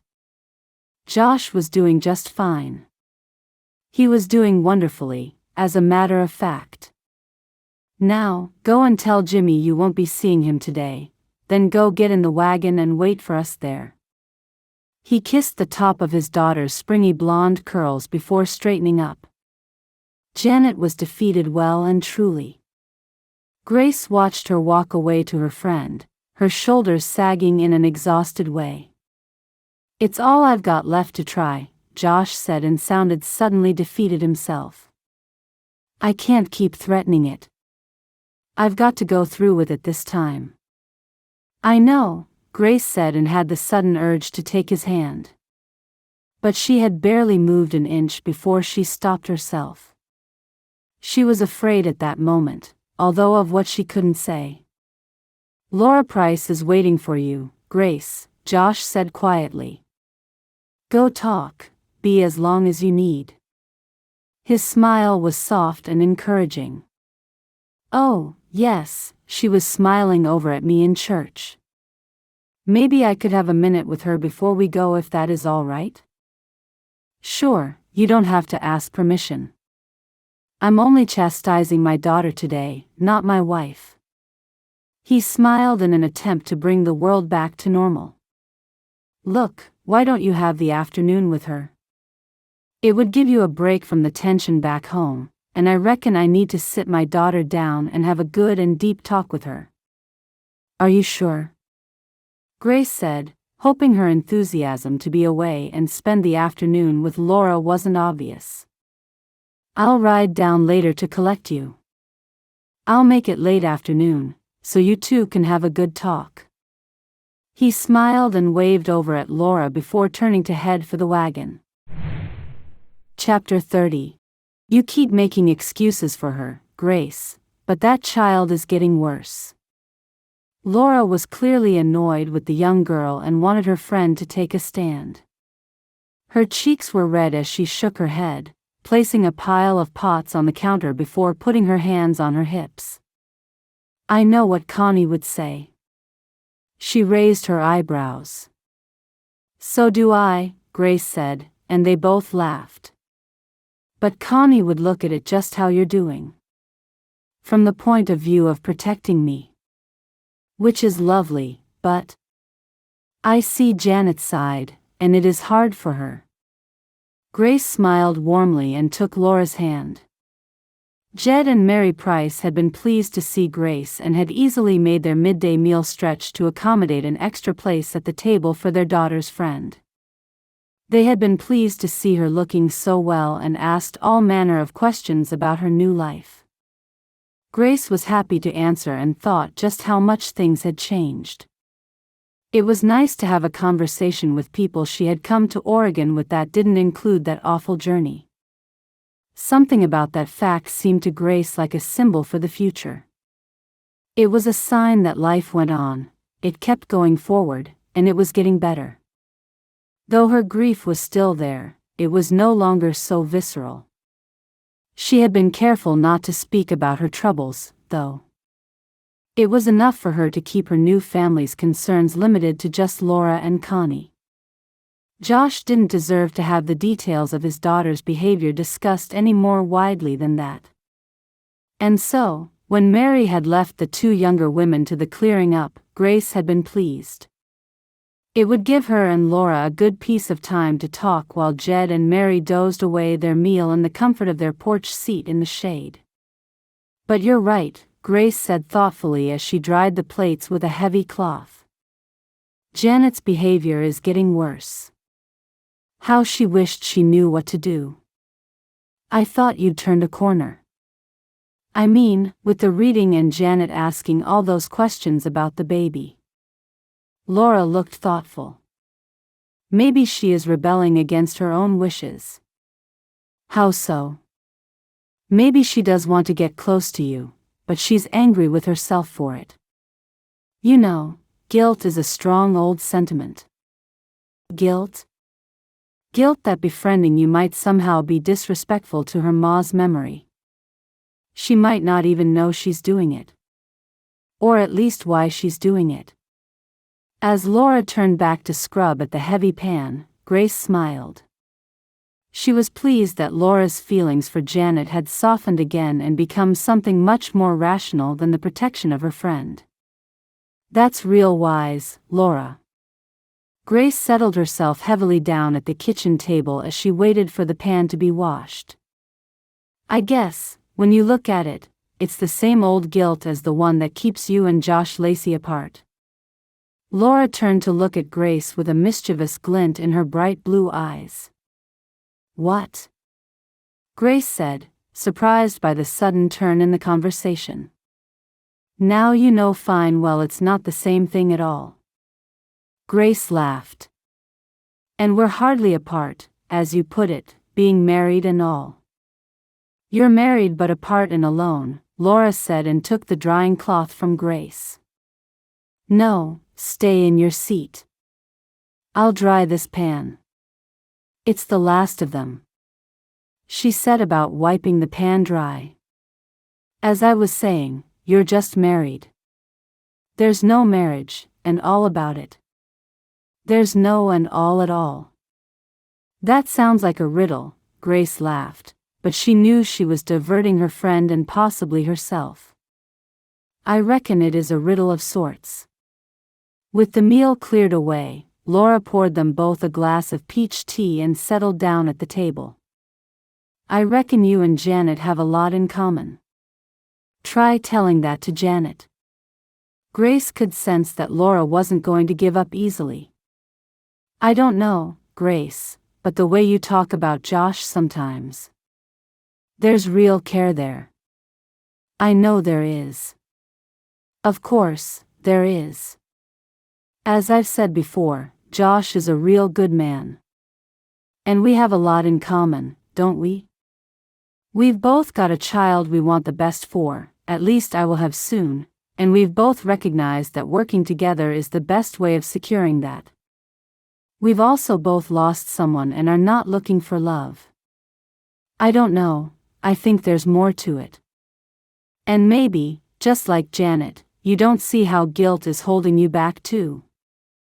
You still have to live a life, and you may as well enjoy it to the fullest. I am living a life, Laura. I'm married again. I've got this little one coming soon. I'm content, really. I still miss Peter, but I'm happy to go on in a way that I wasn't to begin with. Say didn't say that she looked forward to the day now. In the past, she had dreaded waking and having to face the pain of Peter's death anew each morning. But that's just the natural way. That's grief. And shock, Laura said, and, not for the first time, Grace thought her friend so wise for her years and seeming lack of experience in life. But is it really enough to just be happy to go on? You're only just 21, Grace. Do you really think that Peter would have expected you to live a long life without love? And I don't mean love for a child or even the love in a companionable marriage like you and Josh have. I mean real love, the kind of love you had with Peter. I understand what you're saying, Laura, but I'll never love anybody but Peter. If that's true, then I'll accept it. But I can't help thinking that you are only saying that because you think you have to, not just to me, but to yourself. There's no disrespect in opening your heart to somebody else. I know there isn't. And I know I didn't know you and Peter for long before he died, but I reckon the Oregon Trail mashes people together real quick and real well, and I'm certain that he wasn't the kind of man who would expect you to lead a long life of pointless loyalty. How is loyalty to Peter pointless? Grace felt a little indignant at such a statement. Even a little hurt. Her friend didn't understand. She couldn't understand until she knew the highs and lows of love. There's a difference between loyalty and pointless loyalty. You can be loyal to Peter and his memory and still let yourself love again. But if you shut yourself off just because you think it's the only way to be loyal, then that is pointless loyalty. Truly, my friend, I don't think your loving husband would ever have expected that. I'm sure you're right, Laura. And I know in my heart that Peter would always want the best for me, whatever happened. Grace took a sip of her tea. I guess I just don't feel that way about Josh, that's all. Well, just don't turn away if you find your feelings start to change. It was clear that Laura had decided to put an end to the conversation to give her a break. But it was equally clear to Grace that Laura didn't believe that she had any real feelings for Josh any more than Grace did herself. Chapter 31. The following week went without incident, and everything in the Lacey household seemed quiet. But while nothing in particular happened, the atmosphere was tense. Grace found it exhausting. Janet had behaved entirely, always saying thank you when her meal was put before her, accepting her punishment of not being able to see Jimmy Dalton outside of the schoolroom without argument, and she seemed to have relinquished her habit of silently staring at Grace in an attempt to unnerve her. But everything was false. Everything was wrong. Janet might well be acting the part, but it was clear to Grace that she felt much as she ever did. As far as Grace was concerned, nothing had improved, and the only thing that was different was that the honesty seemed to have been removed. It was equally clear to her that Josh felt the same way, although they hadn't discussed it this time. The energy that had been customary throughout her entire pregnancy seemed to have left her, and Grace had no inclination whatsoever to discover the details of the conversation that Josh had had with Janet on the previous Sunday. It wasn't that she didn't want to know. She just didn't want to know the worst. She couldn't face any more problems. The weather wasn't helping Grace's mood and energy levels at all. It was so hot that it would have been oppressive to her even without the burden of carrying so much extra weight. Every day that week, she had felt exhausted before she even began, and more than once, Josh had been firm in his assertion that she took things a little easier. And this time, Grace was in no position to argue. The house still looked nice, and it was true to say that everything was clean, but their meals were simpler and simpler, and the laundry had begun to pile up a little. If relations between Grace and Janet had been different, Grace would have felt able to ask for the girl's help. But she was beginning to feel a little belligerent herself and had already decided not to give a girl who was not yet 13 the satisfaction of being needed by the woman she so despised. Grace would rather do it herself. But if Janet was behaving well inside the house, it was clear that things were not quite so outside of it. Josh had seen Miss Martin some days before, and she had regretfully informed him that Janet was somewhat returning to her old ways. She was inattentive in class, and her reading was falling unnecessarily behind again. Josh had yet to speak to Janet about it, and it was clear that he was going to dig his heels in about Jimmy Dalton. But Grace wondered if even that would help in the end, for everything they tried seemed to fail.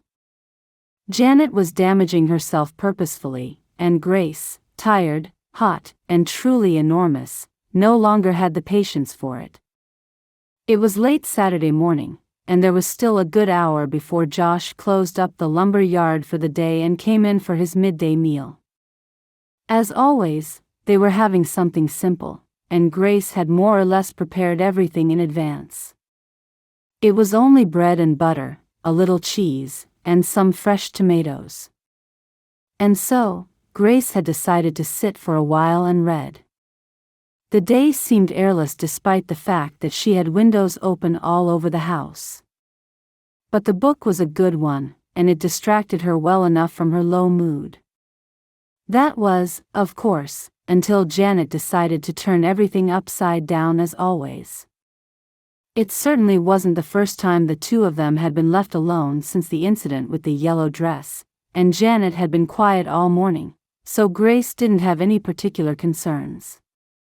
But she soon became aware that the child had come into the sitting room and settled herself down in her father's chair before staring across at her in the old way. Something about Janet's return to form made Grace suddenly angry, and she bit down hard on her lower lip to stop herself from saying something regrettable. But Janet just continued to stare and stare, and Grace, concentrating hard on a book she was no longer reading, realized that the girl was already sensing her own victory. Nothing had changed, and nothing ever would. Grace had had enough. "And just what are you staring at?" Grace said in such a harsh tone that Janet looked taken aback at first. "I wasn't staring at all," Janet said defensively. "I'm not going back to the way things were, Janet. I'm just not going to put up with your behavior the way I have done. I've been good all week. You've made a very good impression of being good, especially around the house and around your daddy. But you should know that Miss Martin has spoken to him again, and he knows full well that you've been acting up in the schoolroom. And he knows full well that you're behind with your reading again. Why do you care?" "Why wouldn't I care, Janet? Isn't that the question you should be asking?" Grace let out a great sigh. "I tried to help you with your reading, and I thought we were getting somewhere. Not just with the reading, but with us." Grace knew that she would have to tread carefully because her own patience was wearing very thin. "Then you just went right on and threw it back in my face, didn't you?" "I didn't tear the dress. I fell." "Ah, I see you know exactly what I'm talking about," Grace said a little sharply and then quickly tempered her tone. "But I'm not going to argue with you about that. It's enough to know what you did." "Well, Daddy hasn't spoken to me about my reading," Janet said in a tone that suggested she was about to go full flight into feeling sorry for herself. "He obviously doesn't care." "Janet, don't you dare." Grace's tumble into anger was inevitable. It had been all along. Don't you dare say your daddy doesn't care for you. From what I've seen, all he does is care about you. All he does is worry about you. He has tried every way imaginable to help you, to make you see how much he loves you. You just won't have it, will you? Grace knew her anger was getting the better of her, so she closed her eyes. This child was enough to try a saint. She heard Janet swallow. The girl was about to speak. Grace was having none of that. She had more to say, and she looked back at Janet, giving her a look that was not as venomous but every bit as strong as the ones that Janet had given her. Your father cares so much, and then, when he tries something else, you immediately start complaining that he doesn't care for you. And that's the way you like things, isn't it? Stamping around this world full of anger because you've decided that nobody cares for you. And you know something, Janet? Grace could not have stopped herself now if her life depended on it. You want to turn people away. You want to be able to take the high ground and say that nobody cares. And all this silliness, all this spite, just to prove to yourself in the end that they really do care. Wouldn't it just be easier to accept the love that people are trying to give you? Wouldn't it just be easier to believe them instead of acting in this appalling way all the time just to force them to prove it? Janet looked shocked and blinked for a moment. Would she run away, or would she finally listen? Chapter 32. You don't know anything about it. You don't know anything about anything. You don't understand, and you never will. Janet almost spat the words and folded her arms, her bottom lip sticking out in a sulk. I don't understand what? Grace asked in a voice that was much calmer than she felt. You don't understand what it's like to lose your ma, Janet said angrily, and she shook her head and raised her chin as if she had won a victory of being the hardest done to. Do you honestly think I don't understand grief, you selfish little girl? Grace was absolutely furious. For pity's sake, my husband had only been dead 2 weeks when I came here to work for your daddy. 2 weeks. Grace's voice had risen to a shout. And what did you care about that? It didn't bother you a bit as you continued to do everything in your power to make me feel uncomfortable, to make me leave here with no job and no way to survive. And you talk about other people not caring. Janet began to fidget wildly in her seat, and it was clear to Grace that the child had no idea what to say. That maybe she realized how badly she had behaved, but would she own up to it? Still, Grace knew in her heart that it wasn't an argument of equals. Janet was, in the end, no match for her.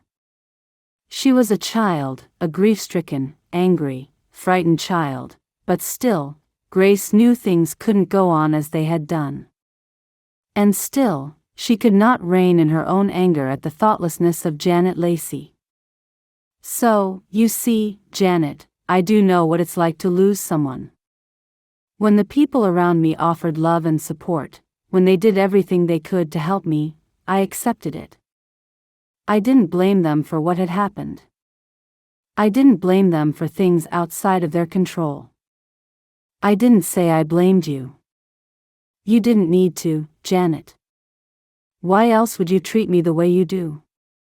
And why else would you carry on behaving in a way that does nothing but break your daddy's heart day in and day out? Grace paused to give the words time to sink in. Janet was not looking at her, but perhaps there was a shine to her eyes. Perhaps she was starting to understand, to let go. I am so sorry for the loss you suffered, Grace continued, her voice softer now that some of the anger had burned away. Sorrier than you'll ever know, but it's time you stopped treating other people so badly because, in the end, you're hurting yourself as much as you're hurting them. You're a bright girl, Janet, and I know you know this is true. You don't have to like me, to be honest, I'm past caring whether you ever do, but for goodness sake, Show your father some love and respect before you finish him off completely." Grace didn't care how accusing she sounded. Janet needed hard truths, and she wasn't going to be disrespected by a child in the matter of her own grief, the passing of her own husband.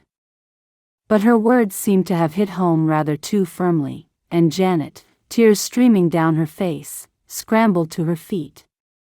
Without a word, Janet ran from the room, and Grace could hear the kitchen door fly back against the wall. It was opened so forcefully. She got to her feet awkwardly and made her way into the kitchen.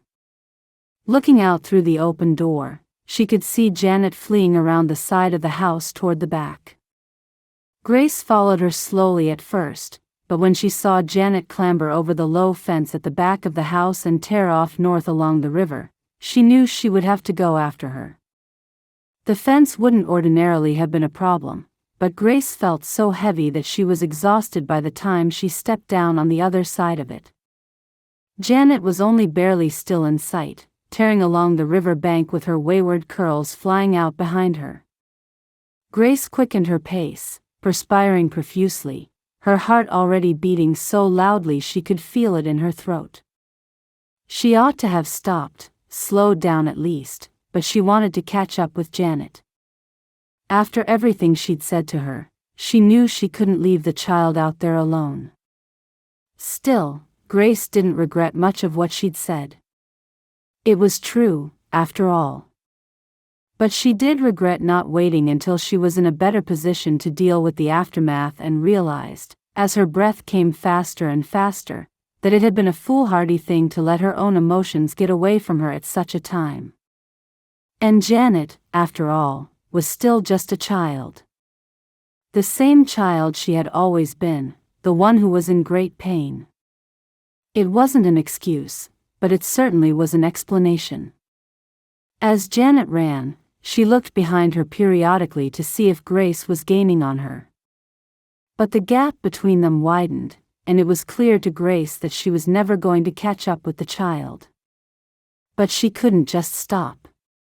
She couldn't just leave her alone with her grief and her fears. Finally, Grace slowed her pace to walking, but the heat of the day was already getting to her. She began to feel lightheaded and very likely would have passed out altogether had it not been for the sudden searing pain in her belly. She cried out in shock and fear as her waters broke, and she tumbled forward onto the ground. When the second spasm of pain came, it was so quick and so severe that it forced Grace to curl up into a tight ball, her arms wrapped around her belly as she cried out again. At that moment, she forgot all about Janet. There was another child who needed her care. She had the most awful feeling that she would give birth there and then, all alone on the riverbank. If only it hadn't been so hot, if only she didn't feel as if she could hardly catch her breath, Grace very likely wouldn't have slowly slipped into unconsciousness the way she did. But as the third wave of pain hit her, she felt hotter and sicker than she had ever done in her life, and when the blackness came, she welcomed it. Grace. Grace. She very likely wouldn't have come around so quickly had it not been for Janet's high-pitched screaming. Grace. Open your eyes, please open your eyes. As Grace slowly opened her eyes, the lids flickering against the glare of the sun she seemed to be staring up into, she was surprised by the look of sheer terror on Janet's face. Are you all right? Can you get up? She could hardly believe that the child had come back for her.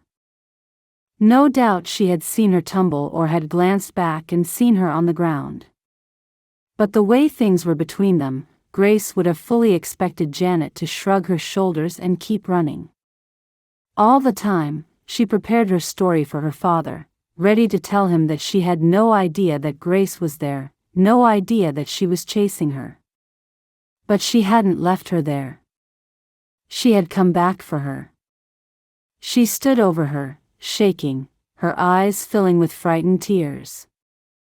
A young girl with no idea how to deal with what was in front of her. And at that moment, Grace knew she had handled everything so very badly. I'm all right. I'm not hurt, Grace said in a weak voice that wouldn't have reassured anybody. It's just that the baby's coming. Now?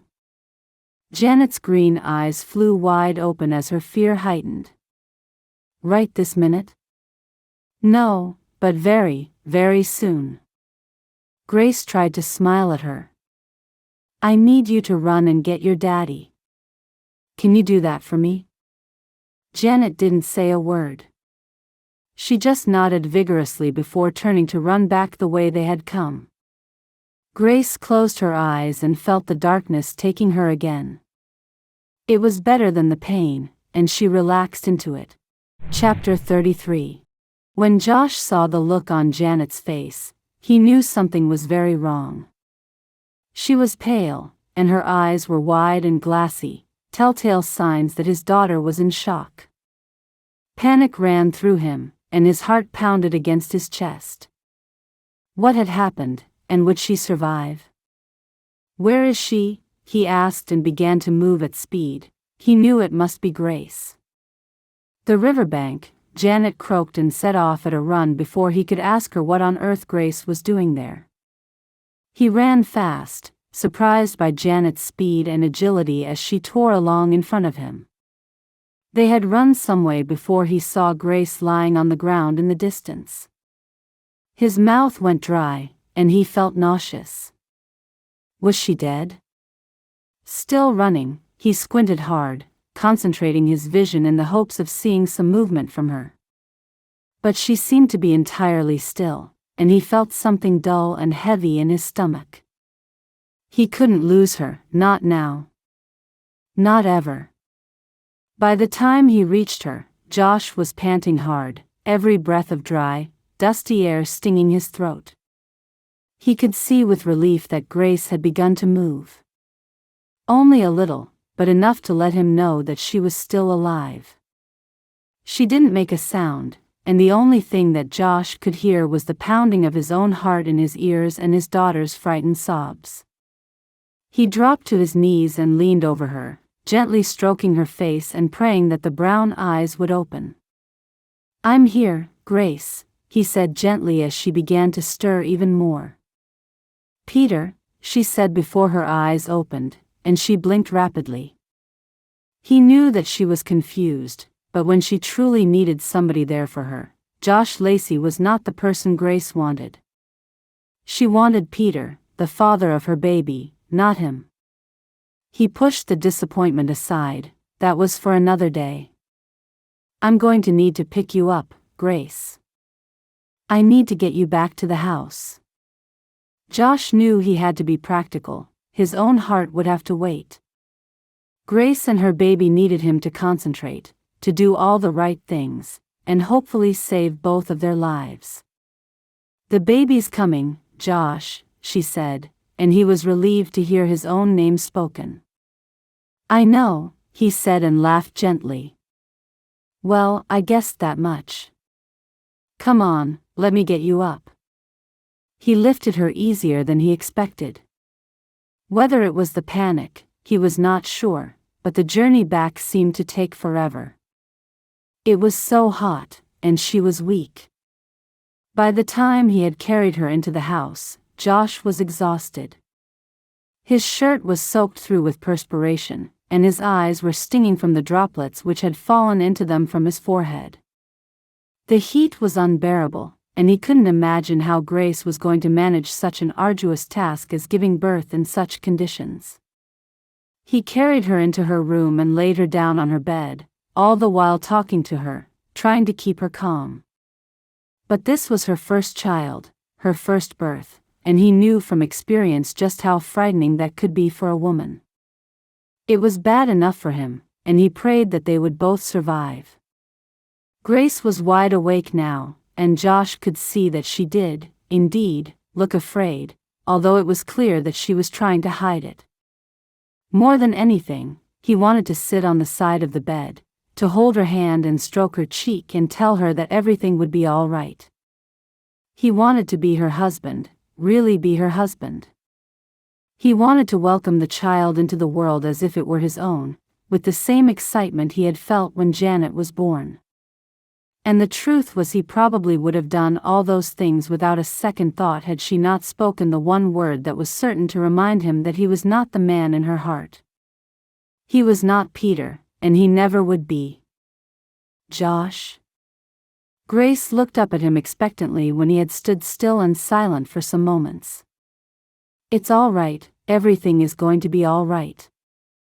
He turned to Janet, who was still sobbing and hovering in the doorway. Janet, I need you to run down into town and get Mrs. Woolman. Mrs. Woolman? Janet repeated timidly. Yes, you know Mrs. Woolman from church. What? Janet looked as if she was finding it hard to understand. He knew she was in shock. Then her face cleared. Oh, you mean the lady who helps to birth all the babies? It was clear that Janet was nervous, and clearer still that she didn't want to make a mistake and somehow come back with the wrong woman. Josh couldn't help but feel sorry for her, but there was no other way. It had to be her who went down into the town. He couldn't risk leaving her there with Grace. If Grace's baby came sooner rather than later, Janet wouldn't know where to begin. Would he? That's right, honey. That's the woman. And what if I can't find her? What if she isn't there, Daddy? Janet was certainly asking all the right questions, albeit out of fear. Then you run on down to the doctor and ask him to get here as soon as he can. He smiled at her. Have you got that? He asked her gently. Yes, Daddy, she said, and cast a miserable look over at Grace before turning to set off for town. Josh? Grace said in a tiny voice. I'm here. He crouched at the side of the bed and looked into her fearful brown eyes. I think you're going to need to put some water on the stove. When Mrs. Woolman gets here, she'll probably need some hot water. She spoke gently, almost coaxing him into action. Oh yes, of course, Josh said, and knew that he would have to pull himself together in a minute. Grace needed him, and it was time for him to shake himself out of his own self-pity and get on with it. He'd never offered Grace love. That wasn't the deal. He had structured his proposal of marriage to suit himself, and he was going to have to live with it. However, much his feelings had changed. I'm going to leave the door open, and if you need anything, you just holler, all right? All right. She tried to smile, but she looked tired. Surely, she should be alert, in pain, screaming as the contractions hit. Her quietness scared him more than if she had been screaming. He had only been in the house during one birth, but Eileen had screamed the house down, and when he spoke to other men, he was told that was natural. Why was Grace quiet? Was she hurt? Water, Grace said. Josh squeezed her hands and hurried away into the kitchen, and the moment he was working, doing something practical to help, he began to feel better. He began to put things into perspective with greater ease, and the diversion of boiling water and setting out piles of clean linen and cloth was certainly very welcome. By the time he had gathered everything he thought Mrs. Woolman might need, Josh had begun to feel like his old self again. He was able to return to Grace's bedroom and sit himself down on the side of her bed, just as he ought to have done in the first place. He was able to take her hand, stroke her cheek, and tell her that everything would be all right. He was able to comfort her, to be there for her, to support her just as he had promised to do all those months ago when he had proposed marriage. But the fear that she would not make it was niggling in the background. He was unable to fully shake it. Chapter 34. As she lay on the bed waiting for Mrs. Woolman to arrive, Grace could hardly believe that she hadn't given birth already. When she had laid out on the riverbank, the 3 sharp pains coming in quick succession, she had assumed that her baby would arrive in the world within a matter of minutes. But now, the pain seemed to have eased off, and she felt as if she had been lying in bed for hours. She knew she couldn't have been, of course, because Josh had only just finished with the water and the linen. She was exhausted, so very hot, and finding it a little difficult to breathe. She was also so tired and wondered if she had drifted off. Was that normal? The women who gave birth on the trail had screamed all the way through, well, periodically. Starting at longer intervals that shortened until the baby arrived. She knew this was how it was meant to be. Was she not there yet, or was something wrong? Why had she been so foolish as to chase Janet away today of all days? Josh disappeared again, only to return with a bowl of cool water and a cloth. Taking it, he cooled her brow. It was so nice and so caring. Seeing him be so gentle brought a smile to her face. Grace began to feel a little more confident. The shock was wearing off, and Josh had returned to being the confident, capable man she knew him to be. The cool water was welcome, as was his touch through the damp cloth as he dabbed at her face and forehead. It was comforting and reassuring. Once he had mopped the perspiration from her face, he set the bowl down and returned to holding her hand. She realized that they'd never held hands before, despite the fact that they had been married for so many months.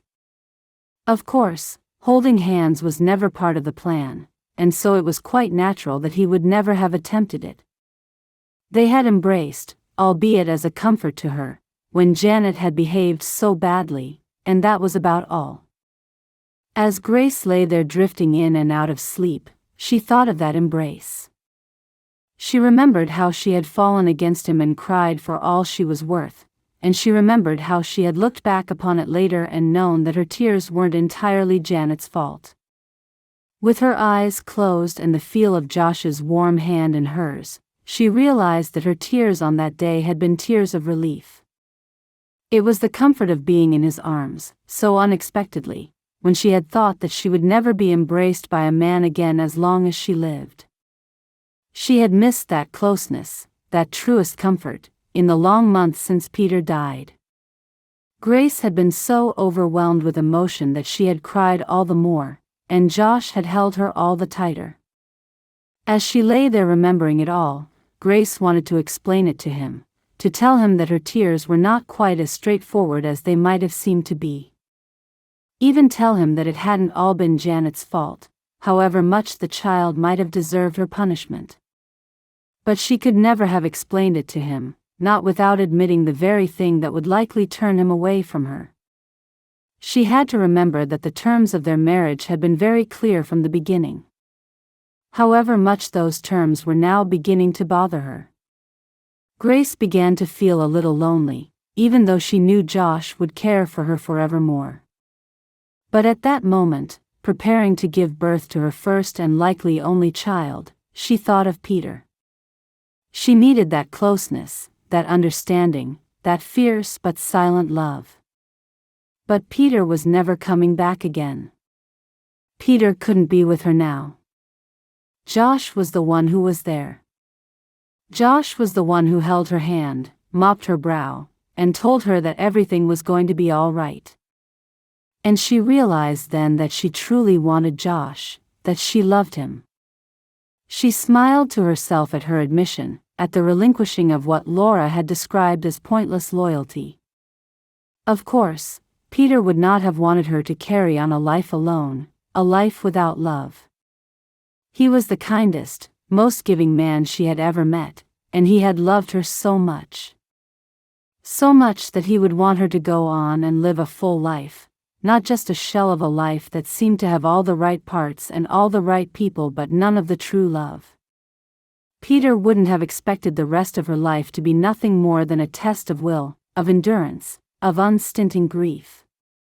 And she knew then that life shouldn't be a test in that way, not for anybody who had lost the person they had loved the most in the world. There had to be room for more love, surely, there couldn't be limited space in the heart.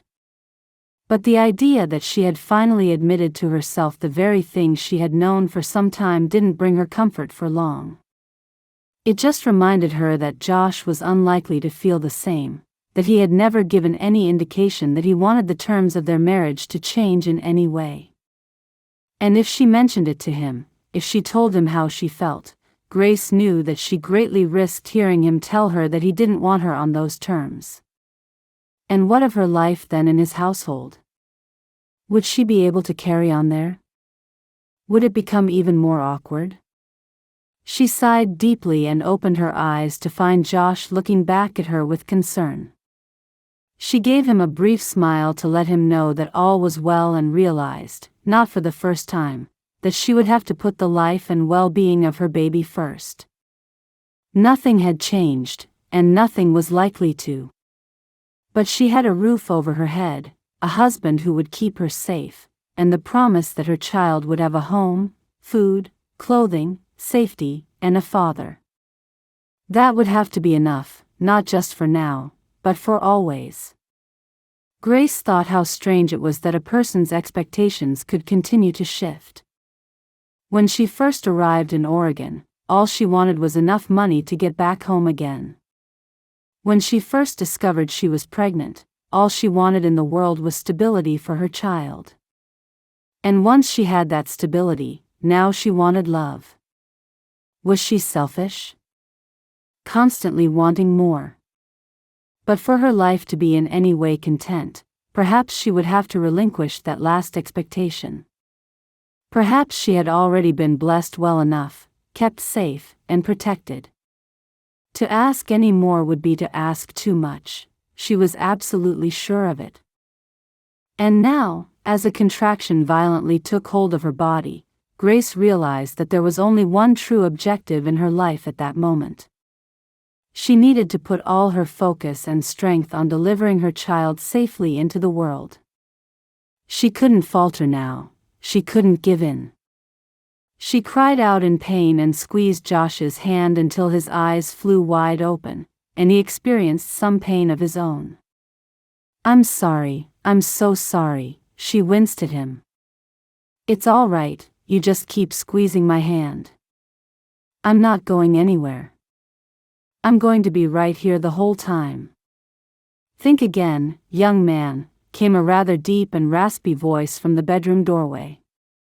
"It's enough of a job to help bring a child into this world, Josh Lacey, without having a man fluttering about and getting in the way." Mrs. Woolman, with Janet right behind her, bustled forcefully into the room.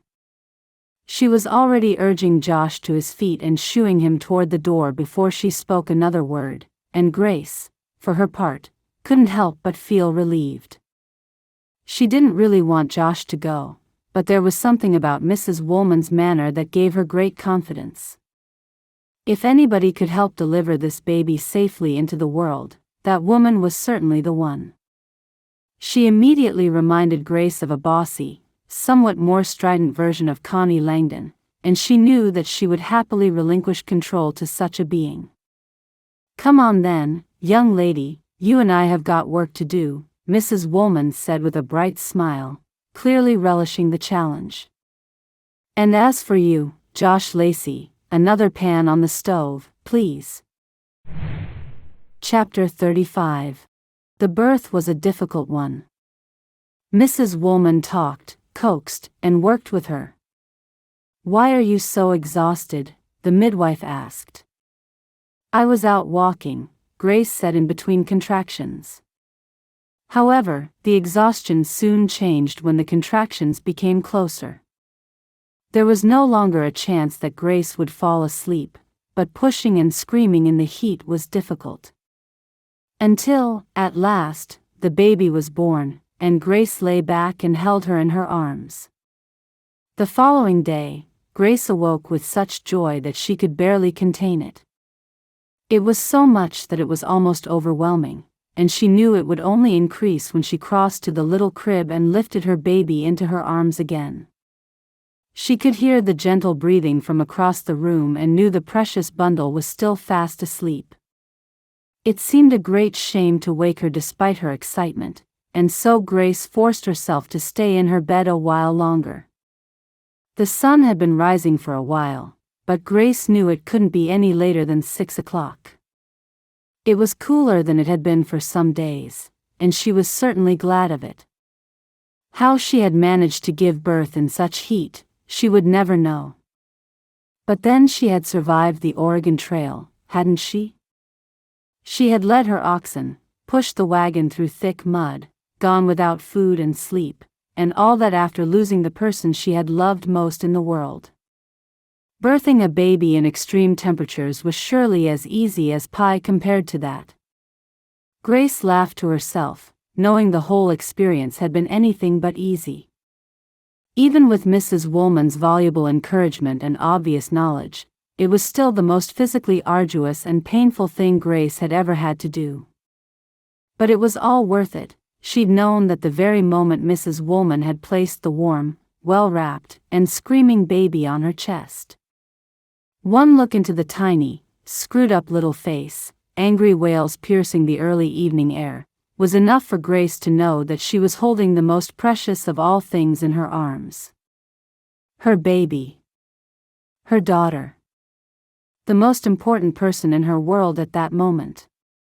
Josh had come into the room as soon as Mrs. Woolman would allow him, which was not before she had the bed changed, got the baby washed, and the mother well and truly tidied up.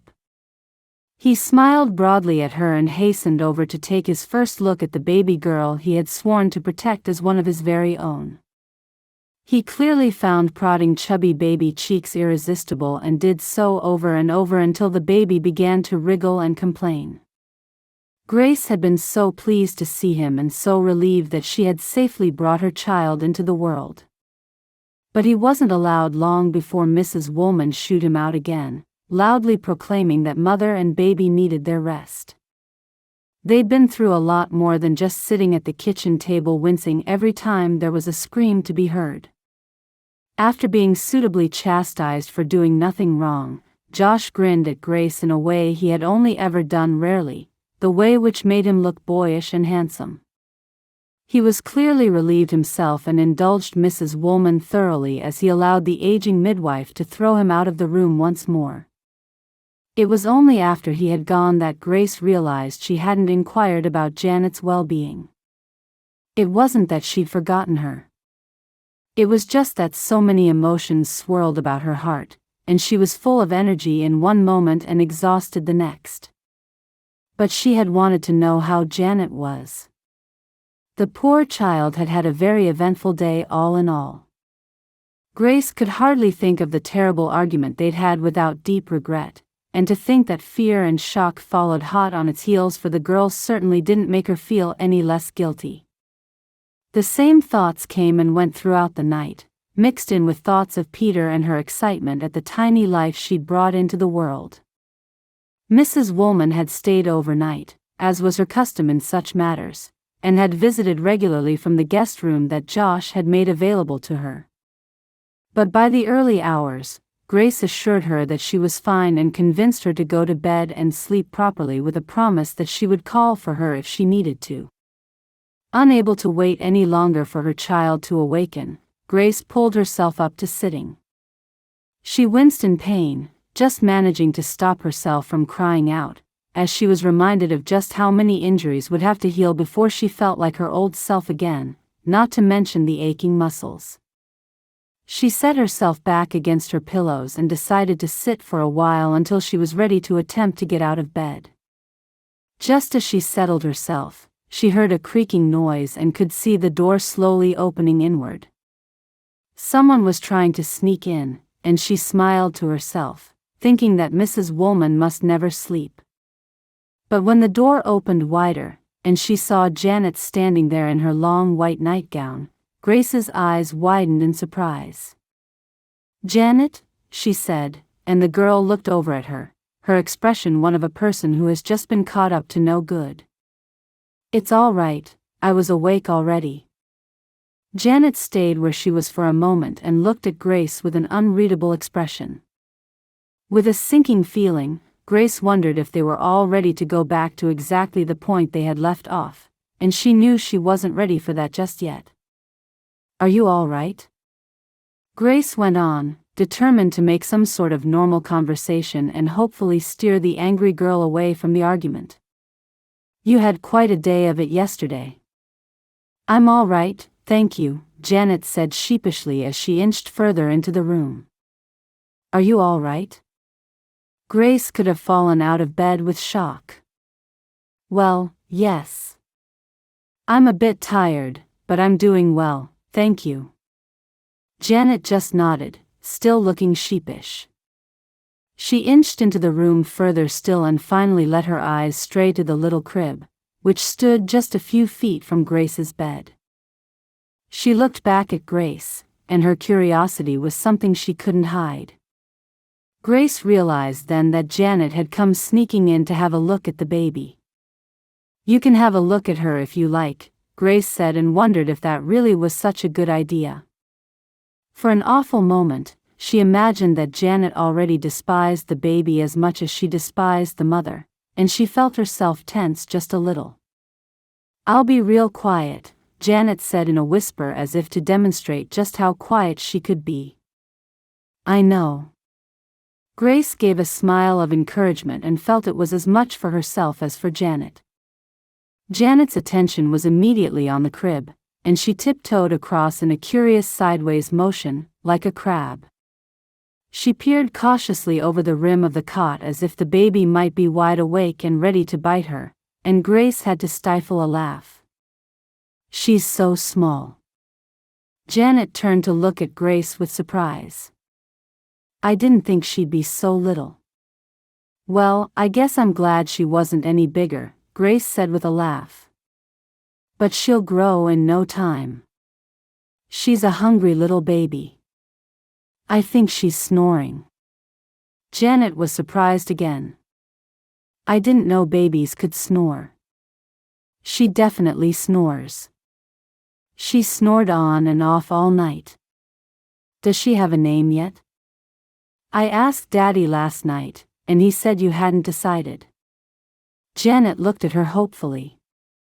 Grace didn't know quite what to think. Chapter 36.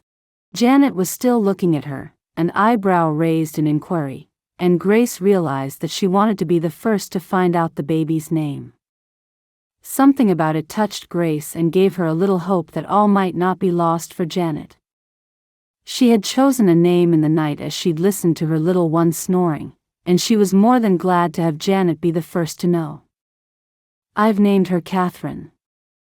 But we'll call her Katie, Grace said with a smile. What do you think? Katie, Janet said thoughtfully and looked back down at the baby. Yes. It suits her. She looked back at Grace and nodded her approval. And little Katie has a lot to learn about life, I guess, Grace began. Yes, Janet said absently as she continued to peer in at the sleeping bundle.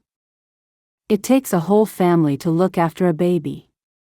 To teach her and play with her. They need a real lot of fuss, you know. Yes, they do, Janet spoke with the sort of adult sense that was always so sweet in a child. Lots of looking after. And playing with. She was speaking quietly to herself again. Grace watched in silence for a moment, once again sensing that she needed to let Janet set her own pace. She could see a little movement and knew it wouldn't be long before Katie was wide awake and looking for her next meal. She's starting to wake up, Janet said and looked back at Grace with some concern. It will take a moment or two for her to wake up properly. She will wriggle around for a little while first. She won't know who I am. She soon will. Maybe you should tell her. Hello, Katie, Janet began a little self-consciously. I am Janet Lacey. Once again, Grace had to bite her lip to hold back her amusement at the curiously formal little introduction. I don't think she can hear me. Don't worry, she can hear you. Look, she's moving even more. Oh, you're awake, Janet said in a whisper. Your eyes are open. She leaned in a little further. It's all right, Janet, you can touch her if you want to. Grace was surprised when Janet turned and smiled at her excitedly. Go on, just stroke her cheek. Janet leaned in further still and reached out her hand. She likes that. Janet turned to Grace as if to impart some wisdom. She likes that very much. Good, I'm glad. Hello, Katie. You're warm and very pink. You're real pretty, too, and I reckon the pinkness will wear off soon, so you don't need to worry about that. I don't reckon you'll be pink forever. In no time at all, it was as if Janet had entirely forgotten herself. And you'll get bigger, too, so that's another thing you don't have to worry about. Grace was caught between being amused and touched and blinked hard at the little tears of emotion that sprang to her eyes. The truth was she had been blinking hard at little tears of emotion ever since she had given birth to the beautiful little girl, and she thought it might be a good long while yet before she managed to get those emotions under control again. But until you get bigger, I'll help you. You won't be able to walk for a while, most babies can't. You'll soon be able to crawl around, though, just like Jimmy's sister's baby. She was crawling around in no time. As Janet continued to speak, Grace could hear Katie gurgling.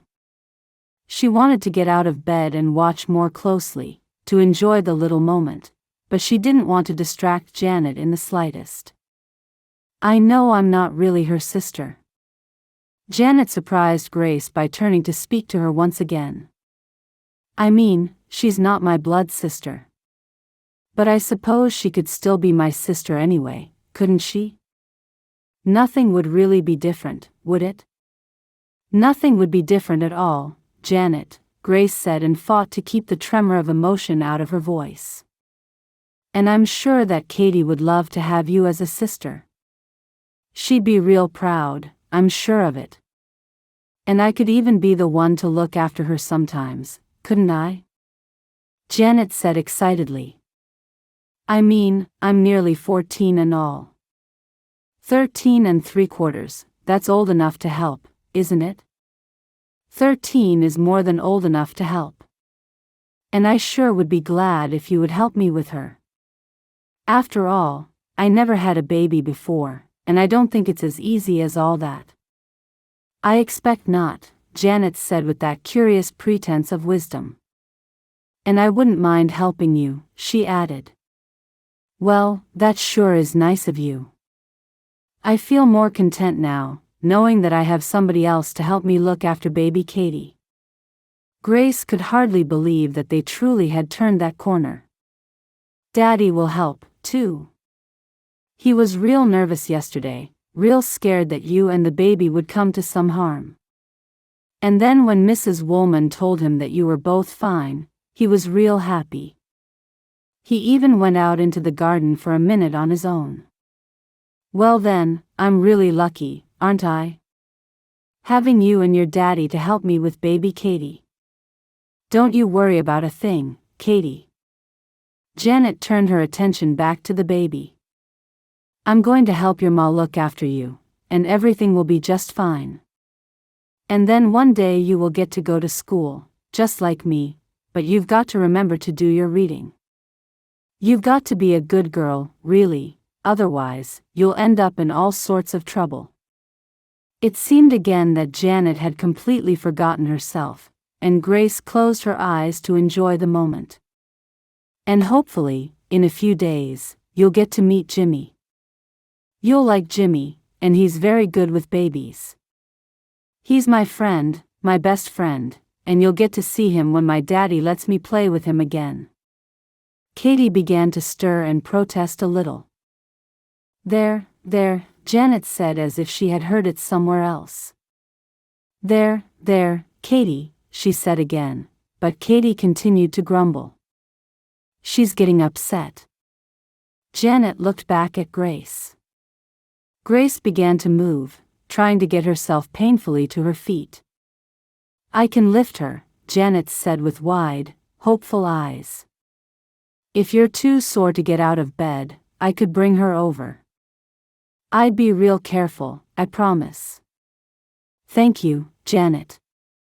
But you have to take care to support her head. Babies have real wobbly necks, Grace said and felt a twinge of fear.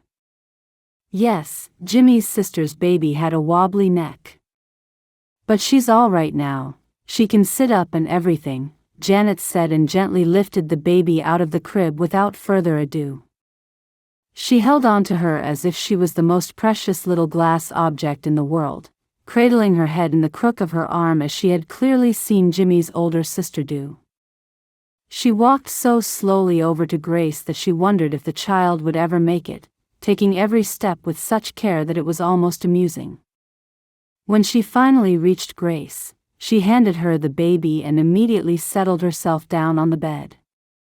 Janet couldn't have been closer to the pair of them, and she didn't take her eyes off the baby for a moment. She's all right now. She's stopped grizzling, Janet said knowledgeably.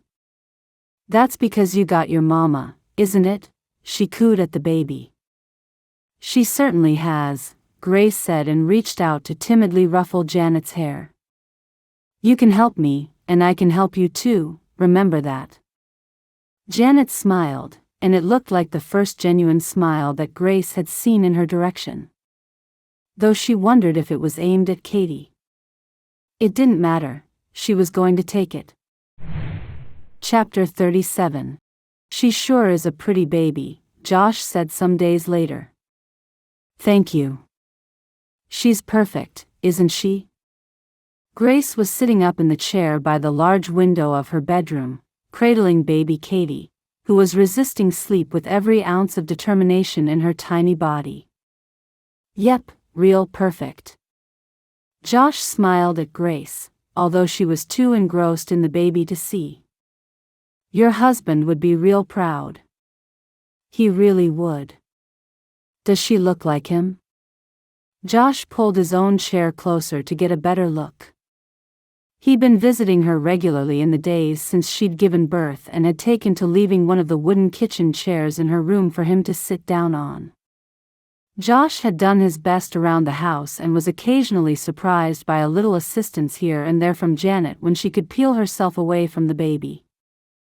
He'd made every one of Grace's meals and smiled as he watched her politely, trying to choose some of the less palatable creations. But they'd fallen into a little routine, with Josh running back from the lumber yard at least once every hour to see if she needed anything. It was clear Grace was going to get on the mend sooner rather than later, and he could already detect signs that she was growing tired of her confinement. I think she has Peter's eyes. They're a lot lighter than mine, see, she said and turned Katie just a little so Josh could peer into the chubby little face. You can see them turning from blue to hazel, not dark brown like mine. Josh's face must have appeared quite suddenly to the sleepy baby, whose eyes opened wide as her little mouth fell open. They both laughed, much to Katie's disgruntlement. She sure knows how to make her feelings known, Josh said and reached out to touch the silky pink cheek. There, that's not so bad, is it? He dropped his voice to a low croon. You'll get used to me, little lady. She doesn't look much like me, Grace said thoughtfully. They changed so much. Janet didn't look like either Eileen or me when she was this size. But she soon took on her ma's wild curly hair and coloring. Apart from her eyes, Grace said and looked into his for a moment. Janet's eyes are just the same shade of green as yours. Josh sat in silence for a moment, relishing not only the eye contact but also the idea that Grace had given any thought at all to something as simple as his eye color. But he dismissed it immediately. He had vowed to himself to give up on his ridiculous notion and get on with life. When he thought about it seriously, they had a good thing going between them. There was a time, after all, when he would have given his right arm for nothing more than a housekeeper who would stay on for more than a couple of weeks. Now that he'd managed that and more besides, Josh knew he should be grateful for that much. The relief at seeing such a change in Janet was something he could easily compare to the joy of a newborn baby. And little Katie was a joy to him, too. In the end, after so much perseverance, not to mention forgiveness, Grace had managed what he had not. She had broken through the fence around Janet's heart. "Josh?" Grace said when he'd been quietly smiling to himself for a while. "Oh, sorry." He chuckled. "I was just thinking about Janet. She sure does love this baby." "I know. I didn't think she'd go off to school this morning. She hovered for such a long time, and she looked pained when she had to leave." Grace laughed. "She really has taken to her. It looks like Katie here managed to get through to her with no trouble at all. I reckon you had a good bit to do with it, too." "I can't let the baby take all the credit." Josh laughed. "She was real worried when we were sitting outside in the kitchen waiting." It was genuine, Grace. Josh hoped Grace would believe him, for it was true. "She thought you were hurt." Janet had changed completely before she had even set eyes on the baby.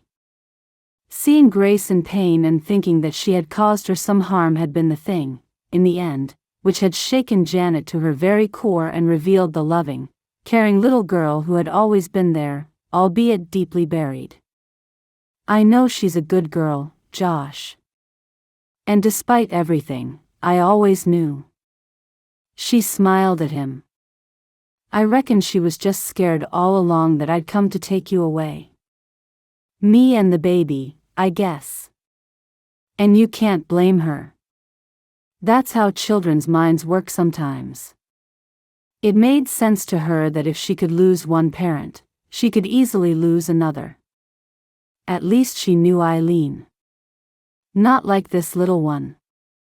He resisted the urge to poke Katie's chubby cheek now that she was finally asleep. She'll have to rely on stories about her daddy.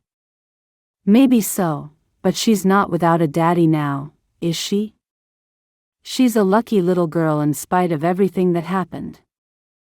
Josh swallowed hard, not trusting himself to speak. He'd been surprised at the way he had taken to the baby himself, falling in love with the tiny little scrap almost as quickly as Janet had. But he had wondered what his place in her life might be. Protector, yes, and the man who would keep her housed and fed for as long as she needed him to, certainly. But to hear Grace describe him as her daddy was an unexpected pleasure that touched him more than he could ever have imagined. And that was in the spirit of everything he'd promised. Josh knew he would care for Katie just the same as he did for Janet, just as he was sure Grace would return the favor for his own child. They were an unusual family, but a family nonetheless, and he knew he would have to be determined to do nothing that would upset the balance, however much he might want to. However much his arms ached to pull her into his embrace, he knew he must never do so. Chapter 38. I'm just glad to be out of my bedroom.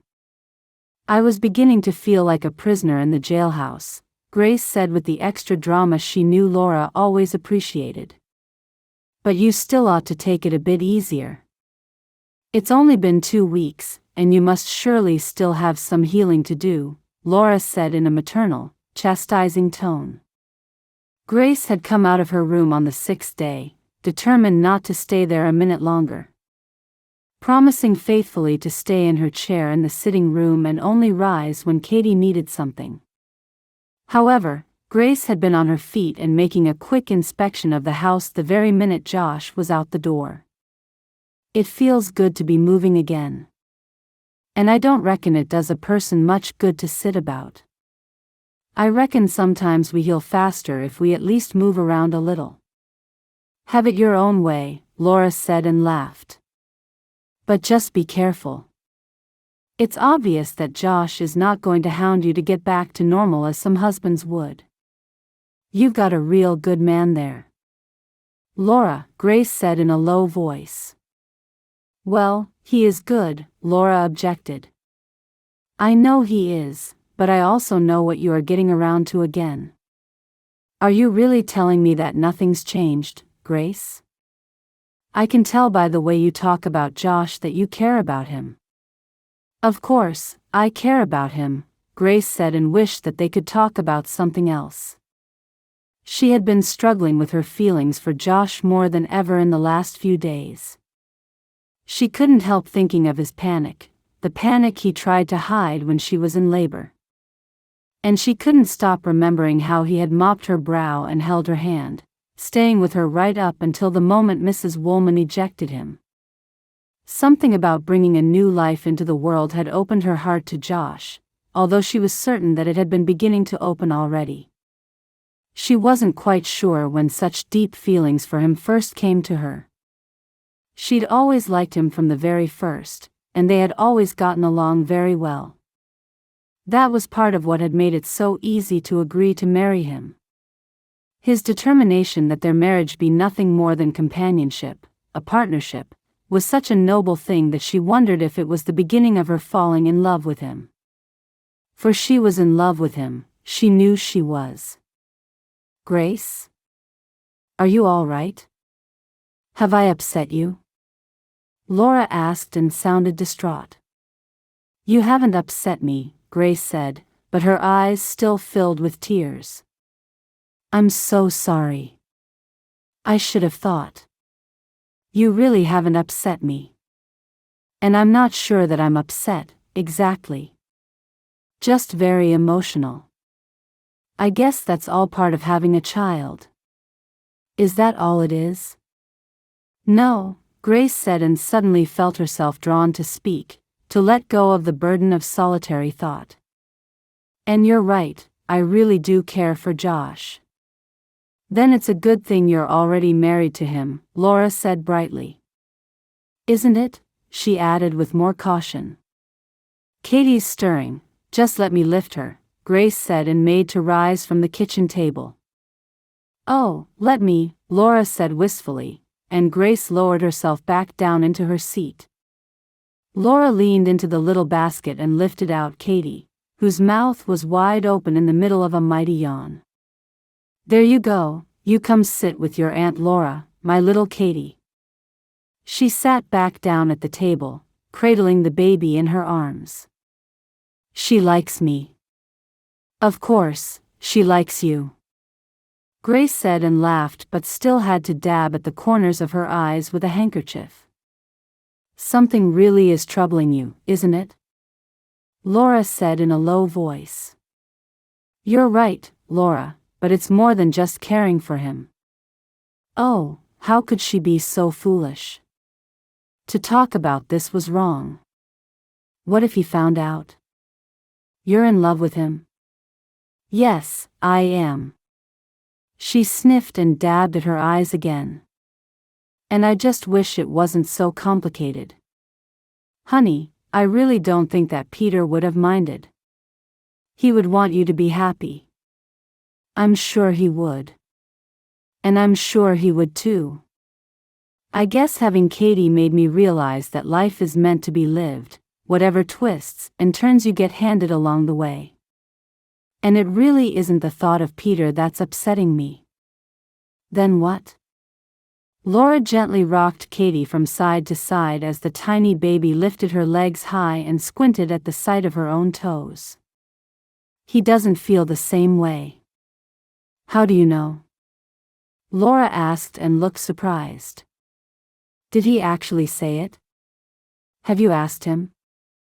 No, of course, I haven't asked him, Grace said. I don't need to ask him, I just know. That can't be right, Laura said and shook her head firmly. The way he looks after you, the way he looks at you, it has to mean something. It means he's a good man, Grace said a little desperately. Good man or not, he asked you to marry him as soon as you told him you were expecting. A man doesn't just do that without some feeling. There were feelings, deep ones, but they were about his daughter. You know what things were like for him with Janet before I arrived and long after I arrived. He needed me to stay. He needed a ma for his daughter. And he never made any pretense of it being anything else. I really have nothing to complain about. I just wish that my own feelings hadn't changed. I wish I could just go on liking him the way I always did. This is too much, it's too hard. You really love him that much? Yes, the word made her realize just how much, and she felt foolish, excited, and despondent all at the same moment. After all my denials, not just to you but to myself, yes, I really do love him that much. Then I think you have to tell him. You have to talk to him. No, I can't do that. He offered me something that I needed at the time, that we both needed. And he was real clear about the terms of that offer. He's never once given me the idea that he is looking to change it. I mean, my room's right next door to his, and he never comes in, not without knocking. He's just being polite. He's my husband, Grace said with exasperation. Just give it time. He's not going anywhere, is he?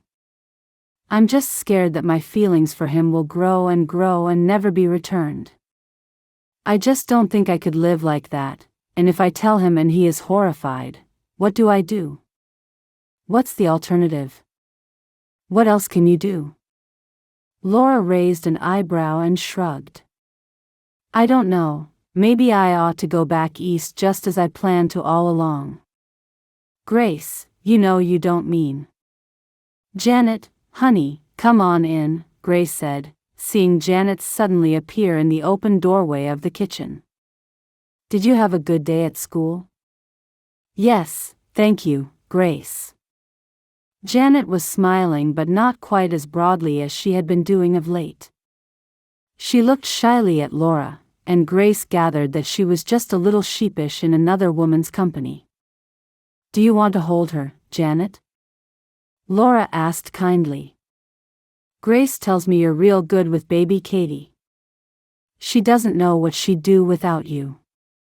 Yes, please, Janet said and hurriedly settled herself down in the chair next to Laura and patiently waited to have Katie put into her arms.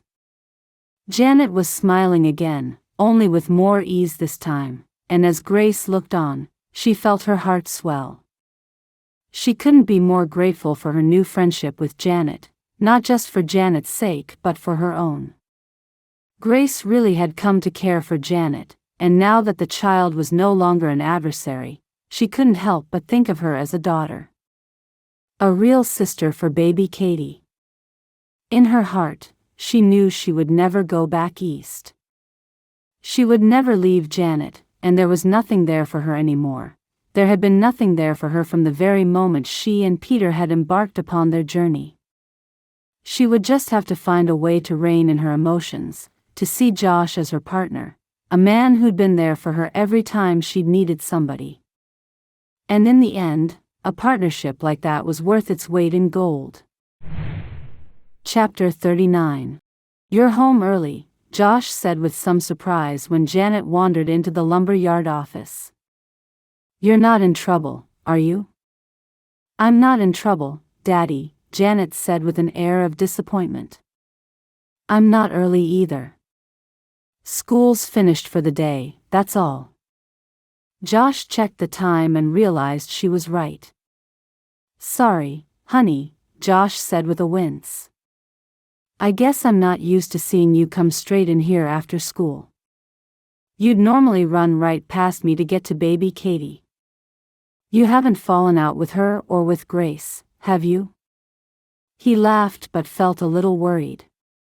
Things had changed so much for the better. He had his old, happy Janet back, and he loved it. Don't be silly. How could anybody fall out with a baby? Quite so, Janet. He bowed by way of an amusing apology. So, to what do I owe the honor? What does that mean? Janet wrinkled her nose. The honor of your presence. She gave him a look of desolation and confusion. All right, why are you here? You don't normally come straight in from school to see me, you go straight into the house to find the baby. I know you too well, Janet. What is wrong? Josh was pleased to see his daughter laugh, relieved every day that there had been no return to her old behavior. He didn't really understand how everything had changed.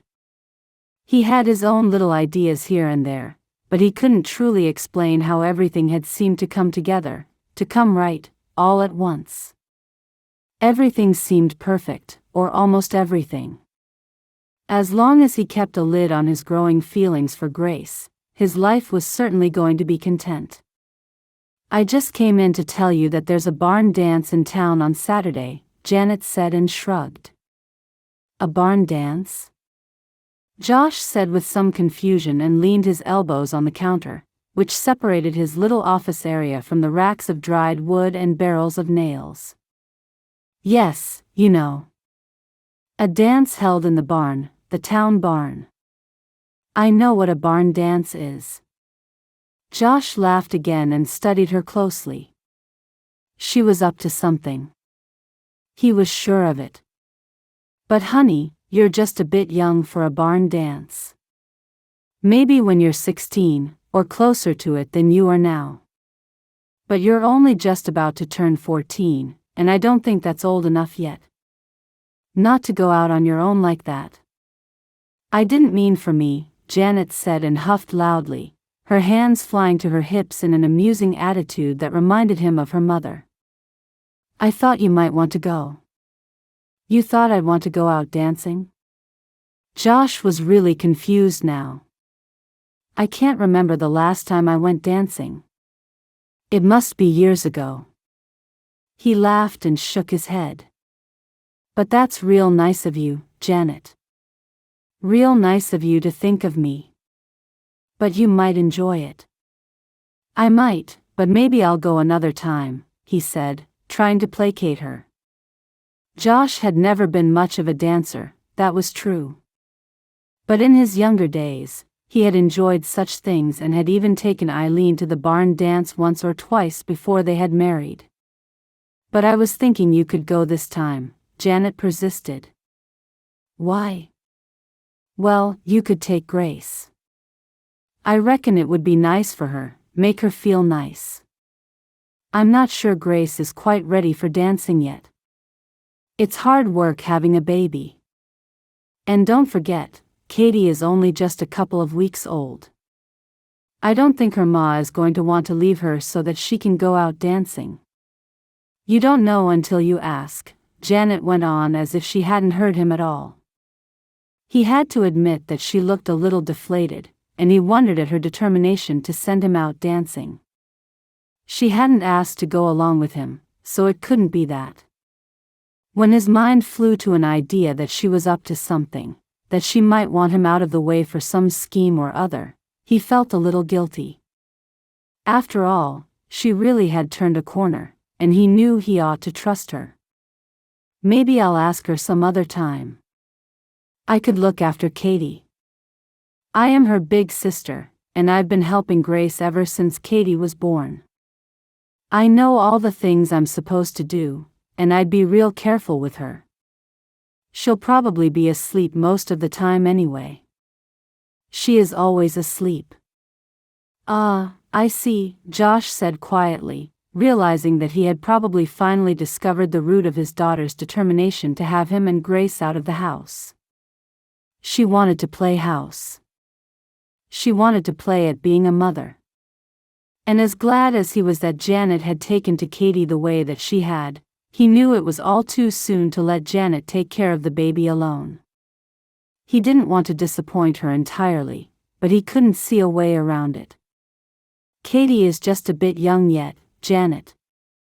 But I know just as soon as she is a bit bigger and a bit stronger, Grace would be only too happy to have you look after her.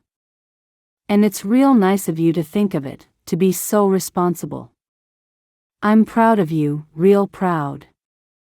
Janet shook her head from side to side with exasperation and huffed loudly before turning to wander out of the lumber yard. As Josh watched her go, he hoped that this didn't signify a return to the old days. She was annoyed at not getting her way, but he hoped that she would find a better way to get over that than she was used to using. But he knew that he couldn't let her have her own way and look after such a tiny baby just to keep the peace. Besides, taking Grace to the dance was a recipe for disaster. The thought of holding her in his arms was too much for him. Chapter 40. When Janet wandered into the kitchen, Grace was busy preparing the evening meal. She smiled as Janet made her way straight to Katie's basket to peer down at her. "Is she still asleep?" Grace asked over her shoulder before returning her attention to the vegetables she was chopping. "Kind of. She's a bit wriggly, but her eyes are closed," Janet said and moved one of the kitchen chairs so that she could sit next to the basket and stare down, clearly in the hopes that her baby sister would be awake soon and she could pick her up. "Are you all right, Janet?" "You seem a bit quiet," Grace said with ease. She had spent so much time with Janet of late that she was already out of the habit of carefully phrasing questions, of thinking about every word she said before she said it. And it was so much easier, so much less exhausting than it had been. At times, Grace thought that it was as if the two of them had never had a cross word before. It was as if they had been friends from the very beginning, even though they had been anything but. But she was certain that this was the real Janet, the little girl who had been lost to the world when her own grief had swallowed her whole. It was so wonderful to see her happy and engaged with life again. "I'm all right, thank you," Janet said, but didn't sound convincing. "Has something happened at school? You haven't fallen out with Jimmy, have you?" "No, I haven't fallen out with Jimmy. But he sure is doing a lot of complaining these days," Janet said in that little girl grown-up way she had developed lately. "I suppose he's just a bit jealous that I spend so much of my time with Katie now after school and on Saturdays. Maybe he just misses you. I mean, you're still best friends, after all." "I guess so. Be kind to him. He's just missing you. He's feeling sorry for himself. You can include him, Janet. You can still bring him here, can't you?" "Yes." Janet nodded vigorously. "I reckon I could." "Then why don't you ask him tomorrow? See if he wants to come here after school, and I'll fix him something to eat. He can sit down with us, and the two of you can play with Katie." "All right, I'll ask him." "Thank you, Grace." Janet seemed to brighten up, and Grace was glad of it. Good. She smiled and had that warm sense of contentment again, that feeling of comfortable family life. "Then I'll make something real nice for dinner." "Grace?" Janet said in that inquiring tone the children often used, which suggested a request of some sort was on its way. "Yes?"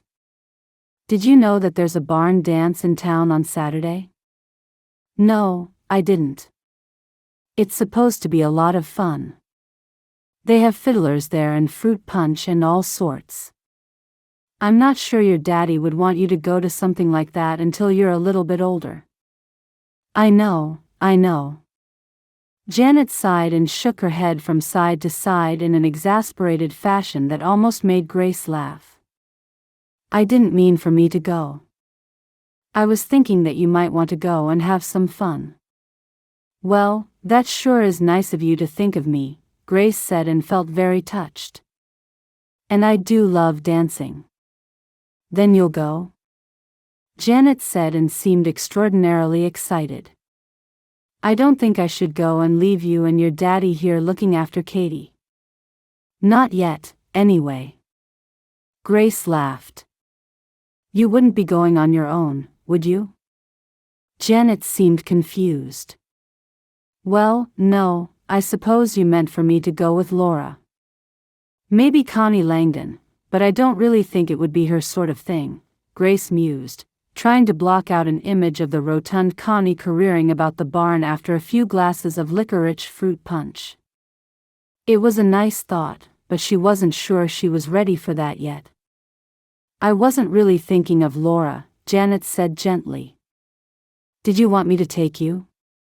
Maybe your daddy wouldn't mind you going if I was with you, Grace mused. I'm sure there'll be other children there with their parents. I don't want to go to the barn dance. Janet was clearly losing patience, and she sighed. Honey, I don't really understand. Grace had to admit defeat in the end. You could go with Daddy, couldn't you? That's what I meant. You could go to the barn dance with Daddy on Saturday and have a nice time. Oh, I see, Grace said and laughed. Well, it would be very nice. I'd like that very much, but I can't leave you here with Katie all on your own. But maybe I don't need to be all on my own. Maybe we could ask. Are you still talking about the barn dance?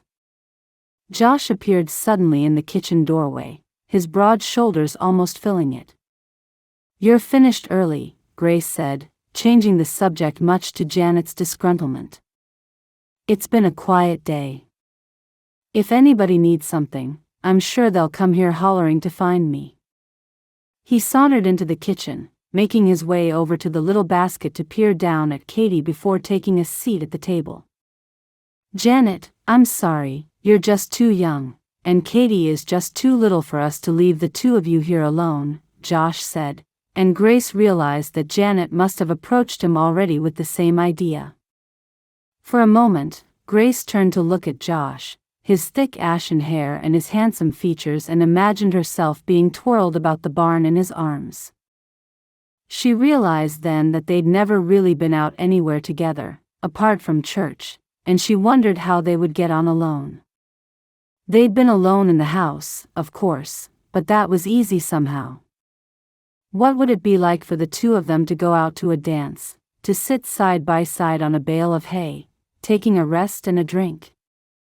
In her mind's eye, she could see them hot and breathless from the dancing, sitting close to one another as they cooled down again, her hand in his. She imagined them laughing, enjoying the evening, enjoying each other's company. Being with each other because they wanted to be, not just because they were a partnership, not just because they helped each other through life. Just time spent together for the sake of want rather than need. Enjoying the dance and living. Well, if you don't want to go to this one, they have a dance every 6 weeks, Janet said, and it was clear she wasn't about to give in. Janet, as I said before, it's real kind of you, but we're not going to the barn dance, and that's that, Josh said with kind firmness. Grace felt crestfallen as the happy image she had created in her mind seemed to disappear in a puff of smoke.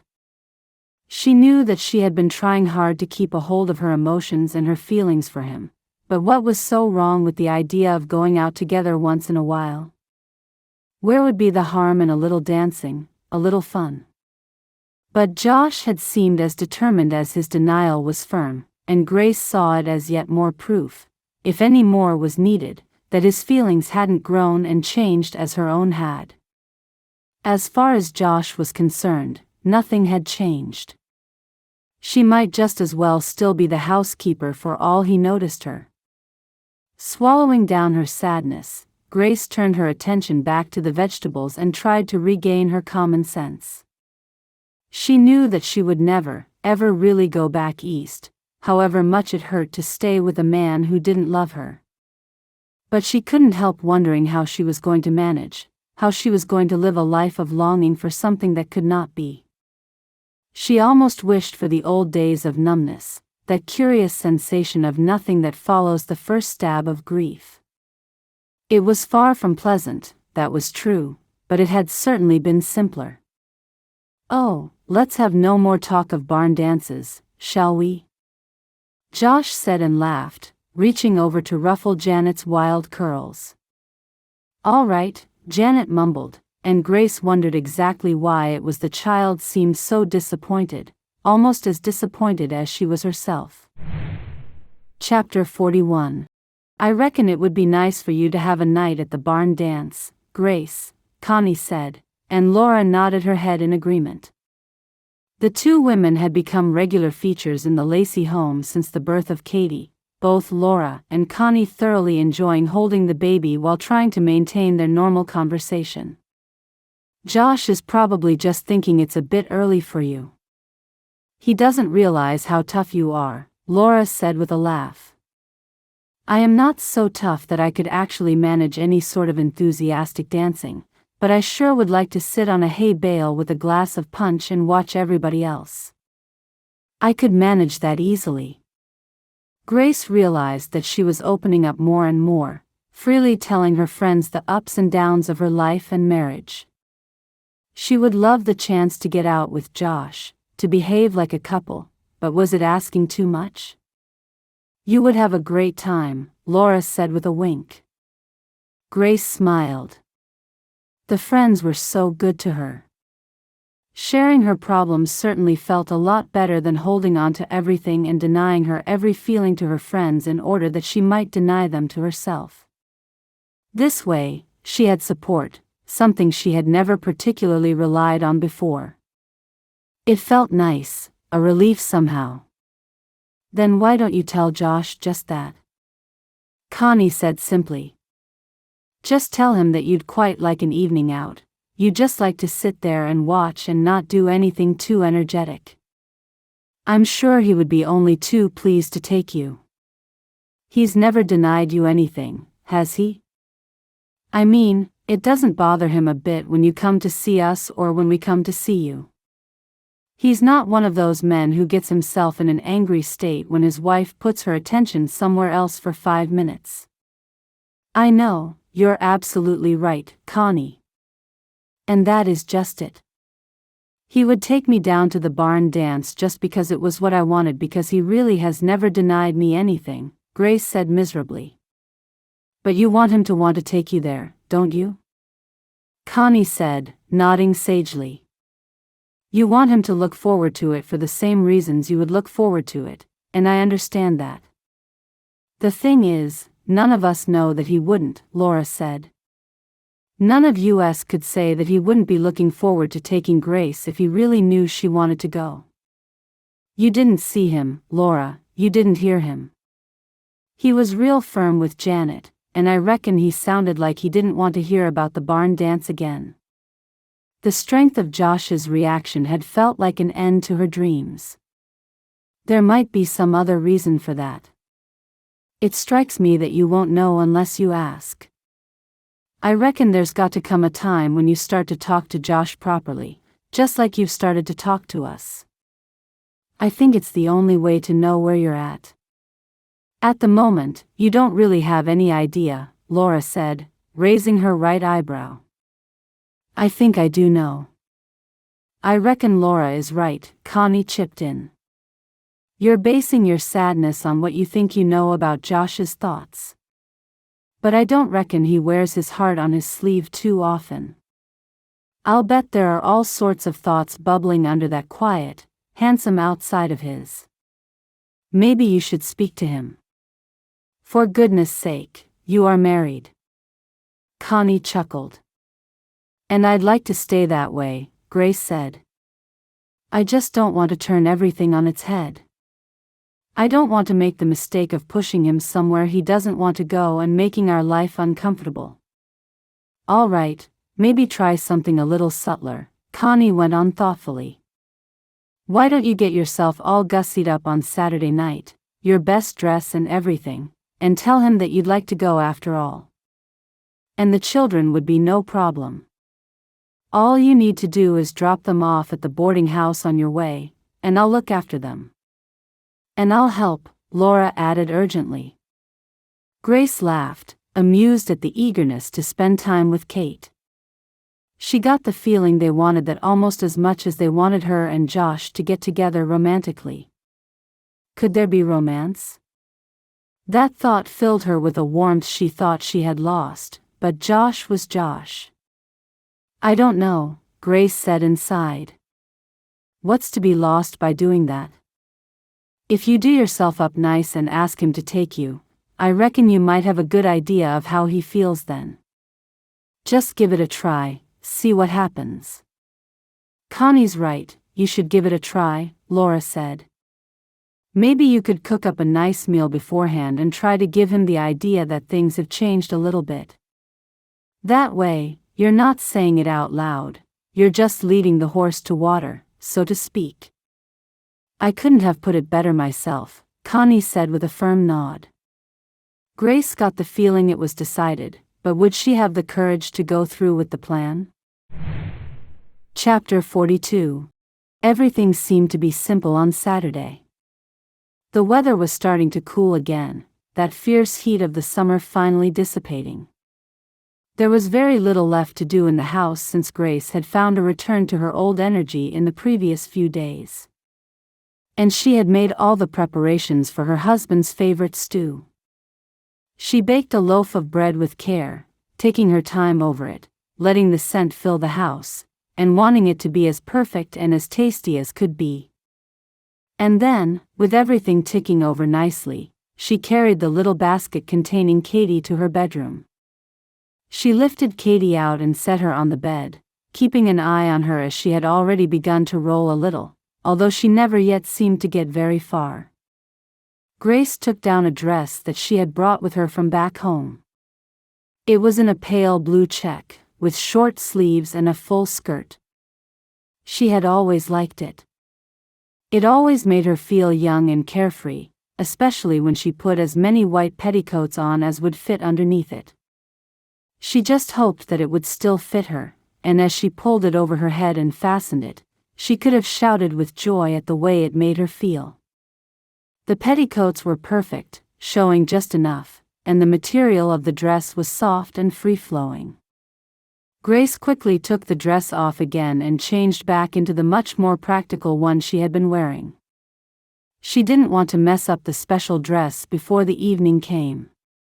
She smiled at herself, realizing that she was growing in confidence and had an idea that she and Josh really would be going to the barn dance together after all. What would he think? Well, there was only one way to find out. She was sure that her hair was something that she could get done early and not worry about it spoiling before the end of the day. And so, she brushed it until it was gleaming and twisted it into a full and impressive pleat on the back of the head. She pulled out a few strands and tied them up with rags to create neat ringlets here and there, enjoying some time to play with Katie as she waited for them to set. By the time Josh came in from the lumber yard, closing at midday as he always did on a Saturday, Grace knew that all she would need to do was change her dress at the last minute. Everything else was done. As she gave him a slice of bread and butter and a piece of cheese to be going on with, she smiled to herself when she noticed him eyeing her curiously, taking notice of her well-done hair. "Your hair sure does look pretty, Grace," he said with a smile as he quickly dispatched the bread and butter and looked around as if she might be bringing him some more. "Thank you." She smiled back at him. "Are you still hungry? You normally give me a bit more than this." He laughed. "Am I getting fat?" "No, you're not getting fat." Grace laughed. "It's just that I thought we'd eat our evening meal a bit earlier today. To be honest, you won't have long to wait, and it's that stew you like." "Oh," Josh said and raised his eyebrows. "Yes, and I've baked a fresh loaf of bread to go with it." "Well, that sure does sound nice." "Thank you." He paused for a minute and then looked back at her. "But why are we eating so early?" "Well, I thought it might be a nice idea to go to that barn dance after all." She felt her stomach tighten with excitement and fear. "The barn dance that Janet keeps talking about?" He frowned. Her stomach clenched. He hated the idea, but something made her keep going. Was it desperation? She didn't know, but she felt pulled to this man, and she had to see if her friend's plan could work. She was not going to back down at the first hurdle. "Yes, the very same." Grace tried to sound as if it hardly mattered if they went or not. He frowned. His frown didn't fill her with certainty that he would truly want to go, and now the little bit of confidence she had built up had all but dissipated. Grace, we don't need to. You don't have to worry about Janet so much now, really. We don't need to placate her on everything, he said gently, as if he didn't want to upset her. Janet?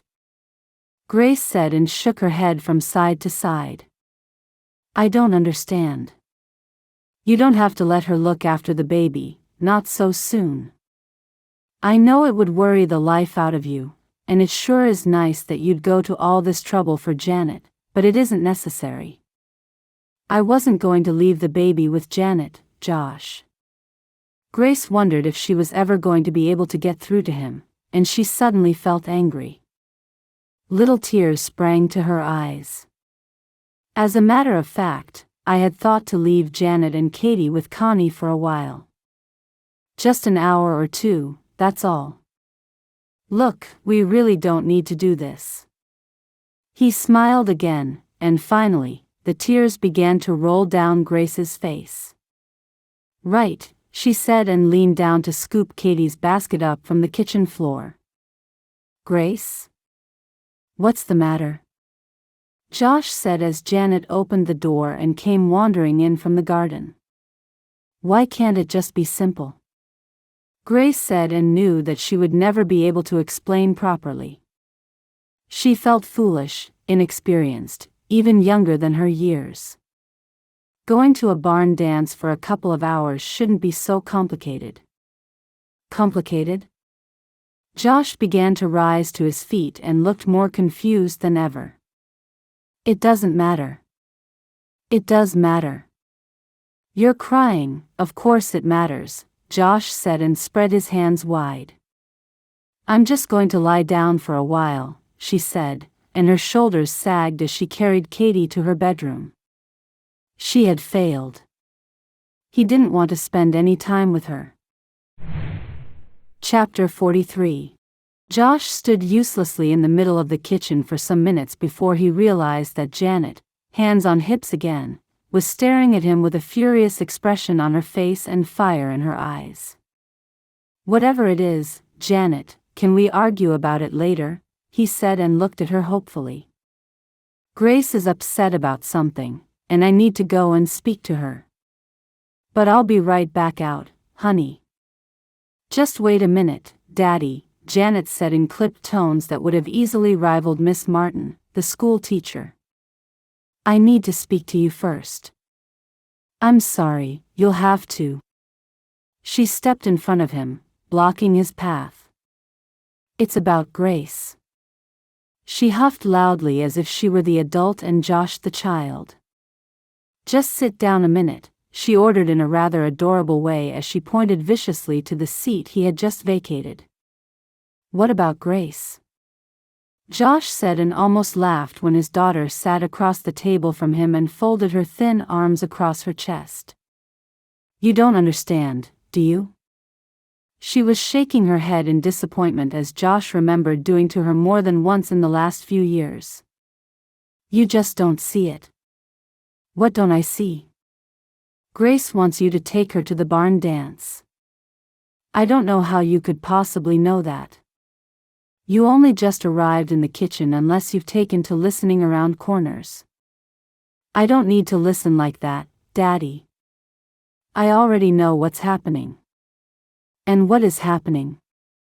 His head was spinning with confusion. I'm trying to let you know that Grace loves you. She was scowling at him now, her green eyes narrowed to slits. But you probably should have noticed that yourself. She was telling him off and telling him such tales that he didn't know whether to be amused by it all or intrigued by what she was saying. Janet, I'm not sure what game this is now. I am so glad that things are better for you, better for Grace, and better for me. I don't want to return to the way things were, honey. I really don't. But neither do I. But I don't want Grace to leave either. She stopped scowling and looked a little more upset. What do you mean you don't want Grace to leave? Grace is leaving? Fear reared inside of him, and it took all his strength to stay at the table. He wanted to race to Grace and ask if this was true. But it couldn't be true. Why would Grace leave? She had everything she wanted. She wants to go back east, Janet said with such surety that he was taken aback. She told you this? He felt as if his heart had dropped at high speed and landed with a thud in the pit of his stomach. She didn't tell me, she told Laura Price. They didn't know I was there, and I really wasn't listening around corners, not on purpose. I was just coming back in from school, and they didn't see me at first. That's when I heard Grace say that it might be easier for her to go back east because it was too sad for her to love you and know that you don't love her back. Are you absolutely sure? That's exactly what she said? Josh said, and felt the doom in his stomach turn into a burgeoning excitement. His mind was spinning. Could this be true? Could he have missed the signs? Maybe not exactly, but that's near enough. That's what she meant. Now, wait a minute, are you just adding to this? Josh narrowed his eyes in a parody of her own expression some minutes earlier. The excitement was dulled, but the seed of it was still there. Could he believe Janet? If he made a move on Grace and she hated the idea, he might push her away. No, I'm not making this up or embellishing it. I know what I heard and what I see with my own eyes. The way she looks at you. She was sad because she loves you, and she thought she would be too sad to stay as you don't feel the same way. That's quite a lot to hear for somebody who promises she doesn't listen around corners. Maybe I did listen a little bit, but you need to do something, Daddy. I don't want Grace to leave, not now. I want her and Katie to stay with us forever. If they go, I will never forgive you. She folded her hands in front of her and leaned back, peering at him and making a brief return to her old refuge of a furious look. All right, I believe you. He reached his hand out, waiting a couple of patient moments before she agreed to take it. Well, we can't have Grace running away and leaving us, can we? Then you'd better go in there and tell her that you love her. And then you better take her to the barn dance to prove it, Janet said firmly. How do you know that I love her? Because you're my daddy, and I can see. I saw it all along. I was real angry with you about it before, but I'm not now, I'm glad. And I really, really like Grace. I don't want her to go anywhere. So just get in there and do something about it, Daddy, I'm serious. All right, I'm going, Josh said, and with his heart pounding, he made his way to Grace's room, trying to fight an urge to run to her and praying that Janet was right. That he hadn't already blown this. Chapter 44. May I come in? Josh said, knocking on the door and already pushing it open before she said a word. Yes, come in. She was leaning over the crib where she had just placed the sleeping baby and was pleased that this gave her a few moments to control her emotions. Grace had already dried her tears and was beginning to feel silly, wishing that she had never embarked on the ridiculous idea in the first place. She would have words with Connie and Laura. Hopefully, they could laugh about it in the future. For now, she wondered why she hadn't just let things be. Now, to add to everything else, she was embarrassed. She turned to look at him and swallowed down her nerves. Grace, I am so sorry. He crossed the room quickly, standing so close in front of her that she was a little taken aback. I reckon I got myself confused about this barn dance business. I honestly thought you wanted to go so that Janet could have her way and play mamas and babies for the evening. Sorry, I just wanted to go out, that was all. I didn't mean to get upset. And it doesn't really matter. It's only a barn dance, Grace said, and hoped to give the impression that she had already brushed it off. That it didn't change anything between them. I was kind of hoping it was more than that, Josh said with a slow and confident smile. I don't understand. Grace felt a lump in her throat, and her pulse increased. What did he mean? I guess I was hoping that you were upset because you wanted me to take you to the barn dance. Not just to be at the barn dance, but to be with me. A touch of color flushed his cheeks. But I reckon that was just wishful thinking. You'll have to excuse me, Grace. I've done a lot of that lately. A lot of, she felt even more confused, not wanting to trust her perceptions for fear of being wrong. A lot of wishful thinking. He laughed. You know, about you and me. I know it's not what I said in the beginning, but things have changed a bit since then, haven't they? Grace felt as if the world was turning, and she wanted to get off now. She wanted to stay at this point where he thought things had changed, as long as that change was for the better. Things have changed a lot. She felt her heartbeat quicken even more. And I suppose I've been trying to hold back for so long that I had myself convinced we'd never get anywhere, that we'd just carry on as we were, Josh said with a smile creasing his lips. You had it so difficult, Grace. I know that you were broken to pieces before you came here.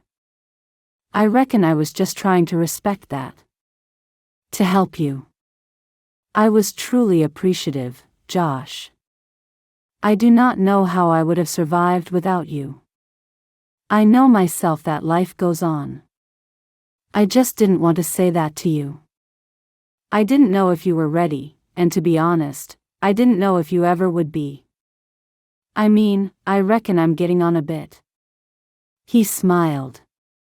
You look just fine to me, Grace said shyly as she finally allowed herself to look at that handsome face, those broad shoulders, with a longing for so much more. A real marriage, romance, love. I honestly had no idea. Not until Janet told me, he said. Grace raised her eyebrows into high arches as a flush of worry mixed with her excitement. Janet? And just what did Janet tell you? Grace wanted to be absolutely sure about everything. She wanted to know without a doubt that the man she loved so much loved her in return. If Janet had a hand in it, there was no telling how much of what Josh told her was real. She told me that you wanted to go back east. He winced as he clearly realized the mistake he'd made. Oh, I see, Grace said and felt deflated again.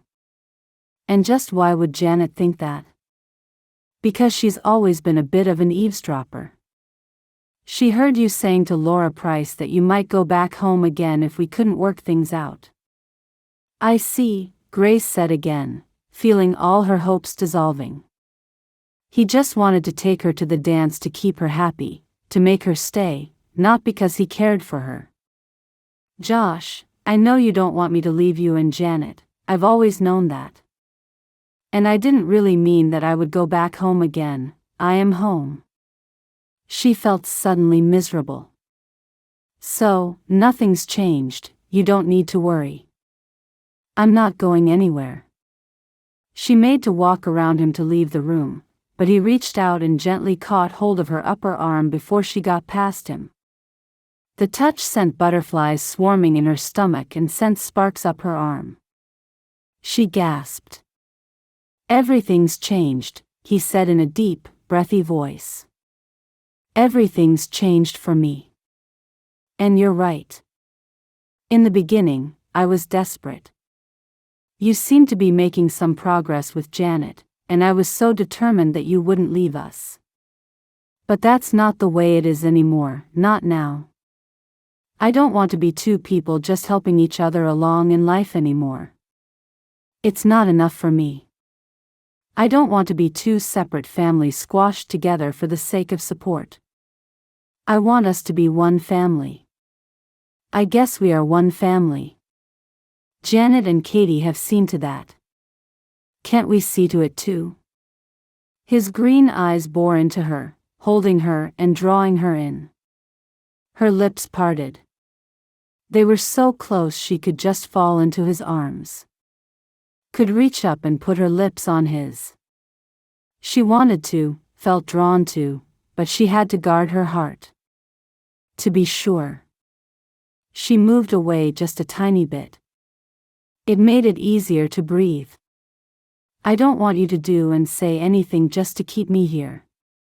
I'm staying, and that's it, Grace said flatly.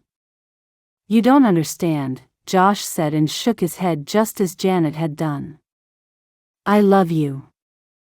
I've loved you for so long, and it's been eating away at me for months. I only held back because I never thought you'd feel the same.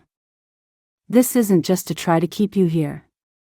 This isn't selfishness or fear. I love you. Let me say it again. I love you. And the Lord knows I've wanted to tell you every day for so long. He moved his hands to her shoulders and drew her into him. You really love me? You're not just saying it? He was so close it was hard to breathe, hard to talk. She wanted to fall into his arms and forget the world. No, I'm not just saying it. I love you so much. You have no idea how difficult it is for me to go into my room every night and lay there trying to sleep, knowing that you're just on the other side of the wall. My wife is a few feet away and 1,000,000 miles away all at once. Please believe me, I really do love you. Josh pulled her into his arms, their bodies touching as he slid his arms around her back. He covered her lips with his own and kissed her passionately, so passionately that she could hardly respond for a moment. She was so surprised. But it felt good. New, exciting, and yet like coming home and being wrapped in the arms of love. He drew away for a moment and looked at her, his beautiful green eyes staring into hers, his hands firm on her back. Well, he said and raised his eyebrows at her. She swallowed, transfixed and unable to speak for a moment. She could see the worry, the fear in his eyes, and it had matched what she felt just seconds ago. But not now. Now she knew that he loved her and that life was just so wonderful. I love you too, Josh. I can't believe it happened, but it's true. I love you so much. This time, Grace reached for him, pushing her fingers into his thick, ashen hair and returning his passionate kisses with some of her own.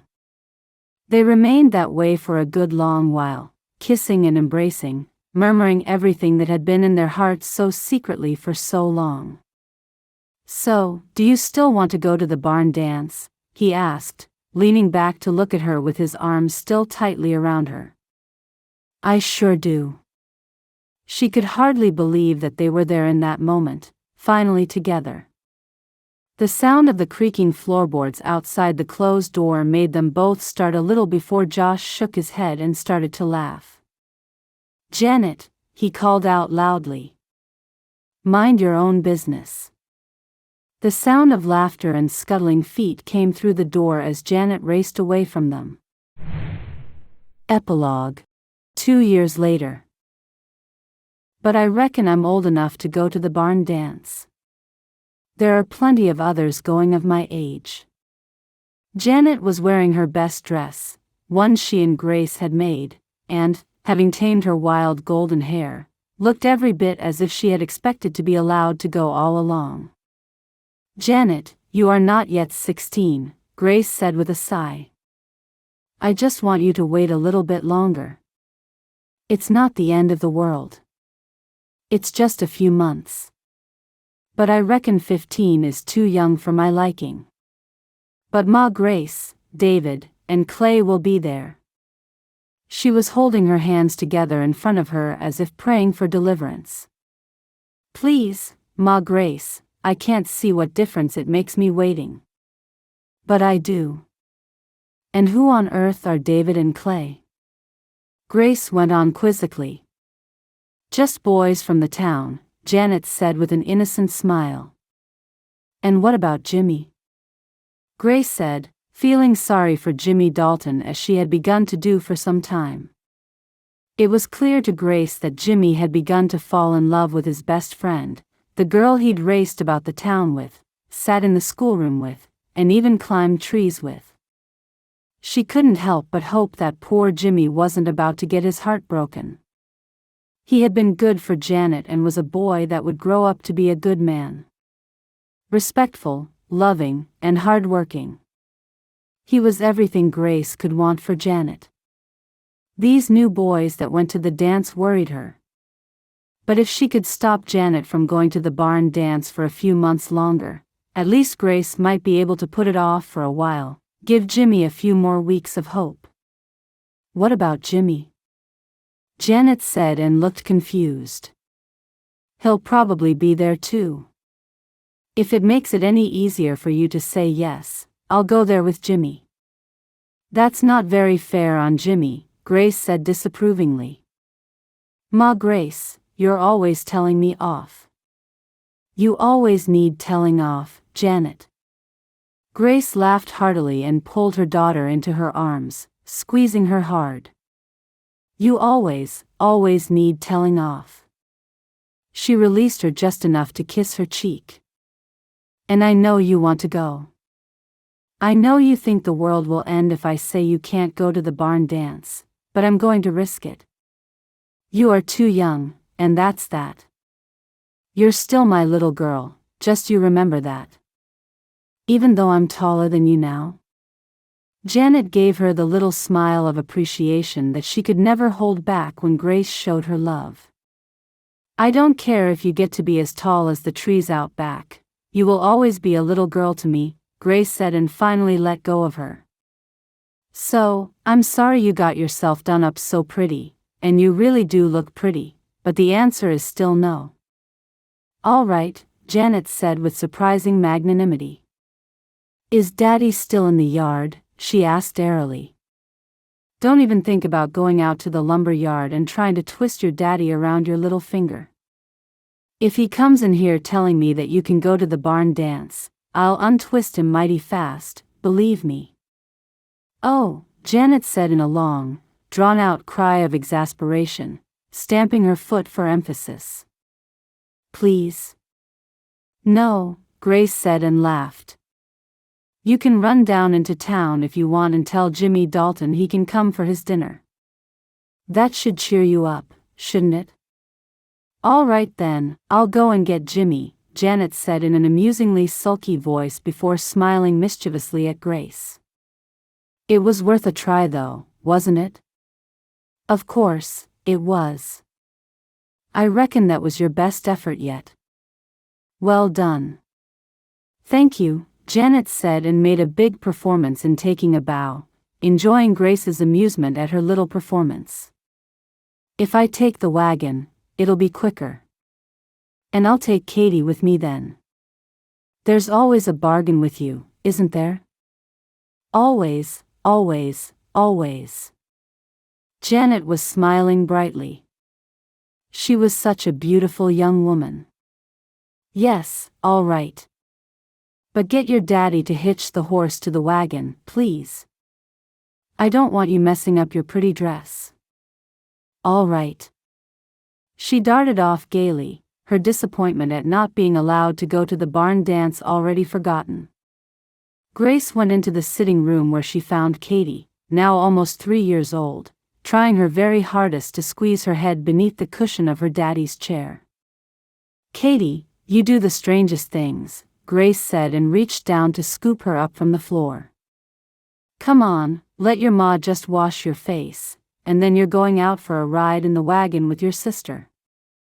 Yes, Katie said excitedly, clapping her hands. Janet. Janet. Janet. Yes, Janet. And you be a good girl for Janet now, do you hear me? I be good girl, Mama. Katie always good girl. She grinned and waved her arms with delight. By the time Grace walked out to the front, Josh was already over from the lumber yard and hooking up the horse to the wagon. As soon as it was done, Janet leaped up into it and reached out to take Katie from Grace's arms. "You take it steady now, Janet," Josh said as he always did when his daughter went out in the wagon. "I will," Janet said as if making it clear she was humoring him. "We won't be long." She turned to Katie. "We're going to go get Jimmy." "Jimmy?" Katie squeaked excitedly. "Well, there they go," Josh said, putting his arm around his wife's shoulder as they stood watching the wagon as it disappeared. Who would ever have thought that Janet would be this happy? If it weren't for the bright curly hair, I would think she was somebody else altogether. Grace laughed. "What's with the pretty dress?" he said and winced. "Another attempt at the barn dance," Grace said and leaned against him. "But I said no." "Thank you," he said with relief. "Otherwise, I would have had to say it, and she makes it real hard for me." "She's a good girl, Josh. We're real lucky." "We sure are. But she's a pretty one, and I can't help worrying." "For goodness sake, Josh Lacey, if you didn't have something to worry about, you'd worry about not having something to worry about. Just let her be, she's fine." "I reckon sons would be less of a torture to the mind, though," he said with a chuckle. "Well, maybe we'll find that out sooner rather than later," Grace said teasingly. "Maybe," he said with a shrug. While they hadn't particularly been trying for another child in the years since their marriage, Grace knew that they both felt a little disappointed that it hadn't happened. And so, when she finally realized she was pregnant, it came as a great surprise. For the second time in her life, the fact that she was expecting had almost passed her by. Grace realized that almost 3 months had gone past by the time it occurred to her, and she had held onto the information for a week or 2 longer just to be on the safe side. "No, maybe about it." She turned to face him, snaking her arms around his neck. "No, maybe? Are you telling me that?" "I'm trying to tell you that we are going to have a baby, my love, my Josh." "Are you sure?" he asked and looked absolutely amazed. "I mean, really sure. I reckon I'm a few months gone. You know how it is with me. It takes me a while to catch on." "So, you really are sure," Josh said, and his green eyes widened with joy. "I can't believe it." He put his arms around her waist and lifted her from the floor, twirling her about the yard. "You're pleased then?" she asked when he finally set her back down on her feet. "I couldn't be more pleased. And I didn't really mean what I said. I don't mind if we have a boy or a girl, just as long as you're fine and the baby is fine. That's all I want in the world. You, my girls, and my new baby." His smile was so broad it looked set to split his face, and Grace, with tears of happiness in her eyes, reached up to kiss him. "I love you so much, Josh." "I love you too," he said, and his eyes seemed to be shining also. "I sure am glad you answered my advertisement in the newspaper. I'd never have thought at the time that it would bring me here to this new life, to so much happiness. I guess that's life, Josh. I reckon we all have to know sadness at some point, but maybe that's the thing that makes the happiness so much sweeter, so much more precious. It's like sunshine after the rain, a new dawn after a long night. You gave me love after the deepest despair. You gave me a second chance and a love to last a lifetime. My sweet Grace. You gave me back my daughter, and if that wasn't enough, you showed me what love can truly be. You have made me the happiest man alive, and I love you more than life itself. More every day and soon, when this one comes to join us." He let out a whoop of joy.